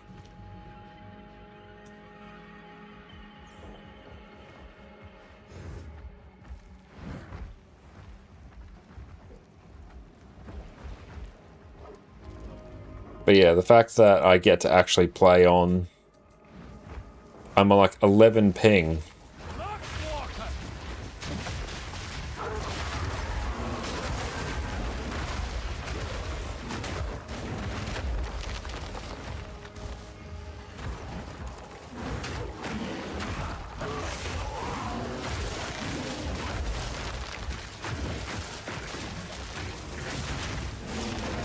Yeah, dodge.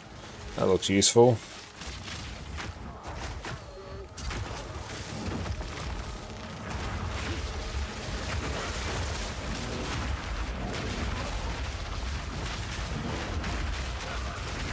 Begone, foul creature!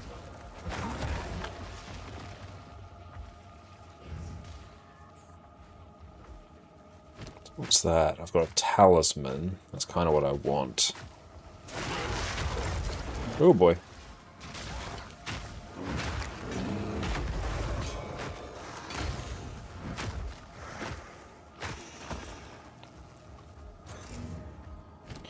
Okay, can we equip that?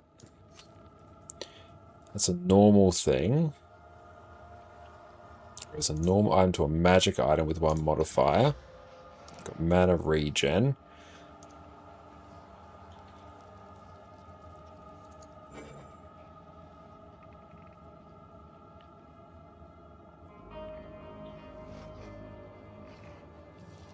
Anything else that we can do? Armor, maximum runic ward. I know. Yep, just kind of do that. It's just free stuff.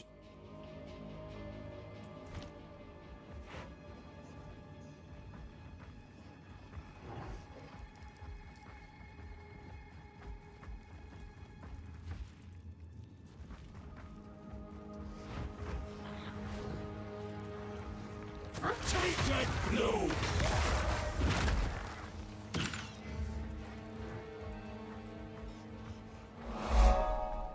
Never Novo gifted a tier 1 sub to Hey, Istam thank you so 93. much for the gifted subs there, Never Nova. I really appreciate that. Enjoy your ads and your Never wonderful Novo ad gifted a emotes. tier Thank 1 you. sub to Blue Eye 0N777. Thank you so much. Okay, so what are we going through here? I think we have to go back up this way. Does this give us more minions? Yes, hope you enjoy your drops as well.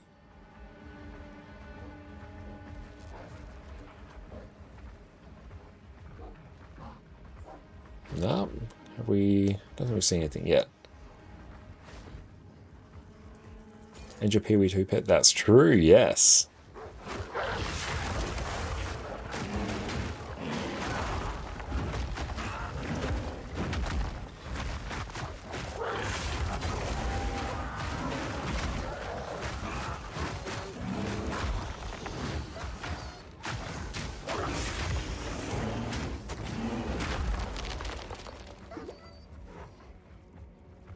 Well, the sound of the wolves whimpering is getting me.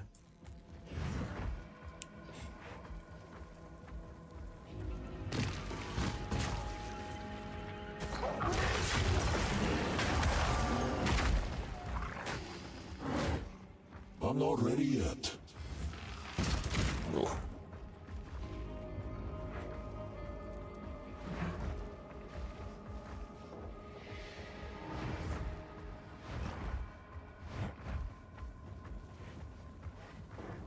Oh, checkpoint, ominous.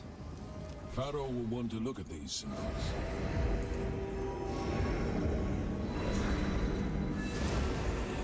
What's this then? These inscriptions. I've never laid eyes on them before.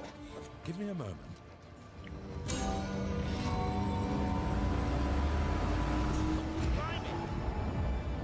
Well now, I'll see why you're so taken. The energy from the runestone seems to have moved on.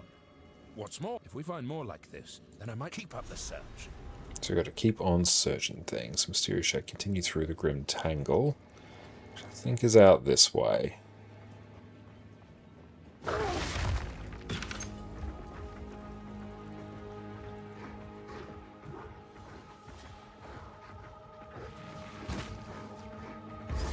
Cemetery of the Eternals. Okay, so this is the area we need to go in order to unlock the hooded friend.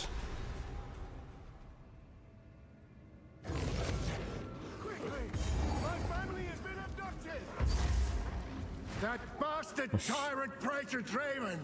He's taken my family! I sent for him! Jones console. Maybe let's make a port back and see if we can do any upgrades to our build. What should our weapon be?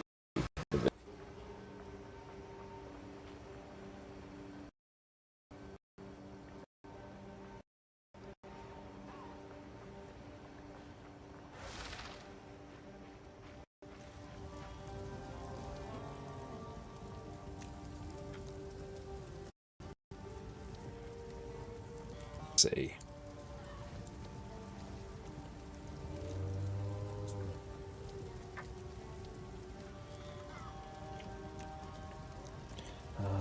see, gearing. What does it kind of want?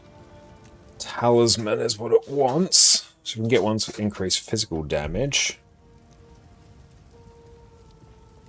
Early weapons. You'll check NPCs for gear upgrades. Yeah, that's sort of what I'm thinking.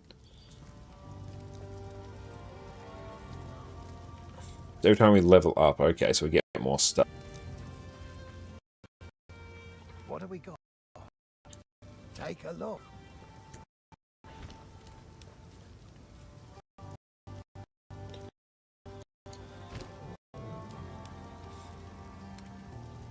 This weapon we get.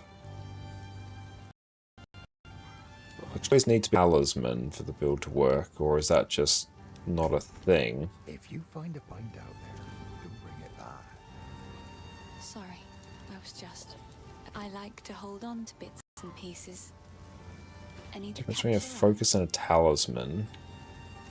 Or is that a druid thing?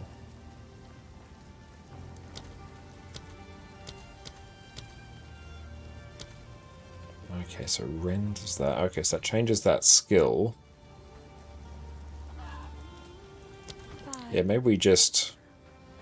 What have we got? Guessing it has like Omega physical damage.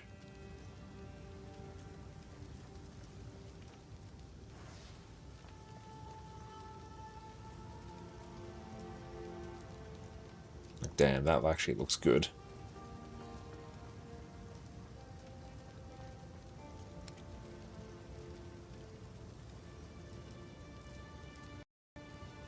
Yeah, talisman's a weapon type I need to shapeshift. Okay, so I'm looking for talismans. The thing I have equipped... That's obviously not doing much in terms of physical damage. If I was to just find something that did physical damage... Yeah, 40% increased physical damage. Battle back a punch.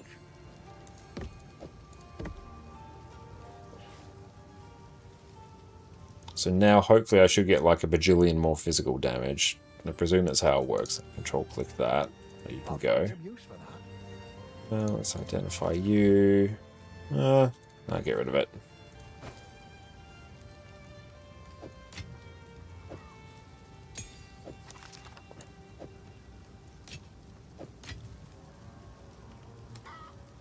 Is there anyone else? Maybe talk to this one. Buy or sell items? Nah. Keep your chisel sharp. There's Una. Maybe Finn? Spirits in the trees. Random talisman? Oh, pretty.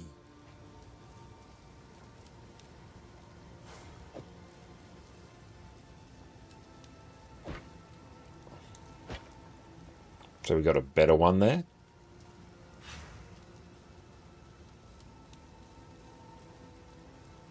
Yeah, that just looks better in every way.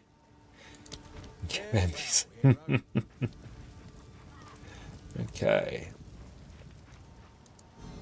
Yeah, see, there we go. We've got our Gamba fix now.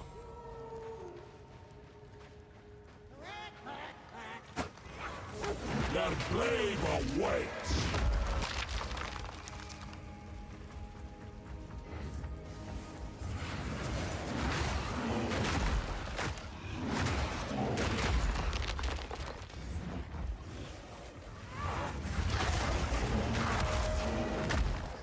I'm not ready yet. Nice.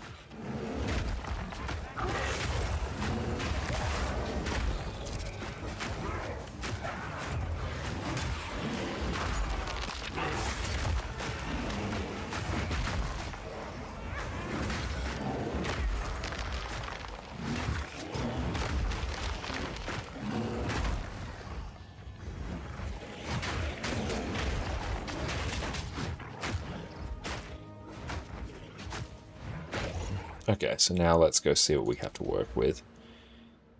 Increased damage, regenerate life per second. That seems good, but then we can also get increased skill effect duration.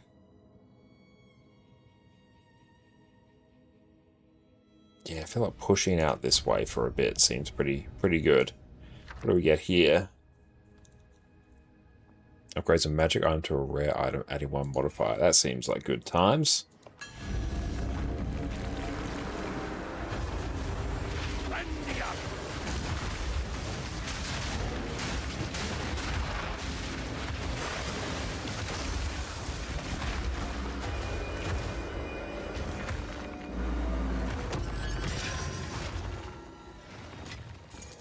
So then if I was to take...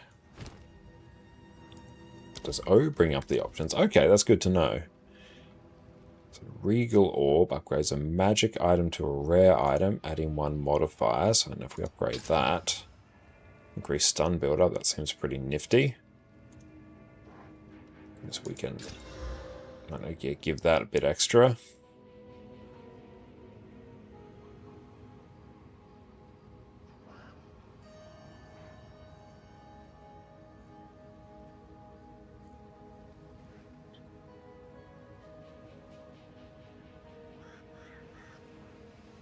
And I can just kind of yeet that, I guess.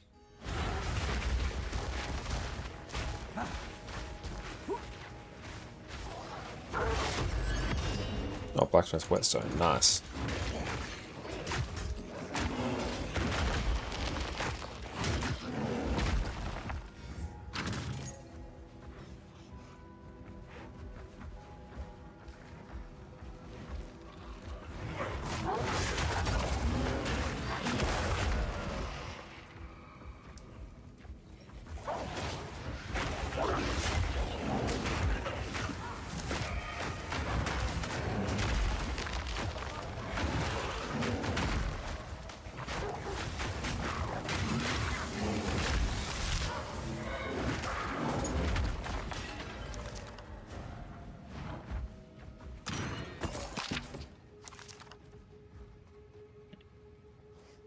Let's grab that.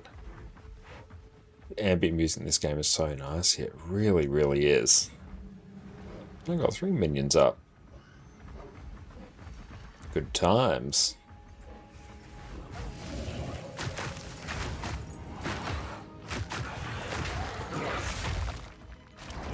Yep. Can hardly leave this untouched, can I?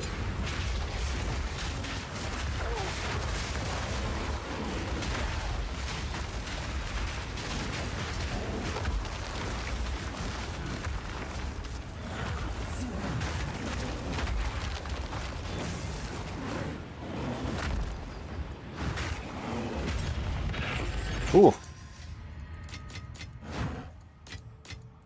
That was fun. Yeah, shame you're barely here for how fast you quickly want to progress through areas. Very true, yeah.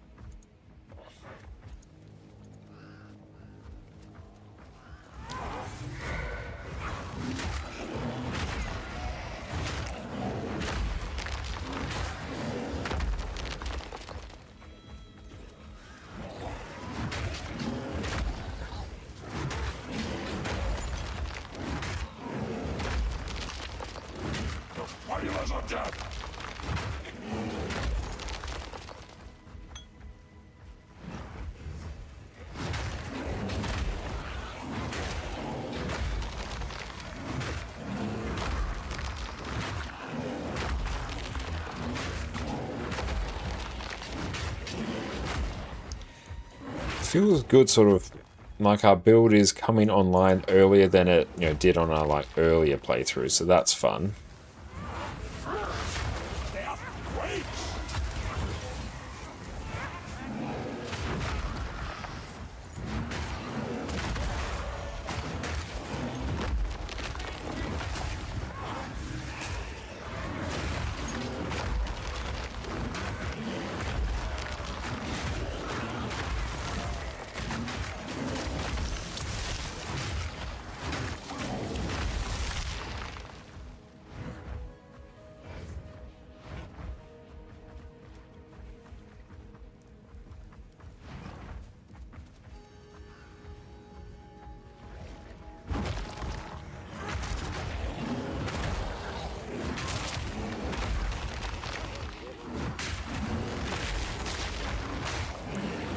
Feels like they reduced the difficulty a lot compared to 0.1. Yeah, I sort of feel that as well. Wilds take you.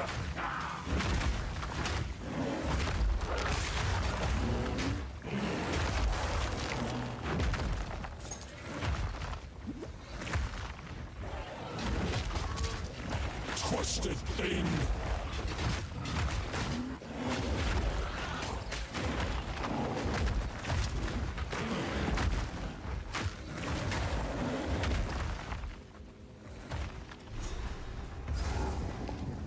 Our victory is never complete, so long as the Ezamites resist us. Don't know why it's showing us like latency up there. Off your pot. Draven, a name that lingers like a bad smell.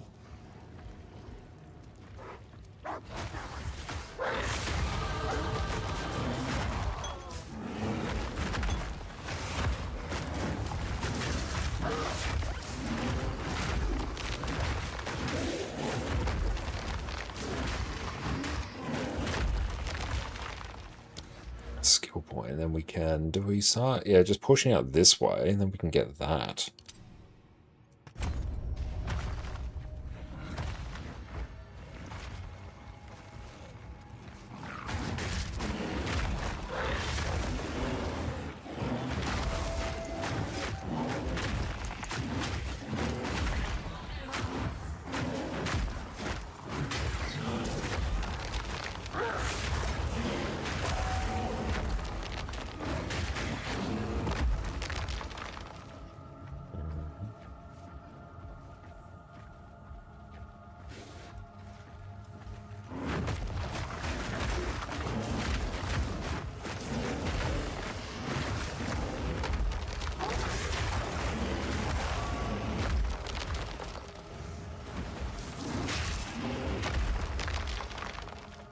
Loving just AoE chonk damage. Sufferance, great to see you. How you been?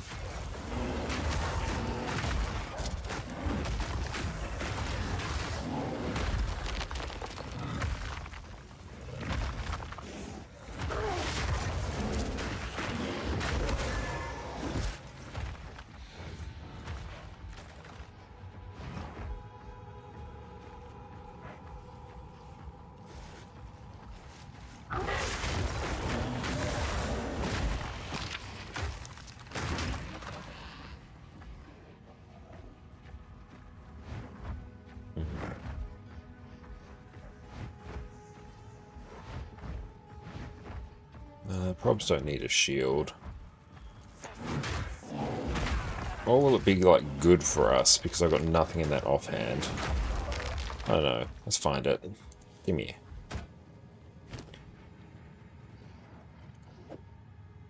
I've not the finesse for that.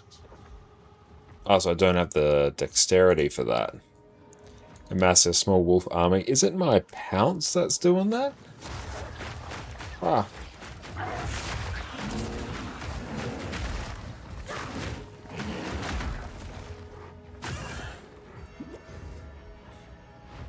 I'm still not sure where the wolves are coming from. Oh.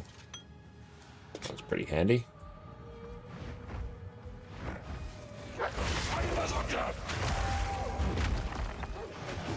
I'm not ready yet. I wasn't ready. Come back later. Sustenance. Oh, it's raining quite heavily out there now. Nice.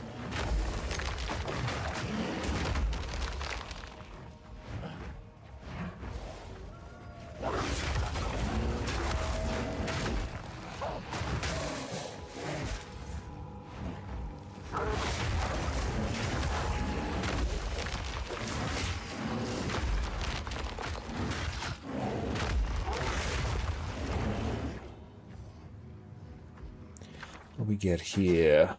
Vince Roared, so I probably want martial weapon, stun build up. An Iron Rune physical damage seems like a good time.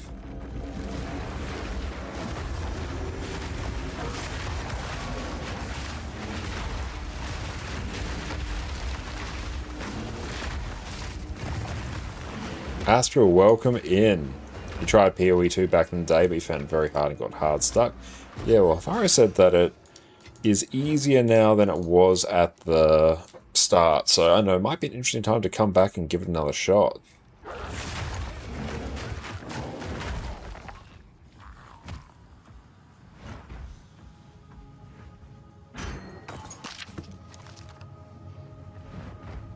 So a talisman is different to a focus, is it?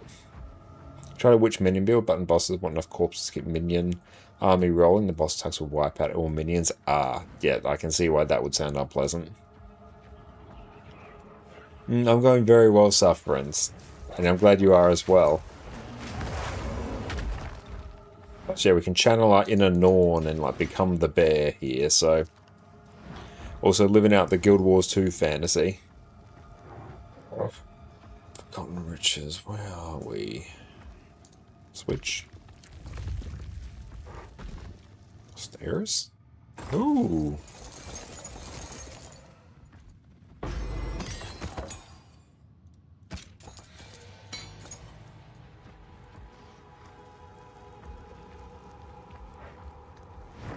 But yeah, so it might be worth coming back.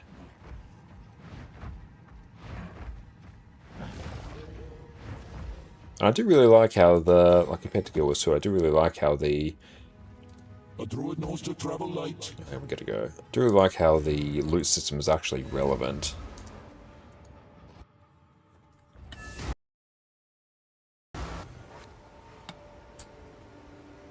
That's good as well. Yeah, last night, just before we went to bed, went through, re-downloaded Path of Exile 2 and got our OBS all reconfigured to actually do it correctly, like have all our scenes and stuff set up properly.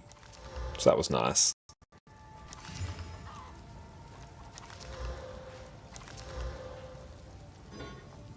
Okay, let's perhaps go return these. Let's go sell. Take your fancy?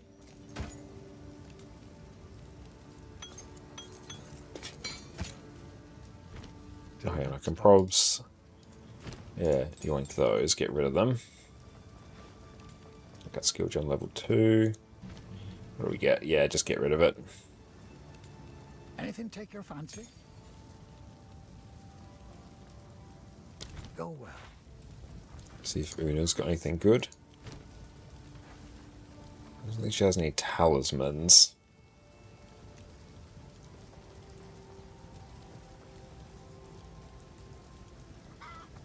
What have I got here? These are just base. Goodbye.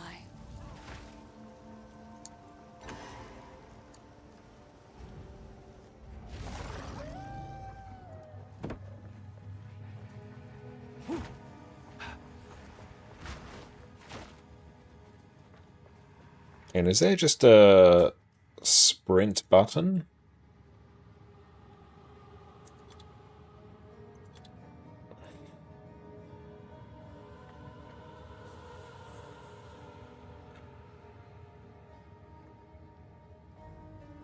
Dodge sprint, dodge only.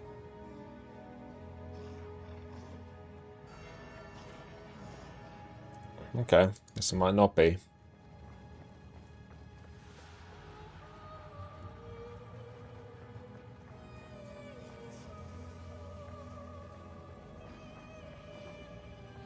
Yeah, hold the dodge roll key to sprint. Yeah, I've got that, but it just feels like a little bit clunky.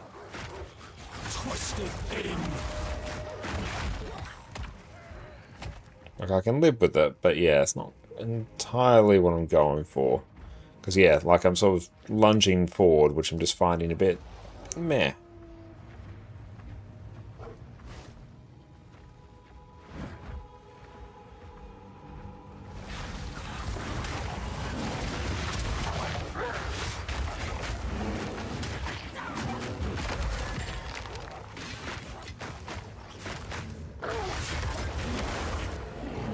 Yeah, there's no sprint only. Oof, that's a nice change I'd like. Although knowing me, I'd like sprint into a room full of mobs that insta-die, so maybe it's for the best.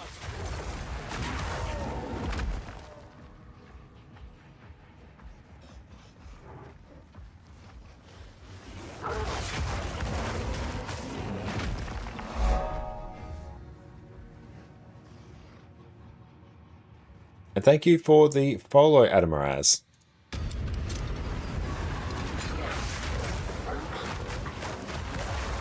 I'm not ready yet. Aye, that'll do nicely.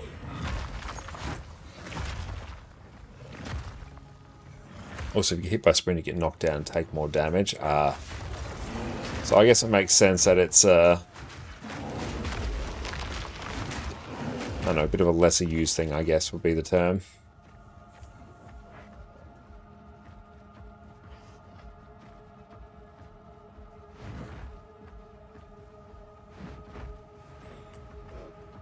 But yeah, so what have you been playing in Path of Exile? As far as the last time you played it, or if you've played it recently?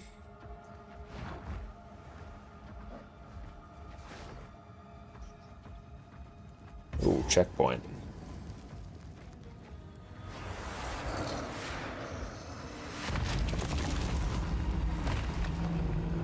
You will have eternity to regret your intrusion here. I'll fluid your soul.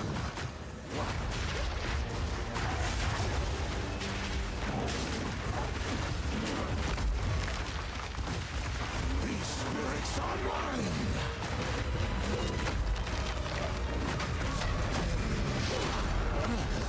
You cannot stop me.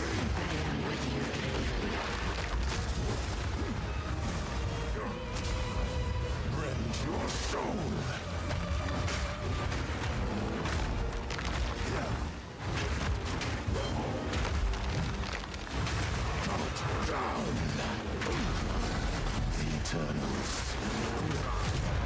Nice. Nice, this is feeling solid. Yesterday, I started League with a witch, and yesterday made a mercenary. Nice, and how are you finding it so far? Nuisance and death.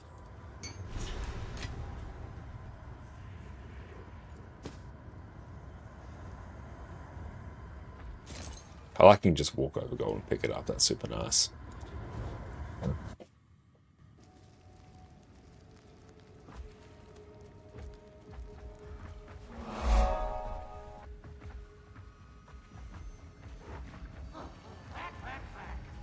And thank you, Timo, for the follow. Appreciate that.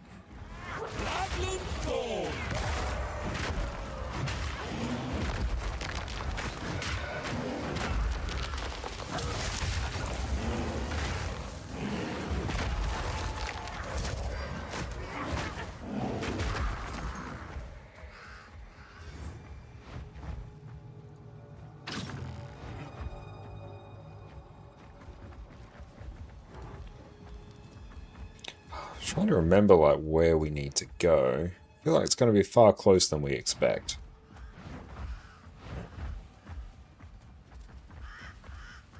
Checkpoint, ominous. My beloved son. Sarcophagus. Lazuli ring, nice. Even if it takes 1,000 years.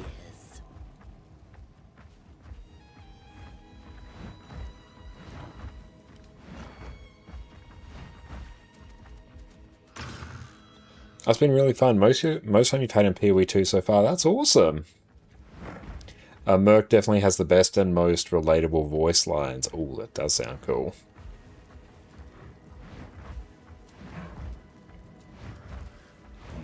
I feel like I'm going to have to get like a bigger SSD installed. I'm going to have like more games installed. Because yeah, Path of Exile 2 was like 140 gig. Guild Wars 2 is a solid 80. That adds up quick, especially when I start like adding footage in as well.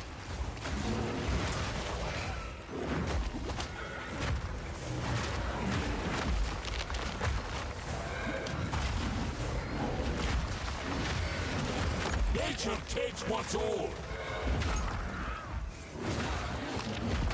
Guild Wars 3 is coming one day. It is, yeah. Guild Wars 3 announced. When is it? Yeah, the beta is in tail end of 2027. So we've got about 18 months-ish before it comes out.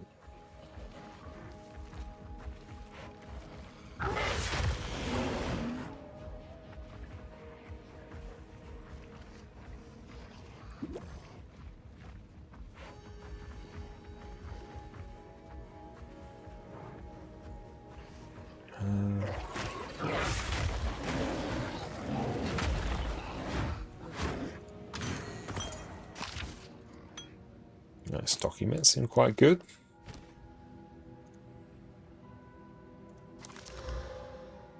Yeah, I'll replace it when we get there.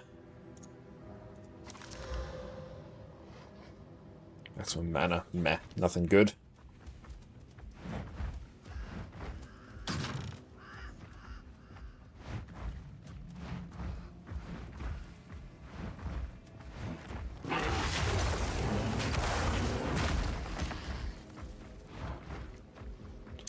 Okay, so where we must be down this way.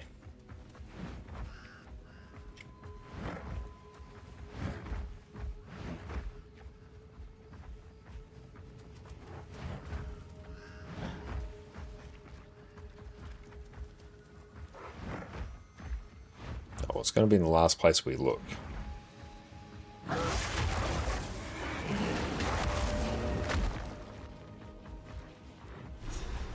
Tomb of the Consort, here we go. Just keep maybe checking it this way.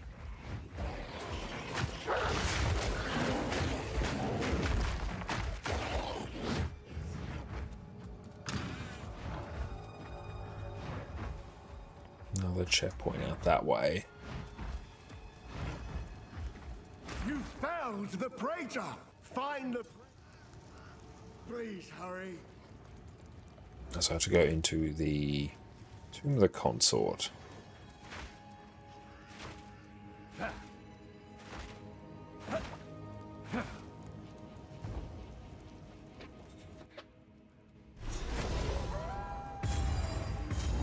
And yeah, thank you so much to PD as well for shouting us a copy of Path of Exile 2.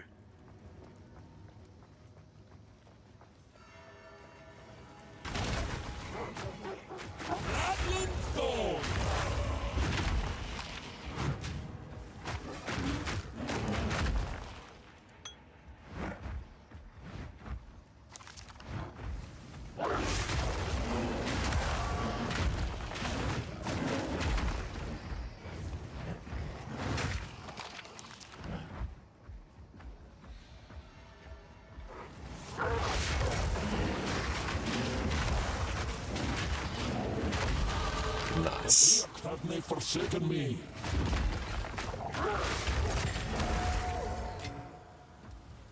What do we have now? Oh yeah, we can unlock that. Increased armor. Fast start to energy, shield recharge. Victims of armor applies to elemental damage. Yeah.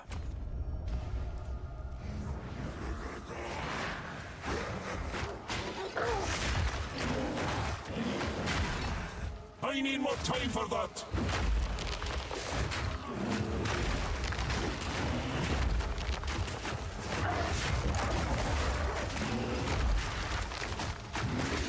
Even after that, we feel significantly tankier.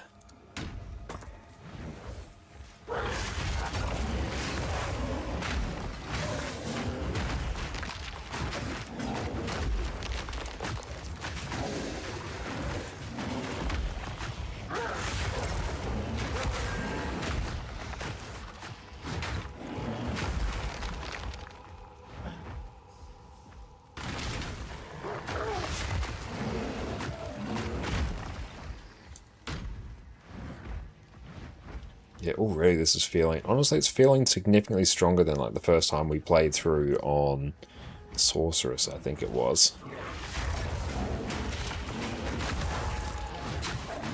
Through as we've actually been like gearing up our character in a reasonable fashion.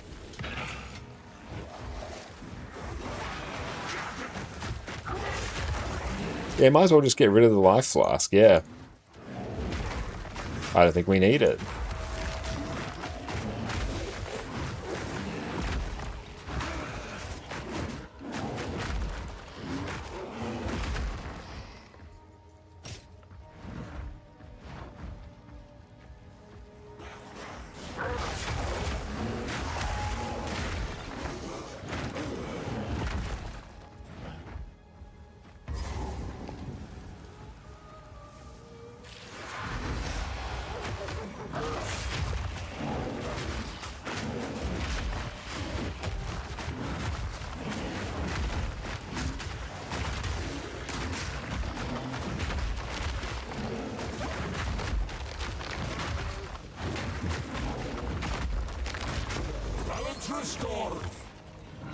Very nice. Okay, what do we have?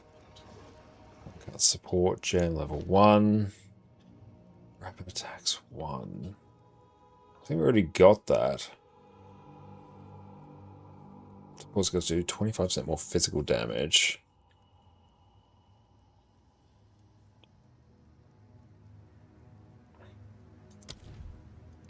Oh, okay, so we can do this. A Fist of War. Okay, so what should we be doing here?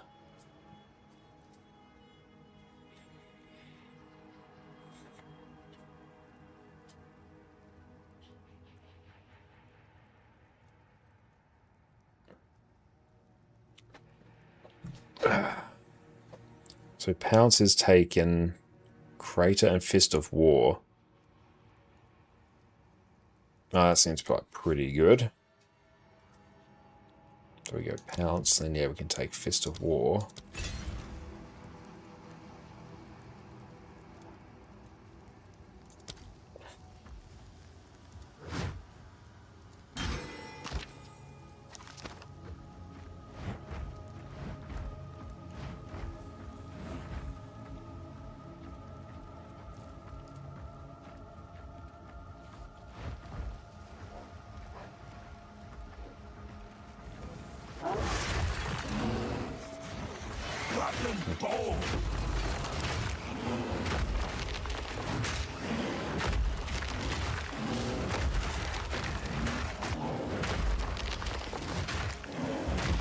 I'm not ready yet.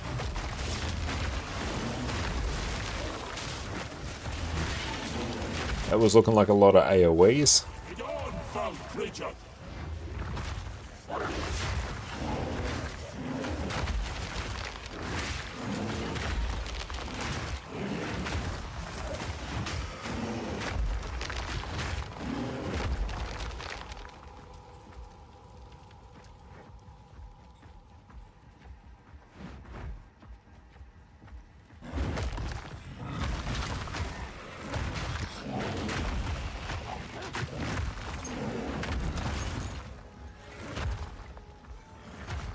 Yeah, I think Druid was a good shout. This is quite fun.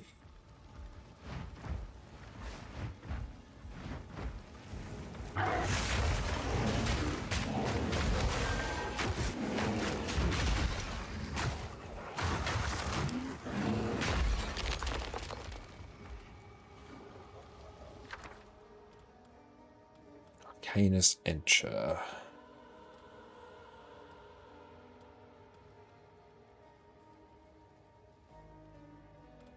Yeah, just get that.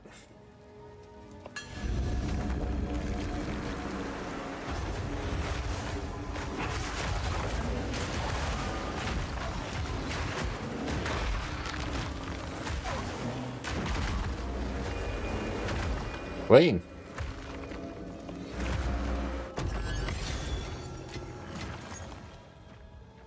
I don't know any gear upgrades we can do. Upgrade my flask, but meh. Let's maybe identify some stuff. So what are you? You're a rare. Quilted vest. Requires dexterity. Can't do nothing with that. Let's identify you. Increase melee strike damage. 17% increase physical damage. That's 40% increase physical damage. Yeah, but Prob's not doing that. Let's identify that. It's 26 to armor. Energy shield, cold resistance, life regen per second. Yeah, that seems pretty good.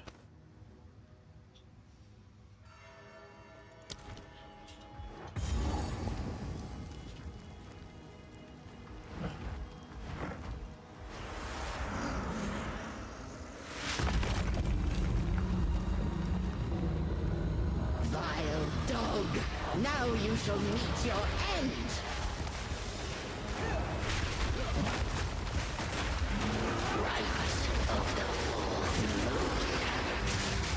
Oh boy, that hurt.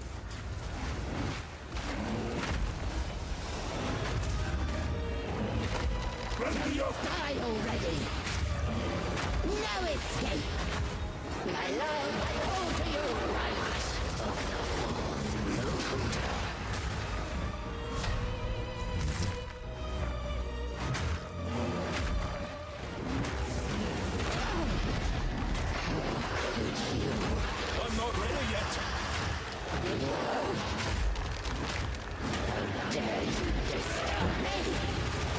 boy.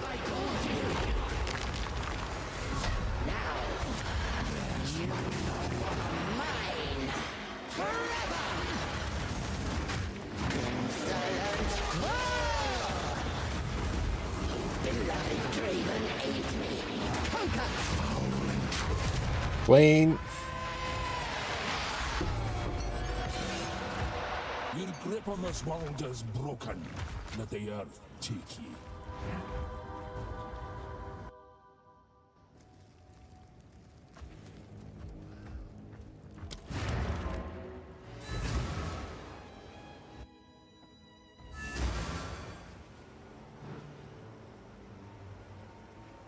Let's go. Just, I don't know, identify everything that we can. Now we'll just sell stuff.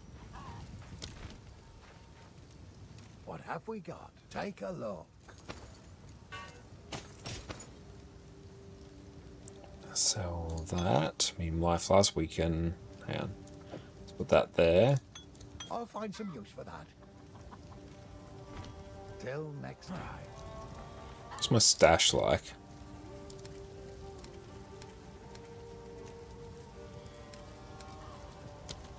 Yeah, so can I just like deposit all these into the stash and will they go into sorted places? Ah, they will. Let's get those out.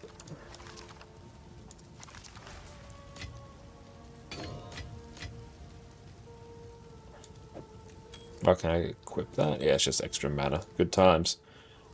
Look at me actually using the stash.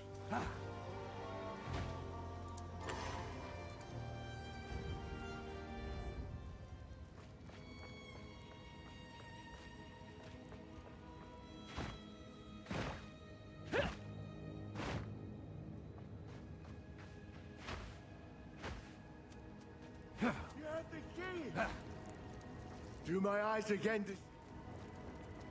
At last, it's open! Praise the first ones! What is this? Graves!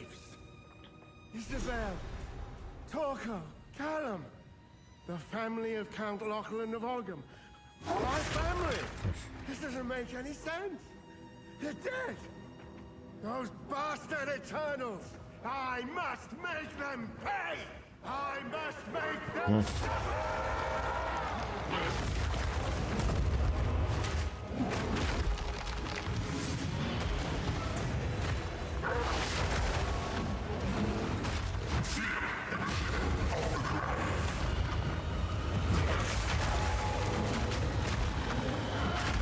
Chill is rough here.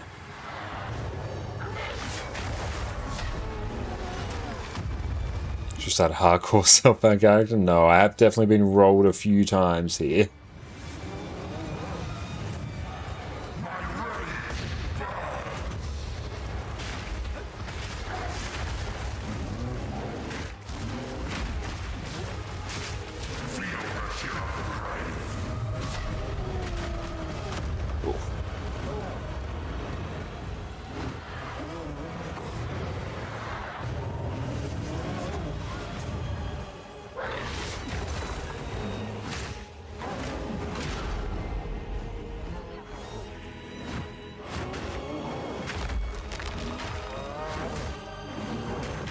I have to probably just get him out of that area.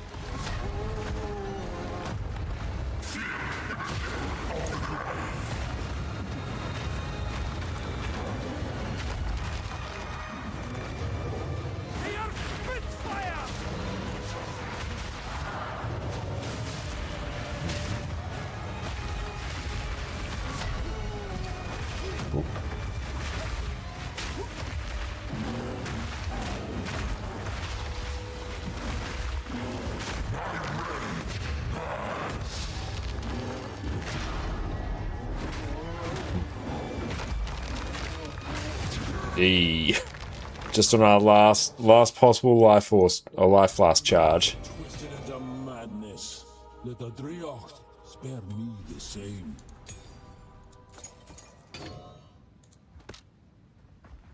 You could do a hardcore challenge repeating so you get further before you die. That does sound really fun. What do we get here? We've got Pounce, Rolling Magma, Wing Blast. That's alright.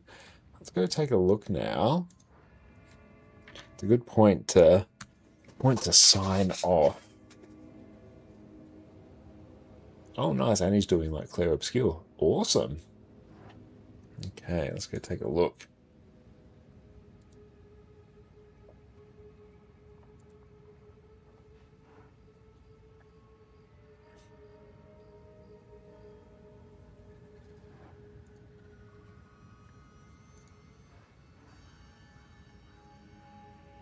Are you going to be going next week, by the way? Going to find that out probably tomorrow.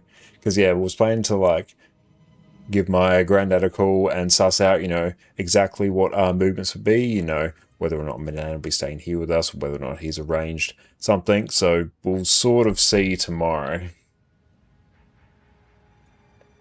But, yeah, Drops Week really sort of threw a spanner in the works in that regard. But, yeah, I'll keep everyone posted.